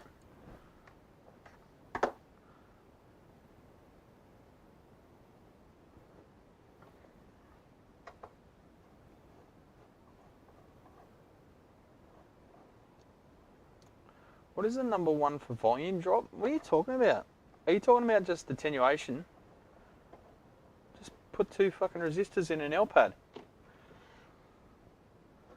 Mate.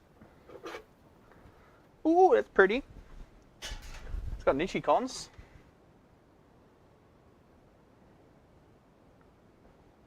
Oh, burnt screen grid.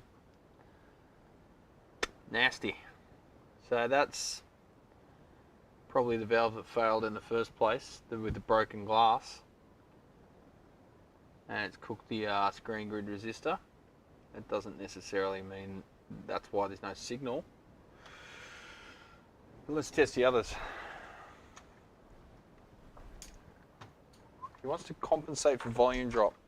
So he wants a boost, yeah? Or does he just want a constant cut on the bypass?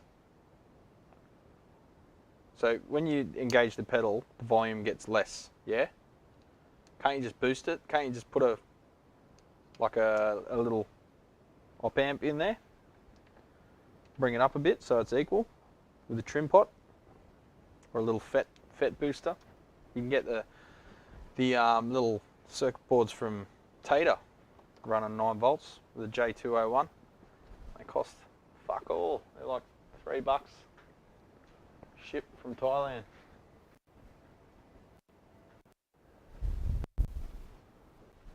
Anyway, it sounds like it's a Bummet's education episode.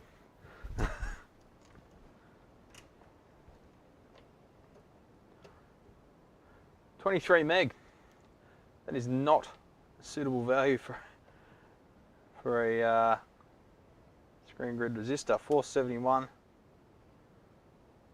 474, 469, and 23 meg. So that resistor's fucked. Let's see if the droppers copped any abuse. 450 ohm, that's 470, 457, yeah, that's right. That's the cap charging, no biggie.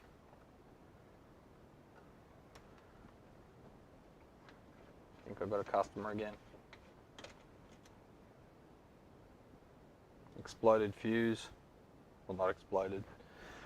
exploded fuse filament.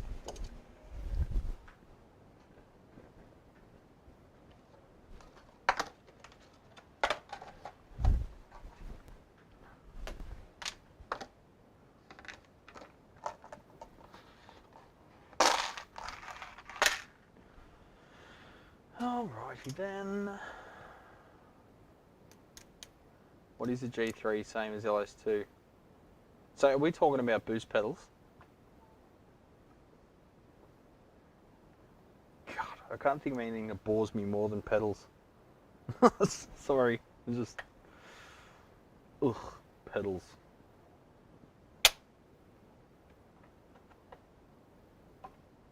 .00 volts.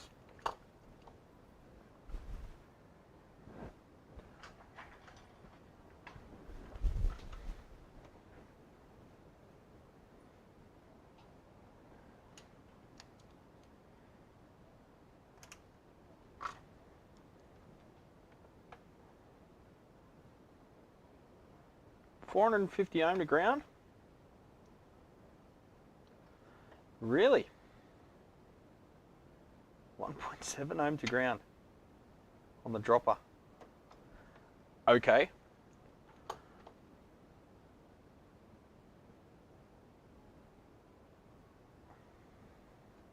Well, that's not right.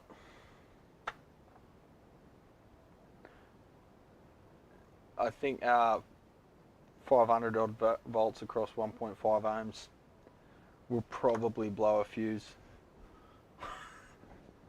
Just to say the least.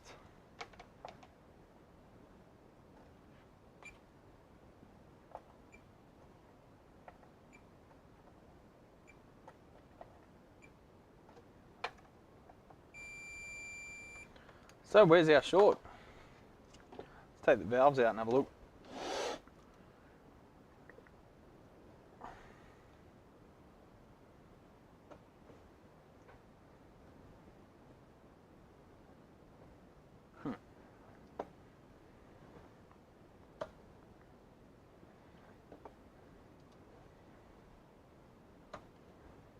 Pete Cornish. He's wasn't he pretty high up in the pedal game for a pedal pleb? I don't know. Wasn't he involved with bloody Dire Straits or something back in the day? I don't know. I built a pedal once with oh, I got a bit of a headache. Need some food. I built a pedal once where I used like Brother P Touch labels on it, and someone said it looks like Pete Cornish, and that's when I was first aware of his name. Oh, a Slater shell. Dead Slater, that's nice. I think it's dead. Yeah, it's dead. Alright, we've still got a short with the valves removed. No, we do not. Oh, wait. Yes, we do. That's my stupid probes being shitheads. Okay, so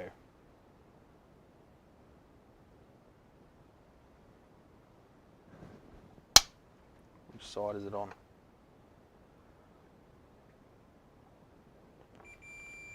It's on that side.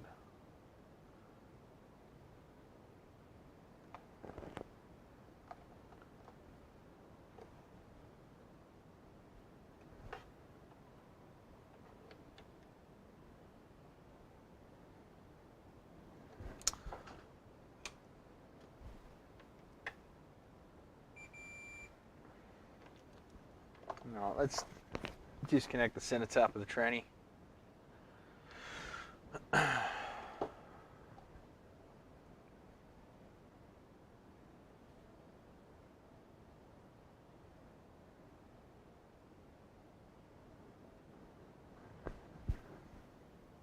Dave Gilmore is the GOAT. What? What?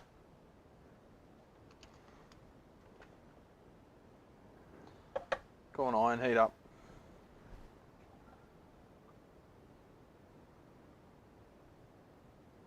Alright, there's no HT fuse on this thing. Then I've got a mains fuse which was blown up.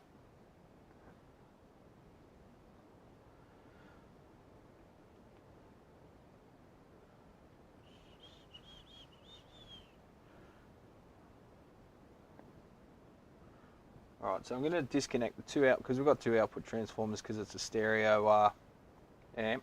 I'm going to disconnect the supply to the output transformers and isolate that because the short is on the supply. No, it's not. Sorry, the short is on the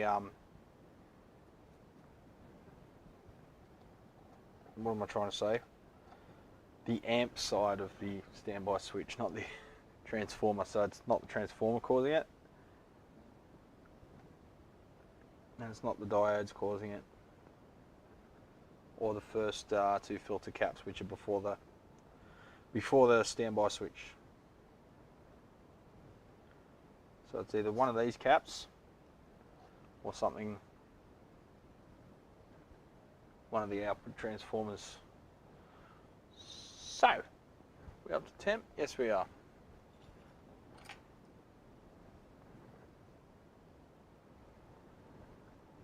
Let's disconnect one transformer.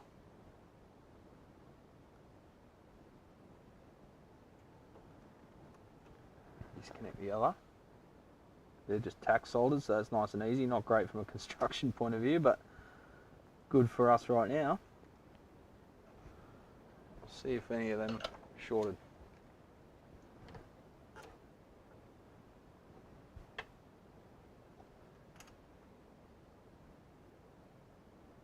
Okay, so now our short is gone on the supply side.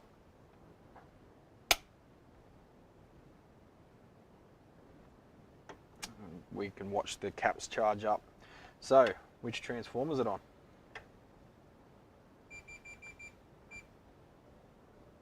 I'll just touch the chassis then. Bit of a bum steer, sorry champs. It's not that one. It's that one. That's not good. Alright, so this transformer here is shorted. One blown transformer. It's a shame.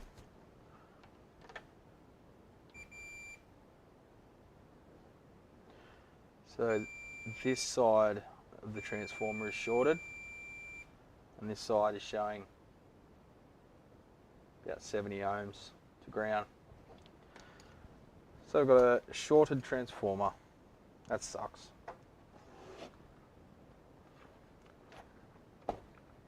Look at the size of the bastard.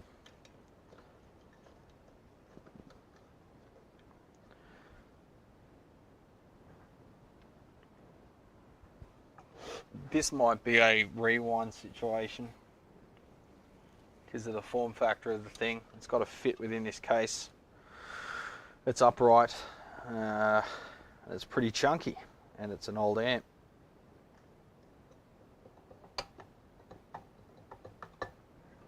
Bugger!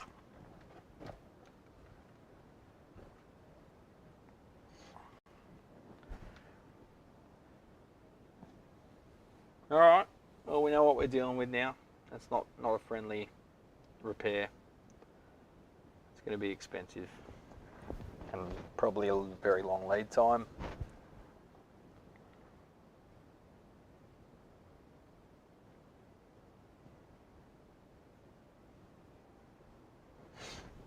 Oh, I might take it out.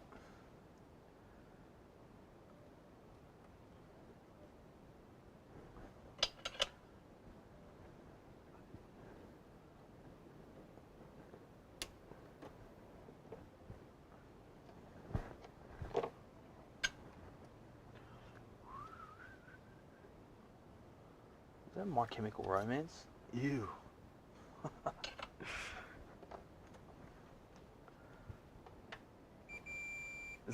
So it's shorted to the casing. It's pretty rare you get a short to the core.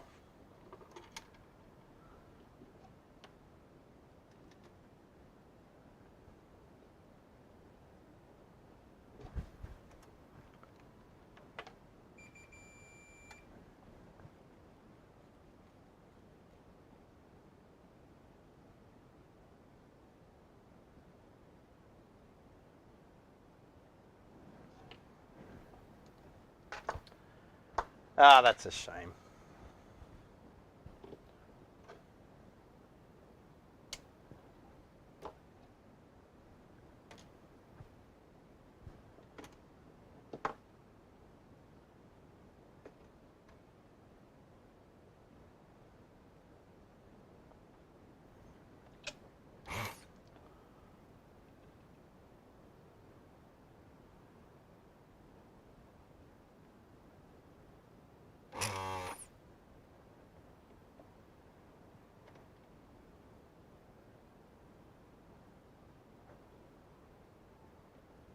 It's time for a new tip, I think.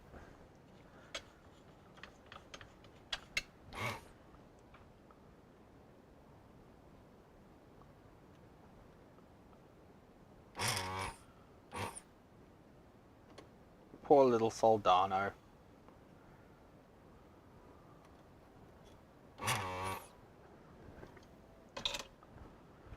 How much does it cost to have a transformer rewound? I've got no idea, James. To be honest, I've never had it done. I've always found a suitable replacement that I guarantee is cheaper than getting it redone. It's like rewinding a pickup. The only reason you really do it is because there's no, well, either it's historically significant and it needs to be original, or there's no practical replacement for it, like some of the weird Japanese guitars that just had strange size pickups, that kind of thing. So yeah, it's generally to be avoided. Just the shipping back and forth often costs more than a friggin' new one's worth. The problem with this though is it's stereo, so you kind of want the same transformer because it might affect, you know, the balance between the two channels.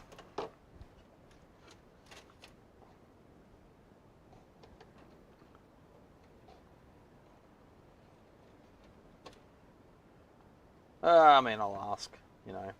Maybe Mike's got one lying around. Hey Mike, hook me up, hook a brother up.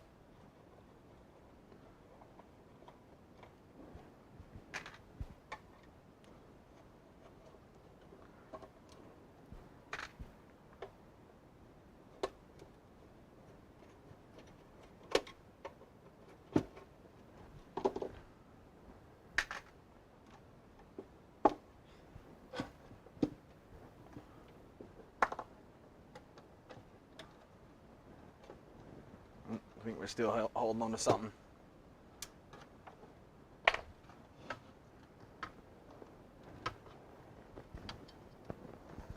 Just catching on the cable ties.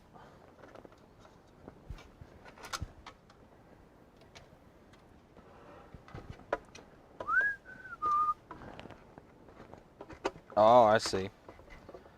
The wiring does like a bit of a dog leg before it exits the chassis at another point. Got a fruit fly flying around my face.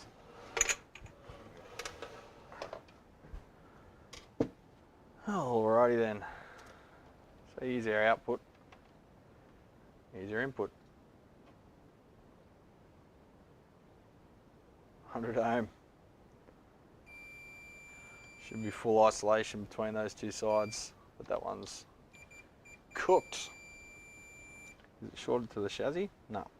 Alright, so shorted input to output. It looked like it was to the chassis because the secondary is tied to ground. Oh well, there it is. One buggered tranny.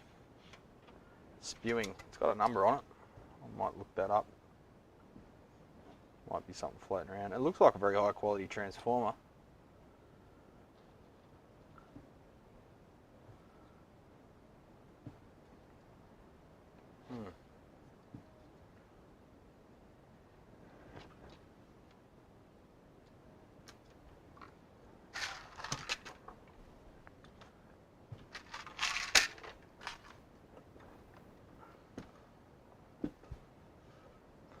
Well, I have to deliver the bad news.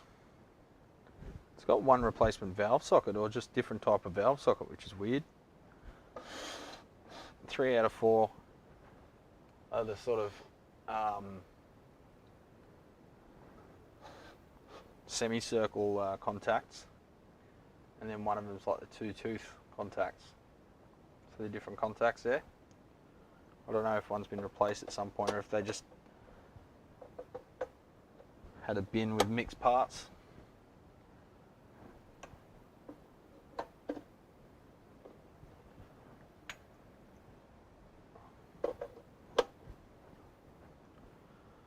Well, this stream's really a bit of a shame. All the cheap shit amps were the ones that had the least problems. All the cool boutique stuff was the most fucked.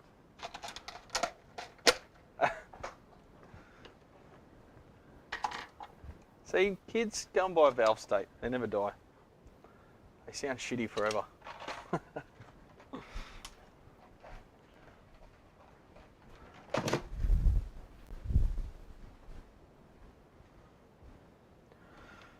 Do you like Guzman or Zambero? I like Guzman.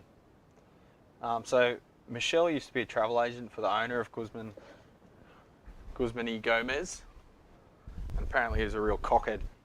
There's a guy on the ads that goes, "Love ya." I don't want you to love me. I want you to give me food and fuck off. Stupid advertising campaigns. Anyway, yeah, apparently he's a real cock. Anyway, probably shouldn't say that online. But his food is fantastic. I like it because it's a bit more seared. Having said that, Zambero has changed a little bit. They used to be very salady, like too salady, but they're much more healthy, I think, Zambero.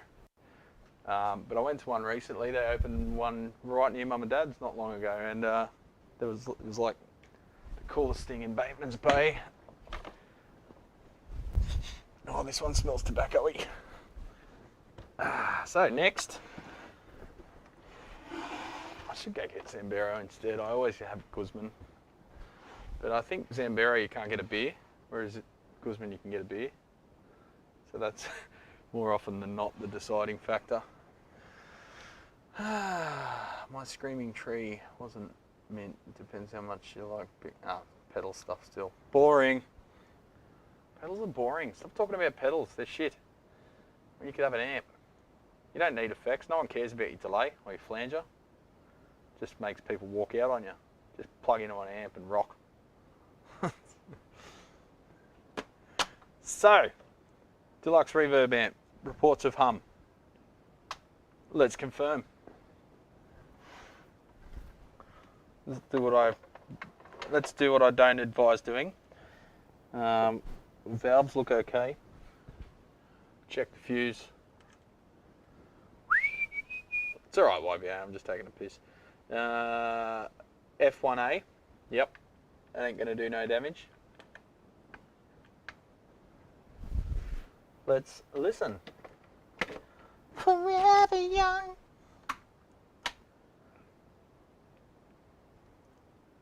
Oh, we're drawing 50 watts and dropping. Standby on, or off as it were, play position, 46, and starting to rise again. And there she is, characteristic 100 Hz buzz from a fail cap. I dare say, being a reissue Fender, we all know what they use. Nothing but the best quality Illinois capacitor has to offer, which is fucking shit. That's about as good quality as they get.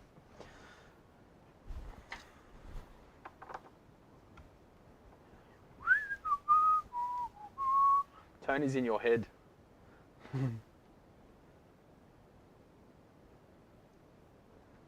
When you, yeah, they all smell. No, this one smells like cigarettes.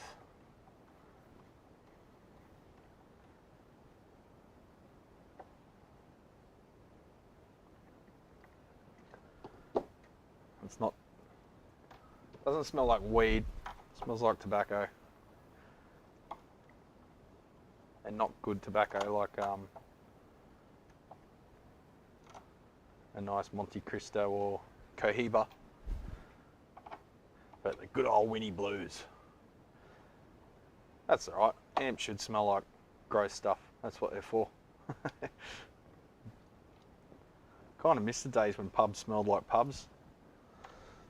Smokes and congealed beer. It's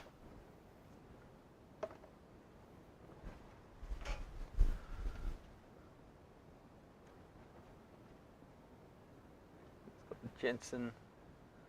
It's got Lyle's favourite speaker, the Jensen C12K.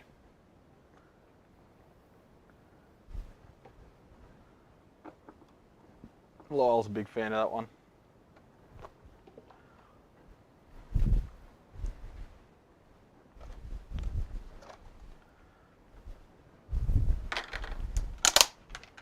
Kyle's a big fan of that speaker. Smoking ban killed the music gigging scene. Really? I don't know about that. I think what killed it is poker machines, at least in Australia. Why put a stage there when you can have fucking the whole place filled with poker machines like a little casino and rip people off that can least afford it? And, you know, play mind games with them. That's what ruined the music industry, and greedy property developers with their hand in the government's pocket. Or the government with their hand in their pocket.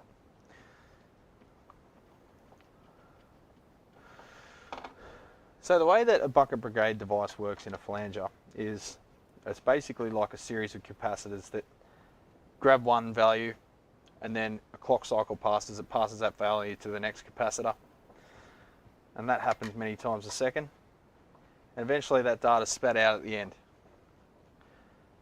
Now the way they work, they have to have two clocks out of phase with each other. So the signal comes out in phase and the clock signal comes with it. But the clock signal comes out of phase out of two inputs. So you mix them two together, and when you balance them equally, the clock signal cancels out, but you're left with the signal that's been delayed. Now it's just a delay. It doesn't come out sounding like a flange. It's just delayed. So you've got to change the amount of time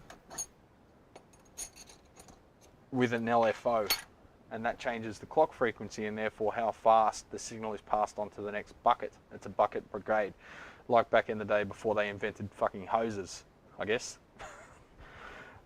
They used to have a bucket brigade, which is literally guys passing a bucket to each other to put a fire out, and that was the firefighters, right?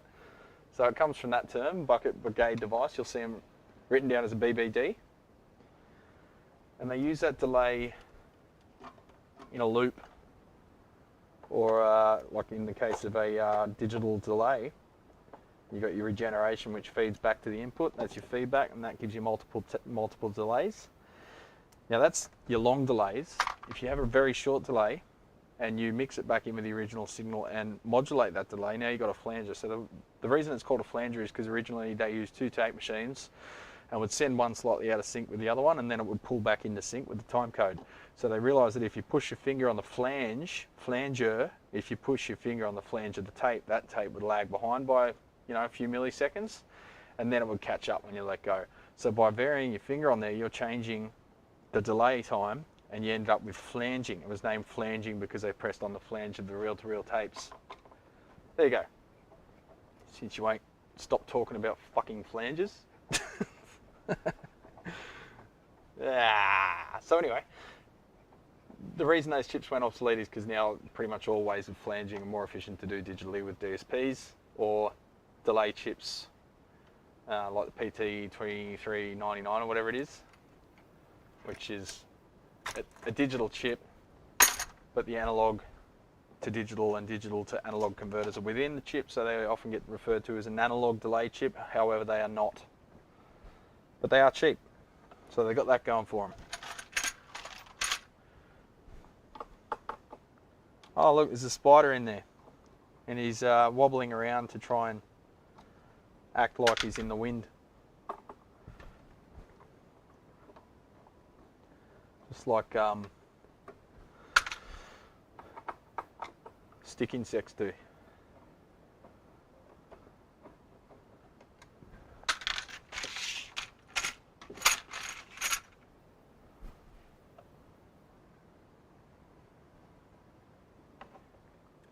This one needs a good old clean.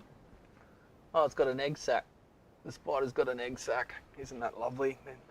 Little family. Alright, so this is trying to grab the foil as well.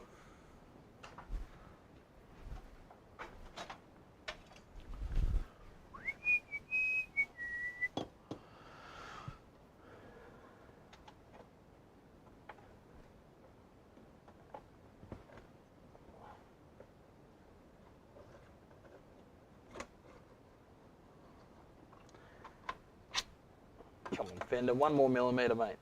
1 more millimetre, and it would have been easy. That's what she said.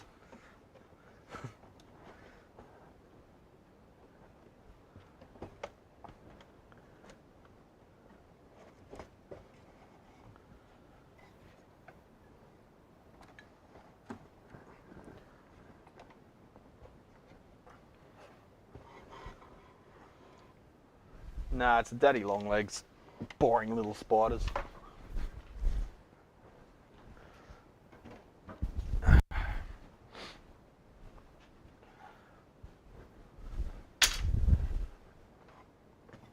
Alrighty then. It's just like to wrap the leads up. When I take, I'll grab that cable clamp before it disappears.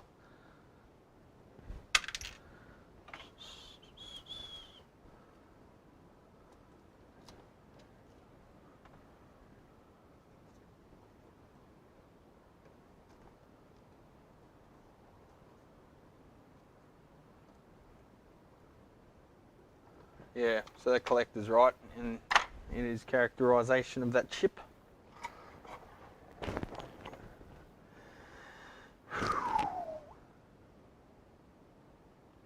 Alright, everything's looking pretty kosher inside, so let's just have a look in the cap can. You probably see guts of a capacitor. Maybe not, sometimes they fail without any visual cues. But IC caps often love to spew their guts out. Easy money. Yeah, boy. There's always some stuff that takes refinement after you've done it though. Nothing's ever just one thing, so they do still require a little bit of time to suss out. Yep, we're leaking. So it looks like C33 is leaking its guts.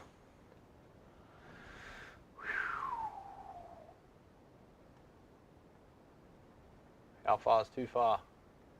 Too far. Alright, so it's C33. Too far.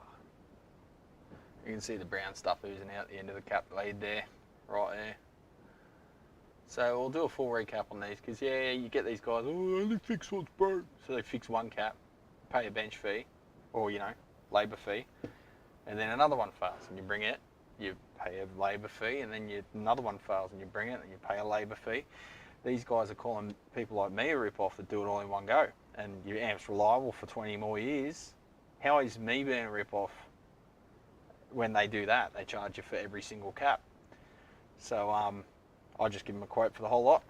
I mean, look, it's not that many, right? It's pretty negligible. So we'll do that. I'll give a quote saying that once the amp's functional, we'll go through and just check that everything else is okay. One thing we could do, yeah, I'll replace them all. Have not got a single complaint. Yeah, I can't get my head around how these people think it's good logic to replace one cap at a time, take the whole amp apart, put it back together, charge the customer, wait another 3 weeks for another one to fail. Oh yeah, no, it's not one that I replaced, so I can't warranty that. And then they charge you for another labour cost, or no, it's not broken, I can't replace that one.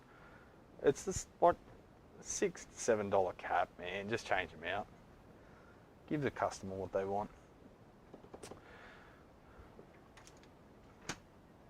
Let's just do something crazy and change that one. First, let's check the. I'll plug it into a dummy load so you don't have to listen to the hum. Let's look at the amount of ripple.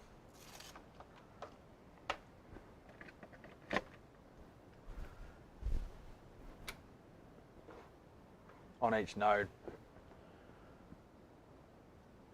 Just for funsies, you know, because it's Saturday I've got nothing better to do.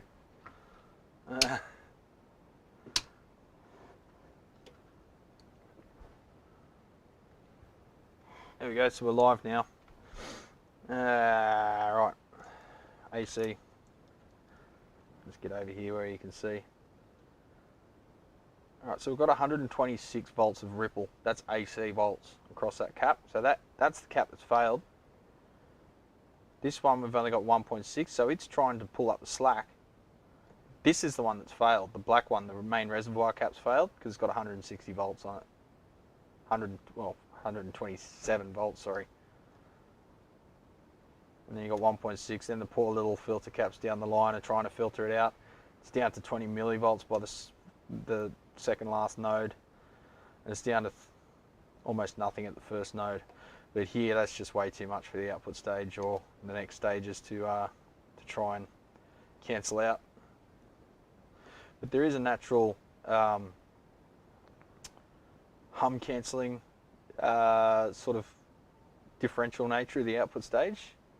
So you can have, like that AC at 20 volts, it cancels out more or less. But once it gets to a certain point, even the differential nature of the output stage can't cancel that out. Let's leave the standby switch on just to let it drain. So we'll change that one and then we'll see what the rest are doing. This one's spewing its guts even though it's not the problem one. So we'll see what the ripple's at once we've changed that one. Now I've even seen some people parallel caps across them. That's fucked. If it's that degraded, it could go short circuit, it could do anything, and it's still sitting there in circuit. That's just wrong. Down to about 5 volts, 4, 3, 2. Let's just clip that one out, leave the leads there.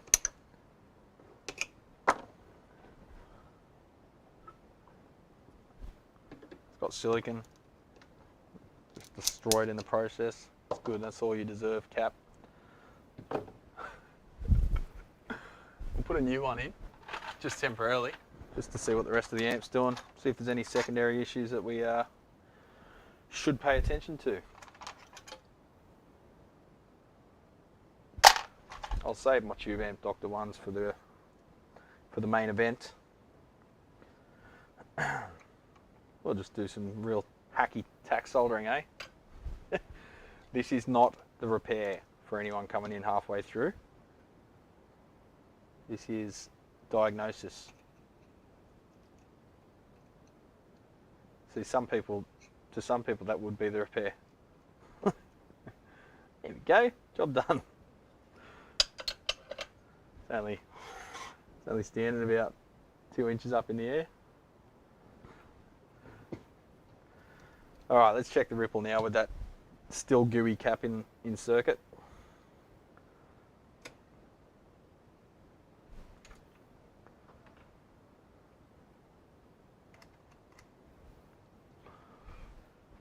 Hey, my little current meter's died. What's wrong with you? Watt meter? It's dead. It's registering 0 watts and now it's powering off. No, don't die on me, you piece of shit. Asshole. I'll buy another friggin' tool.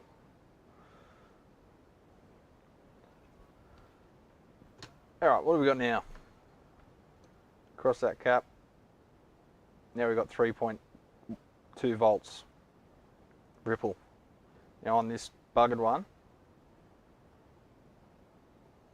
it's varying, so its filtering is going up and down. Oh shit! We just had a red plate. Secondary issues, yo. I'm glad I did that because there's another problem, and I reckon it's a failing bias cap as well. Literally all we've done is change that one cap, the ripple went right down, and then I've got a arc over there on the valve, Good Lord, man. We've plugged into the load, so it's not a flyback event. And there's no signal going in.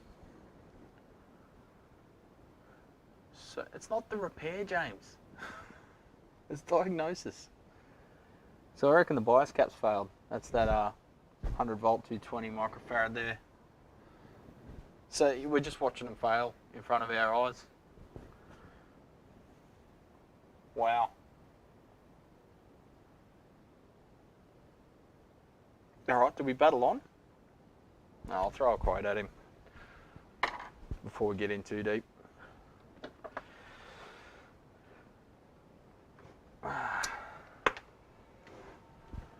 Fuse is still good. Pulled it in time. And that's when Lyle comes in and says, see, you should have had a light bulb limiter. Yeah, so we just had a whole bunch of stuff fail all at once within the last minute. I think that's saying it's time to go for a burrito. So we had another cap fail, or that's already failing. That one likely failed. And this failed. Isn't that cool?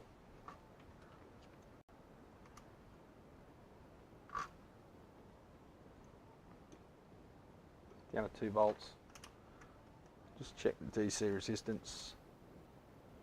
0.5 meg. That's it. Multimeter voltage though. Anyway, we'll piss that off, give them a quote for a full recap, and I reckon possibly a new set of 6v6s. I'll put it in the quote anyway. We'll see how they go. I reckon that felt like an arc. It looked like an arc more than a red plate. It was located in one little corner, down the bottom corner. So I reckon these valves are shot as well. So I'll quote a new set, but we'll try them out. We'll see how they go once we've got the thing recapped.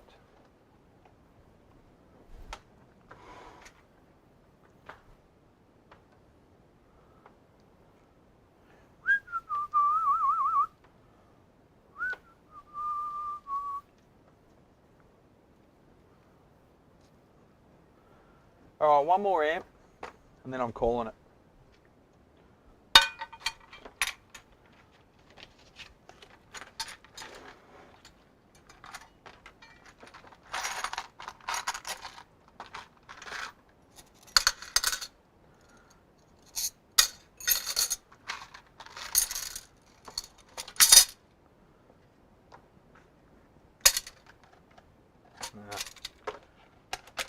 How's my foot?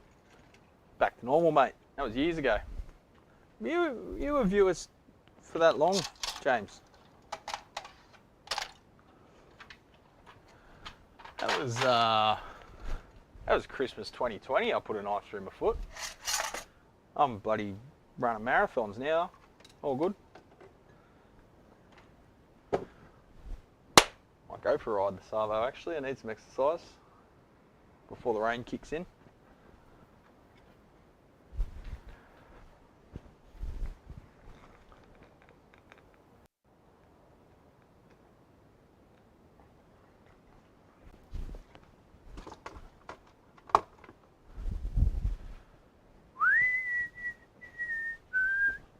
Alright, what's next? I've lost count of the amps we're up to. Is this thing really buggered?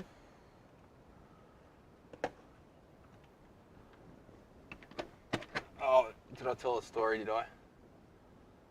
Maybe it needs a reset. I don't know. Keep an eye on you. It's working now.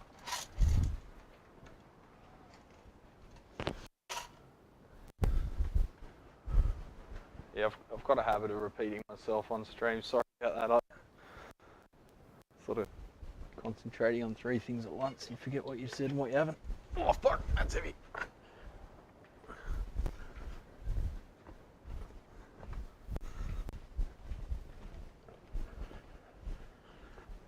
Oof.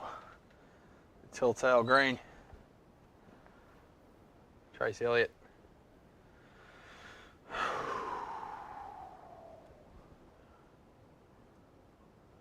Well, let's slider tips are still present. AH600. No way. No way. It's got a bloody... It's got a blacklight tube to make the thing glow. That is nuts. And decidedly unsafe. Look at this. See that shiny black thing down in there? That's the fluorescent tube. It's a black light. Isn't that cool? That makes the writing glow. It already fucking glows without it. Oh, it's got a switch, ultraviolet, on and off. And of course it's on. Oh, she looks manky. Look at that fan. Ooh. Well, there you go. Mains fuse. Text has disappeared. Made in the UK. Channel A and Channel B. Crossover frequency. Alright, so what's the report on this one again? I just booked it in. I've already forgotten.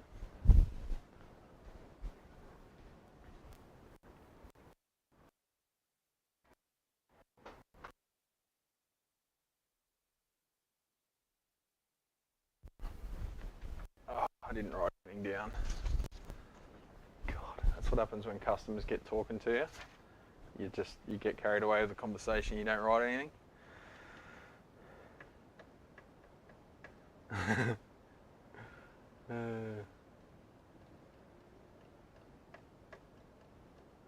What's the difference between a guitarist and a bassist?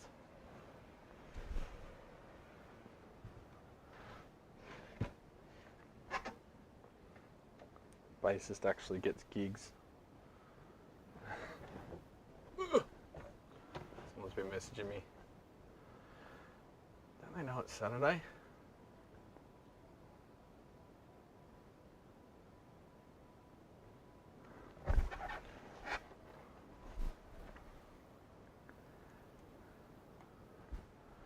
One moment, champs.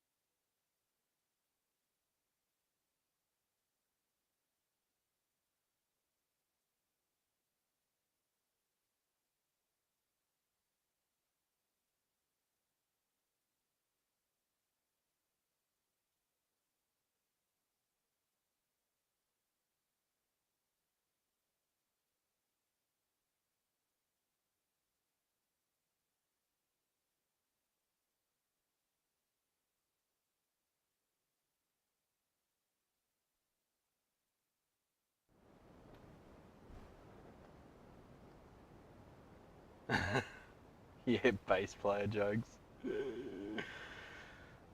Yeah, don't buy any cables with molded ends. They're all shit. Alright, so these got little screw caps over the screws. Duh. Now I've got hiccups.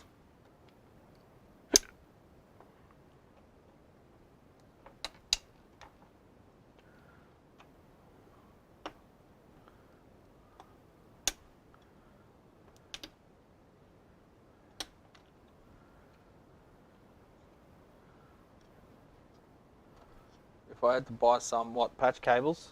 I'd just make my own, mate. Or the Uni ball ones. little flat mini ones. Just go any ball. They're available on my website, bradsguitargarage.com.au. Where are you, bummets? What planet are you on? Earth, or one of those ones with all the numbers that we don't know much about?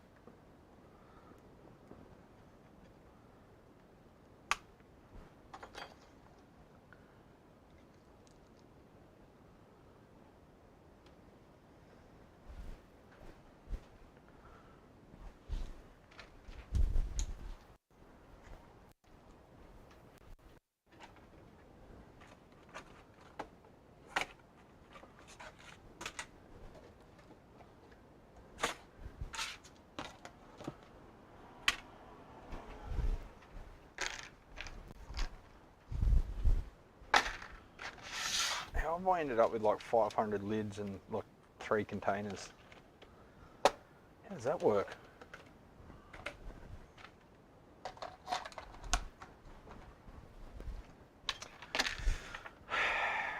Yeah. From the sun.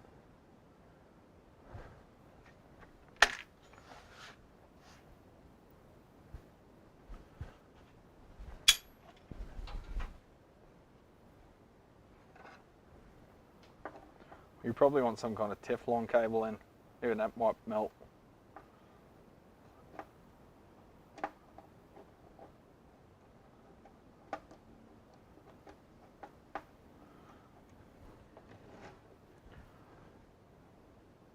Ah, there we go, we're all the way out now. You can see what's going on. Yeah, any ball ones are good. Let me show you, hang on.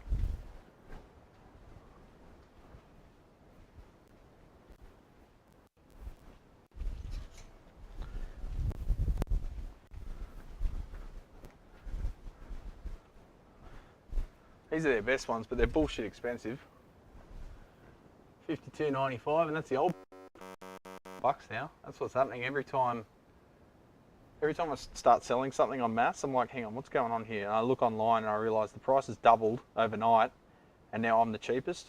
It's the only way I sell anything, by accidentally not updating my pricing. So that's the ends. They're moulded. It's like a flat ribbon. Very compact. They're available in a bunch of different lengths. And you can buy a kit that's got a bunch of them, different lengths. I do have a retail store. So if you're from Australia, order online, www.bradsguitargarage.com.au.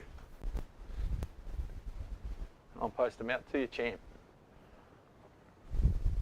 Because I'm one of these fucking idiots that's a tech and also has a retail store.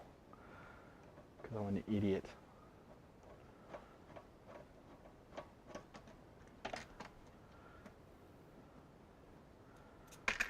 Oh, I'm getting so hungry.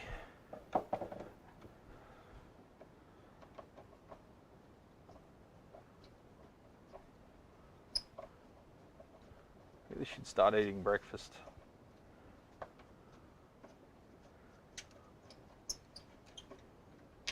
You're not from Australia.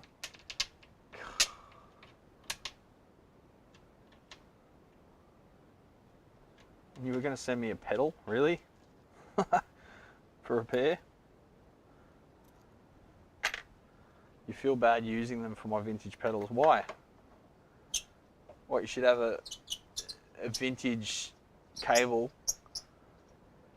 Ancient smegma. Yeah, it's good, eh? Goes brown. There's a bit of smegma on the underside too, but yeah.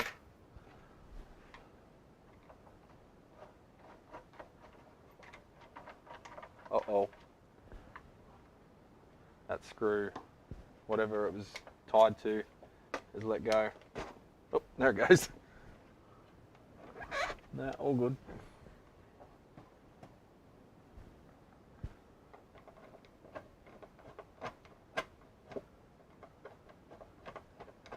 Okay, this is all good. The screw's just spinning.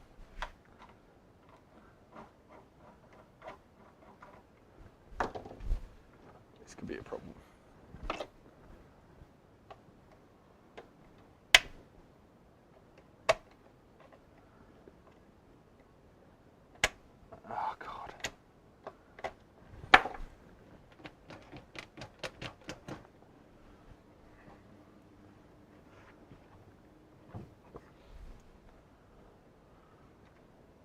See if it comes out under gravity.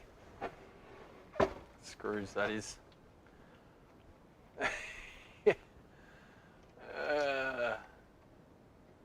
Use vintage coily cables. They suck. The Anyball ones are good though. Most of my customers buy those coily cables off eBay from unknown sellers with predictable results. And then they bring their amp in for a diagnosis and, have you checked your cables? Yeah, no, they're all good. And they're all coily cables and they've all failed. And there's nothing wrong with the amp.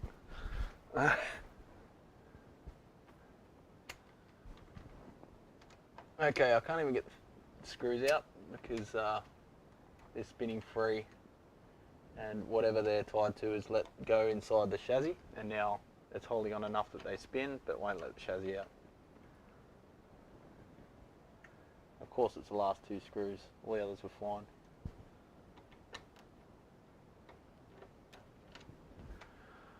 Oh God, I'm getting the shits because I'm hungry.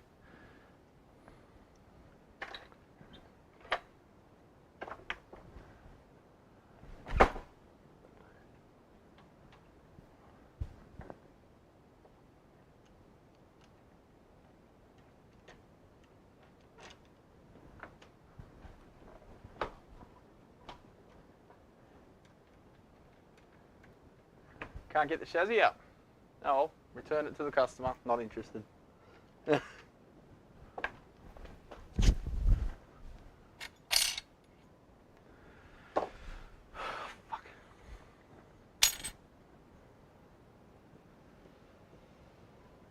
Don't worry about your bloody vintage pedals, mate. The cable's a cable.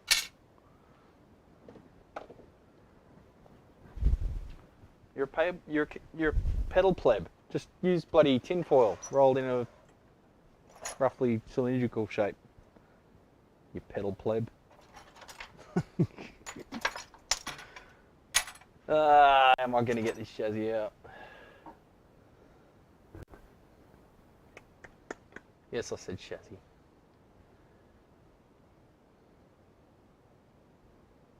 Sound post setter? No. Oh, that's what I'm looking for. Yeah, maybe I'll use this. If I can get that under the screw head, apply downward pressure,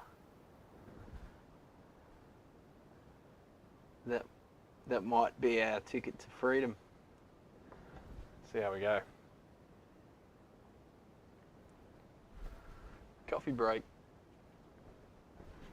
Yeah, you pedal pleb.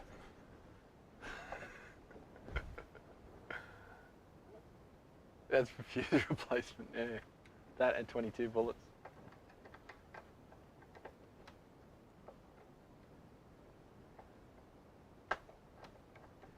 Nothing's ever easy.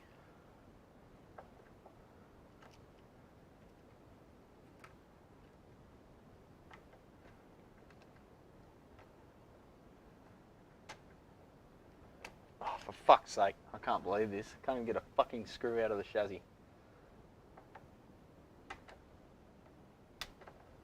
I'm just going to cut the bastard off in a minute, drill it out. I can't even do that. The thing will just spin.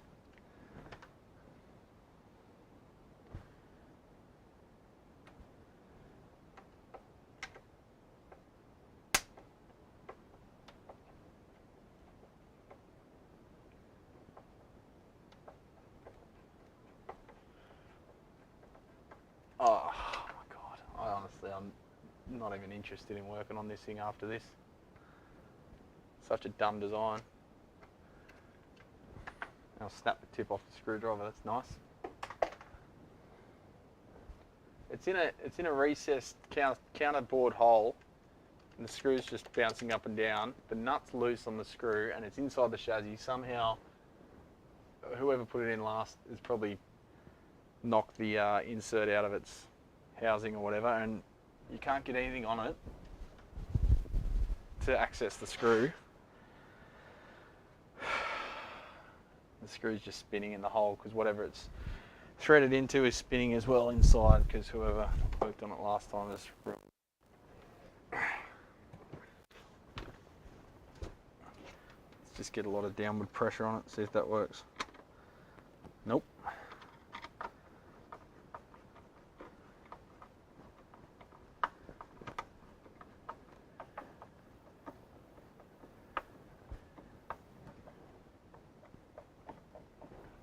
This is before we can even diagnose that we're going through all this shit.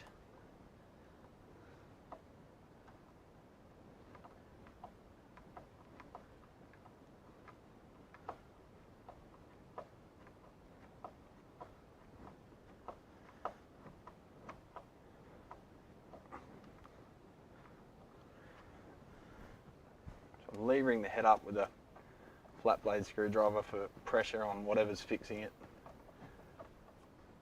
inside. That's sort of working, but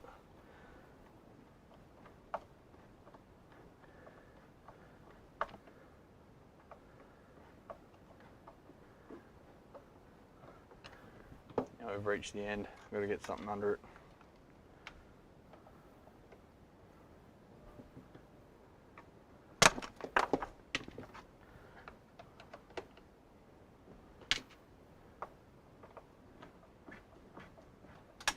There goes the nut.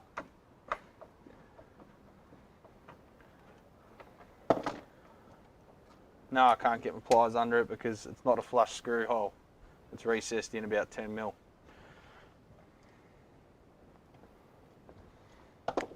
It's rusted.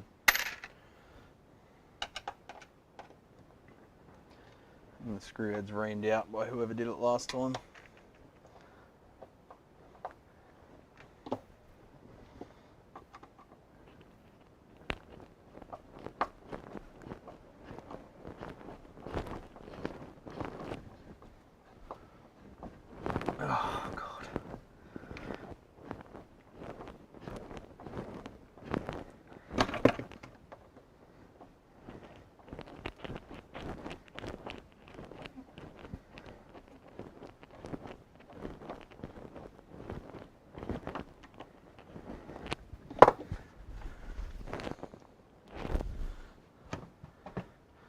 Put a block under it. Yeah, it's still going, Lyle. How'd you go with the install, mate? I'm about to call it. I've been through about 8 amps or something now this morning. Some repaired, some just quoted. And this one's the biggest pain in the ass of all of them. Can't even get the bastard out of the cabinet.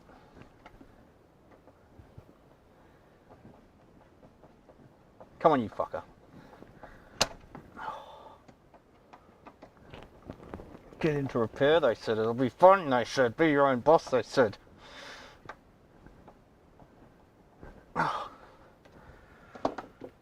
working up a sweat doing this.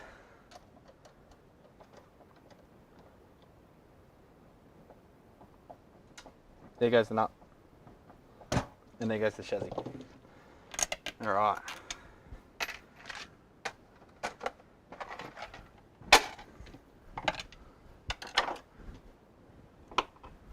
Is this the fun part? Because here comes the fun part. Oh, that's a deep dive. That's a Super Troopers reference.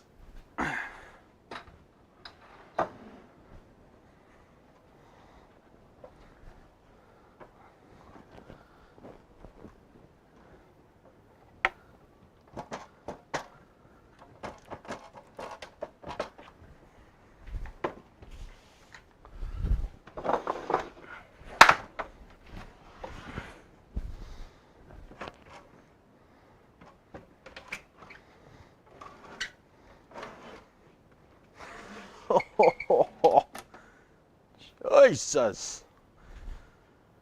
Talk about ancient tech. This is hilarious. 1987. Full of spider webs. Capacitors the size of a can of beer.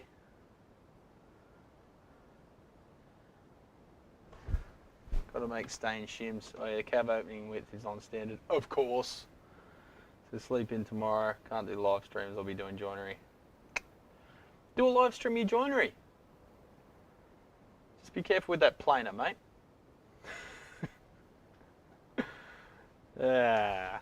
So, ancient tech. We have a black light, fluorescent bulb waiting to be smashed by me. So let's disconnect that and get rid of it. Carefully. Don't want whatever the fuck is inside this thing all over my bench. Look at that. At one shit house that I lived at with a bunch of cockheads, we lived really close to the transmission lines. So I'd go out there at night while we were on the piss with a fluorescent bulb, fluorescent stick, and you'd wave it around in the above your head, and it would glow because of the induction from the from the power lines that we lived under. Maybe that explains how I am. So we'll get rid of that. You've got a ballast down there for the fluorescent tube. Ah, that's sharp. You've got a starter down there which is covered in kitchen aids, which is covered in glue. It's dripped over the whole thing, so changing that would be fun. You've got caps the size of a can of beer, and they're only rated at 10,000 microfarad, 100 volts DC. So what was the source of all my woes? Oh yeah, dead cockroaches, and just plain nuts.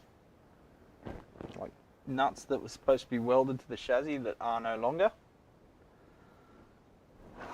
And that's what the remnants of cockroach down there, and a hole where there used to be a nut welded to it. So what do we even do with this? Do we just quote a full resto, or? I mean, it's that old. There's guaranteed to be issues, like more than one. Yeah, I heard a guy had a car cigarette lighter installed in his mat amp, but never a black light. End of life, yeah. That's what I was thinking.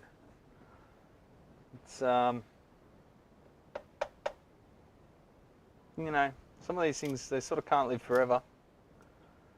Anything you can get running again, but that's funny. That DI transformer there's dated 92. Okay, 92. This says 87. What the?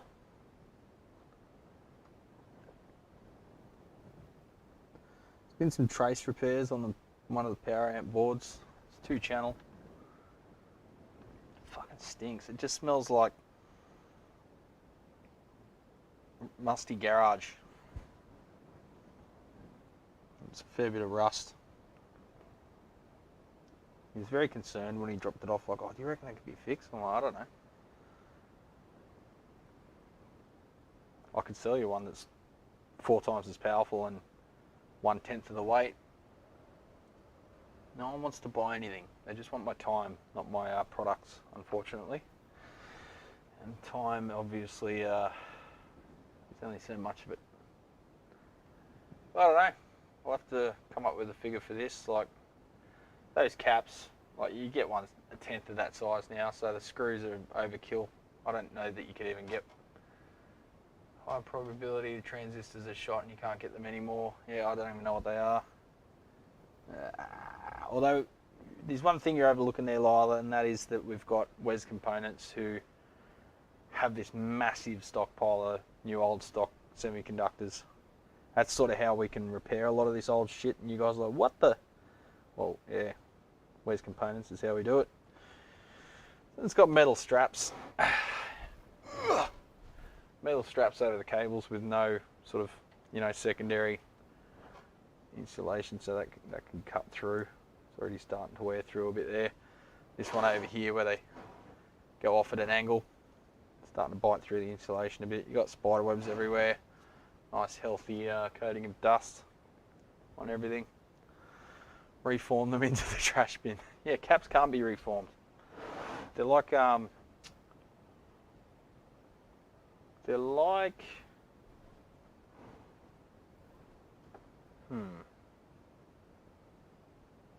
know. They're like things that can't be reformed. So many people lied to me then.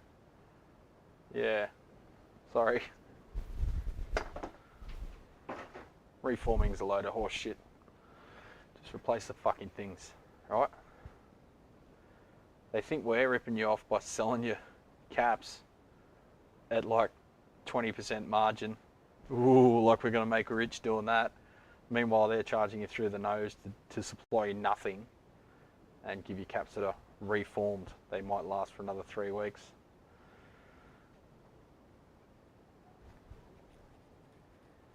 Anyway, now my hands smell like this thing, I might just, I don't know, come up with a figure. I'll see if I can find a schematic. There's nothing mind-bending in it. It's just a series of amps with a graphic EQ. And just needs a good cleanup.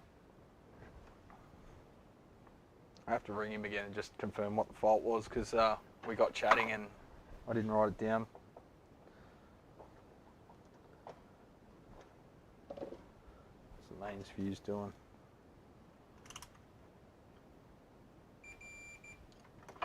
Got continuity.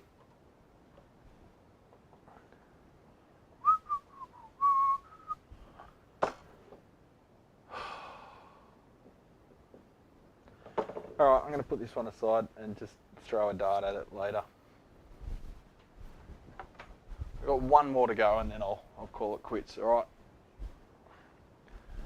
Of course, I'm saving the fucking heaviest ones till last. Reforming a cap doesn't magically re-wet the electrolyte.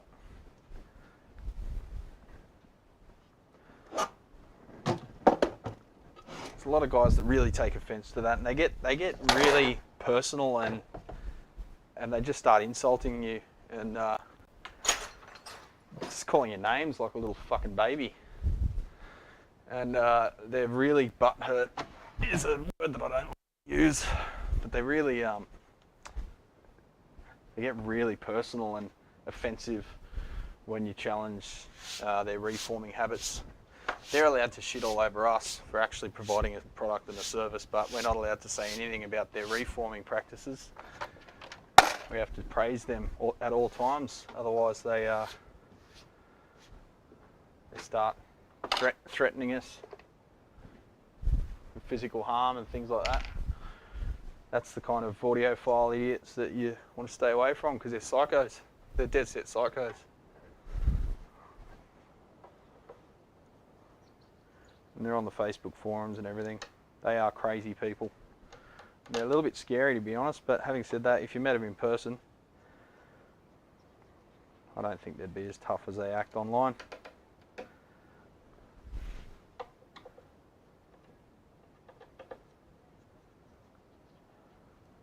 At the end of the day, they're just little insecure men.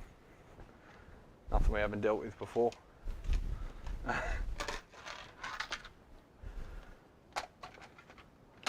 Ah, James. Thanks, mate. That'll buy me a burrito.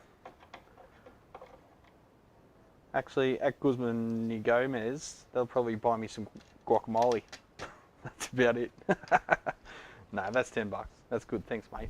Legend. So this amp I looked at in 2019, I think, and I installed something pretty cool. So it's a super bassman, and it had the shitty auto bias setup, compu bias, whatever the fuck they called it, and it failed, and it was no longer available from Fender, but it was shit anyway. So yeah, thanks SoCal Lars. Yeah, it's just weird. They go on the offensive and they're really aggressive. One of them was challenging all my mates at once in one thread on Facebook. He attacked them. He went to their personal pages and looked them up and started insulting their partners and if they had public photos and saying just horrible shit. Like, what kind of well-adjusted person does that? None. That's what. So the guy was just a straight up psycho. And yeah, make sure you block those people straight away. No questions asked, just block, instant block. Oh, it's got screws behind as well. Isn't that lovely, a fender? Sorry, I'm over on the other bench. I've got to dismantle this thing away from the camera.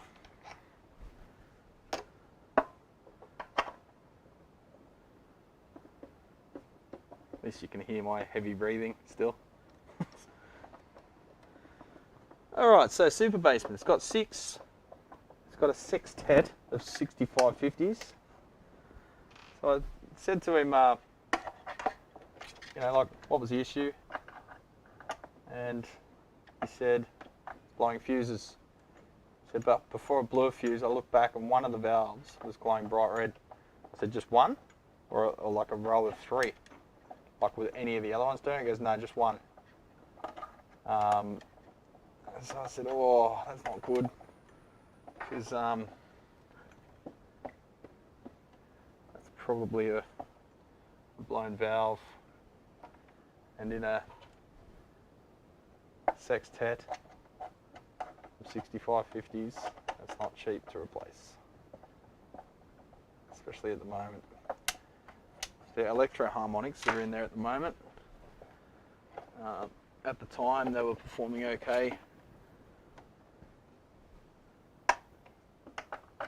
He's used them for several years since. And I hate to see just spontaneous failures. You'd like to, I mean, I would have biased this, I've got to look up the notes, but I would have biased it pretty cool.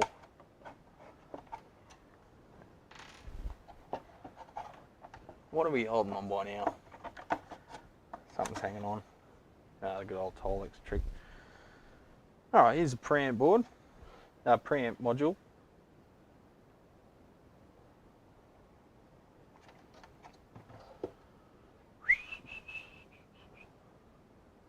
See, bummets. Norway, you're at. Oh, yeah, that is not for local.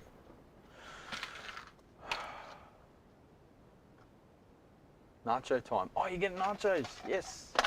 I'm having burritos. It's Mexican day.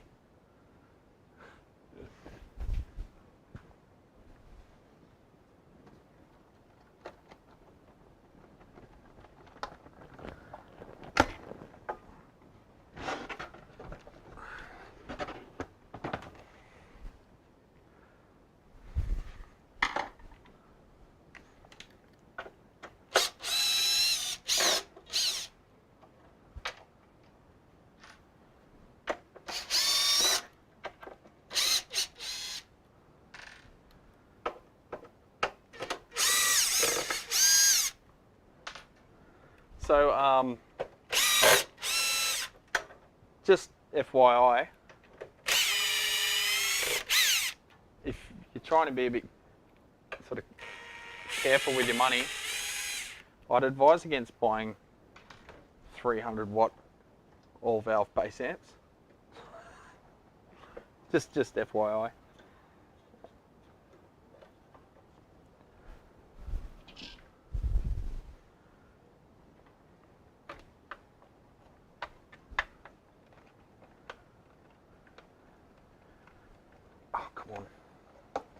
Just disassembling this thing because it's got a two-part chassis.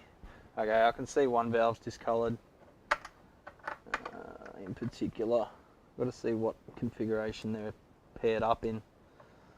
Because one of them's got some pretty heavy discoloration to the glass, indicating that you know, it's gotten real hot and some of the anode has vaporised off and condensed on the glass nearby. We're talking those kinds of temperatures. Vaporizing metal temperatures, or coatings anyway. It's about 3,000 screws to get into it.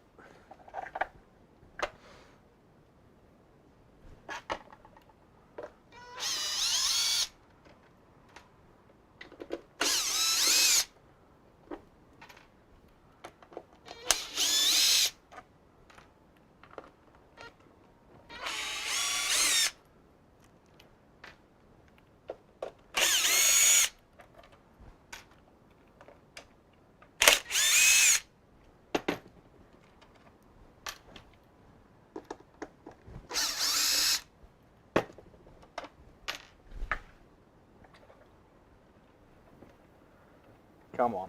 Any more screws? Nah, 2 more. God.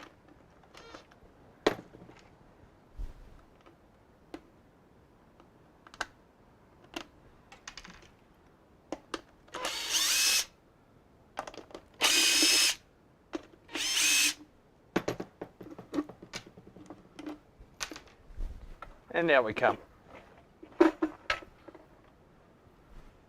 Alright, sorry about that. So there we are.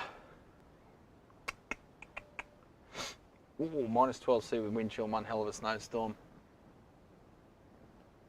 Just had 2 blasts of lightning and thunder in the middle of a bloody snowstorm. Wow, make that 3. Hectic. Stay safe, champions. So here's a whole bunch of valves.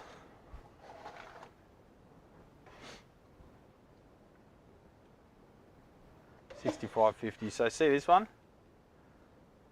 It's got all that darkness on the side. That's overheated severely.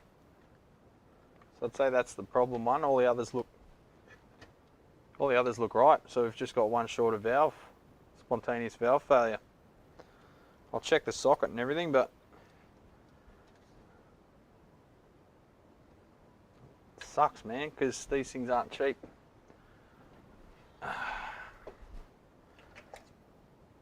So that fuse is blown, or it looks, I don't know, still it looks deteriorated though, like it's gotten hot.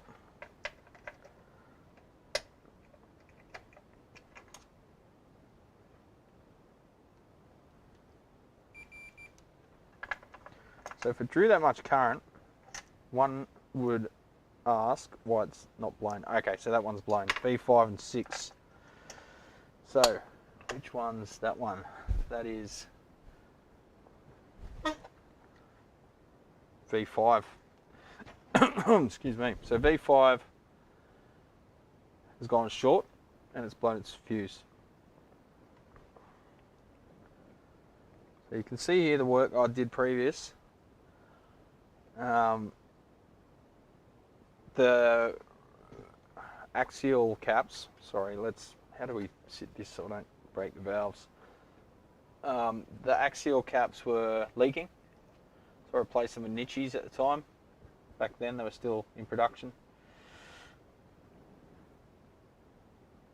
They still look visually okay.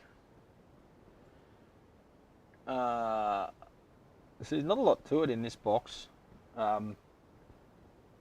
Most, like the trannies are mounted hard to the cabinet, and then they've got these connectors on the top, like an Ampeg or whatever, that link up to them instead of trying to mount it on the cabinet, on the chassis, and having to have it super heavy duty as a result. So the original can caps are still there. It's starting to feel a little bulgy though. They were okay back then, but maybe now since we've got it out anyway, I might quote to replace that too. We could probably get away with replacing a pair of them and just hope we get close. Probably have to do a full set though. And down there, you can see my replacement board. Made a little bias board with some trimmers on it, see that? And some test points, just old school with turrets. That replaces a bias computer. So we can just adjust the bias manually. So I reckon we'll replace. Here's me talking, putting shit on partial recaps, and I did a partial recap. But generally the ICs, the axials are the first to go. The radials seem to be better quality, but we might change them while we're here anyway. New set of these. I could try 2, but once you've ordered 2 and they turn up, because I don't stock 6550s, I buy them per job because they're much rarer that the job comes in with them. We might buy a sextet and then buy a pair, and I'll put a pair in, see how they all line up, and if that gets us out of trouble, I might just charge them for the pair. But then I've bought myself a sextet that I've got a stash, and I'm sort of out of pocket there. So a sextet of these is like $1,200–1,300. Not really something I want to go throwing around if I don't have to. Not rated for plate volts at all. What isn't?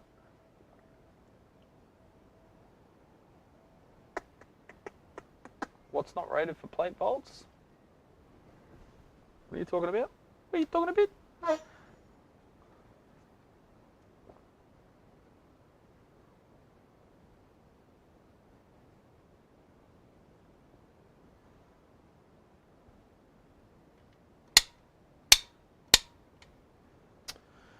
Yeah, bugger.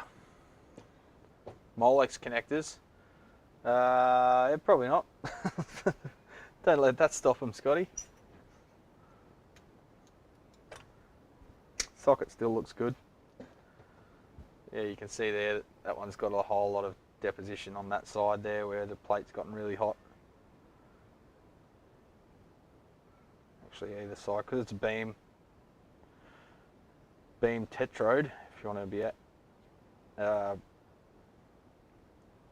to be a stickler for terminology, these sides of the plate will get hotter. And they've actually got heat dissipating fins in there, the 6550s, and that's where it's gotten hottest and started depositing on the inside of the glass envelope. So anyway, I'll throw a dart at that one too. I think we've got enough. I'm literally going to have to go through and watch my own video to take notes because I've just been chatting away, but I'm going to take off and I'm going to get some bloody food in me guts. So have a good one, legends. Thanks for joining us. We've just clicked over the 6 hour and 20 minute mark, believe it or not. Thanks for sticking with us, and I hope that was a bit entertaining. At least I got the all the amps off the bench, and we can get some figures happening, and I'll start doing some individual videos as the quotes get approved. I don't want to start a video and then the quote doesn't get approved, and then I'm like, oh, I wasted all the time doing a video. So I only do full-on edited videos of the jobs that get approved, generally, unless I'm bored. So have a good weekend, legends. Keep your head down with that weather. Sounds fucking terrible, and stay safe and all that jazz. Just wrap yourself up in a blankie with a nice bottle of single malt. You'll get through it. Oh, here's me cheering you on. Take it easy, legends. Thanks for joining us.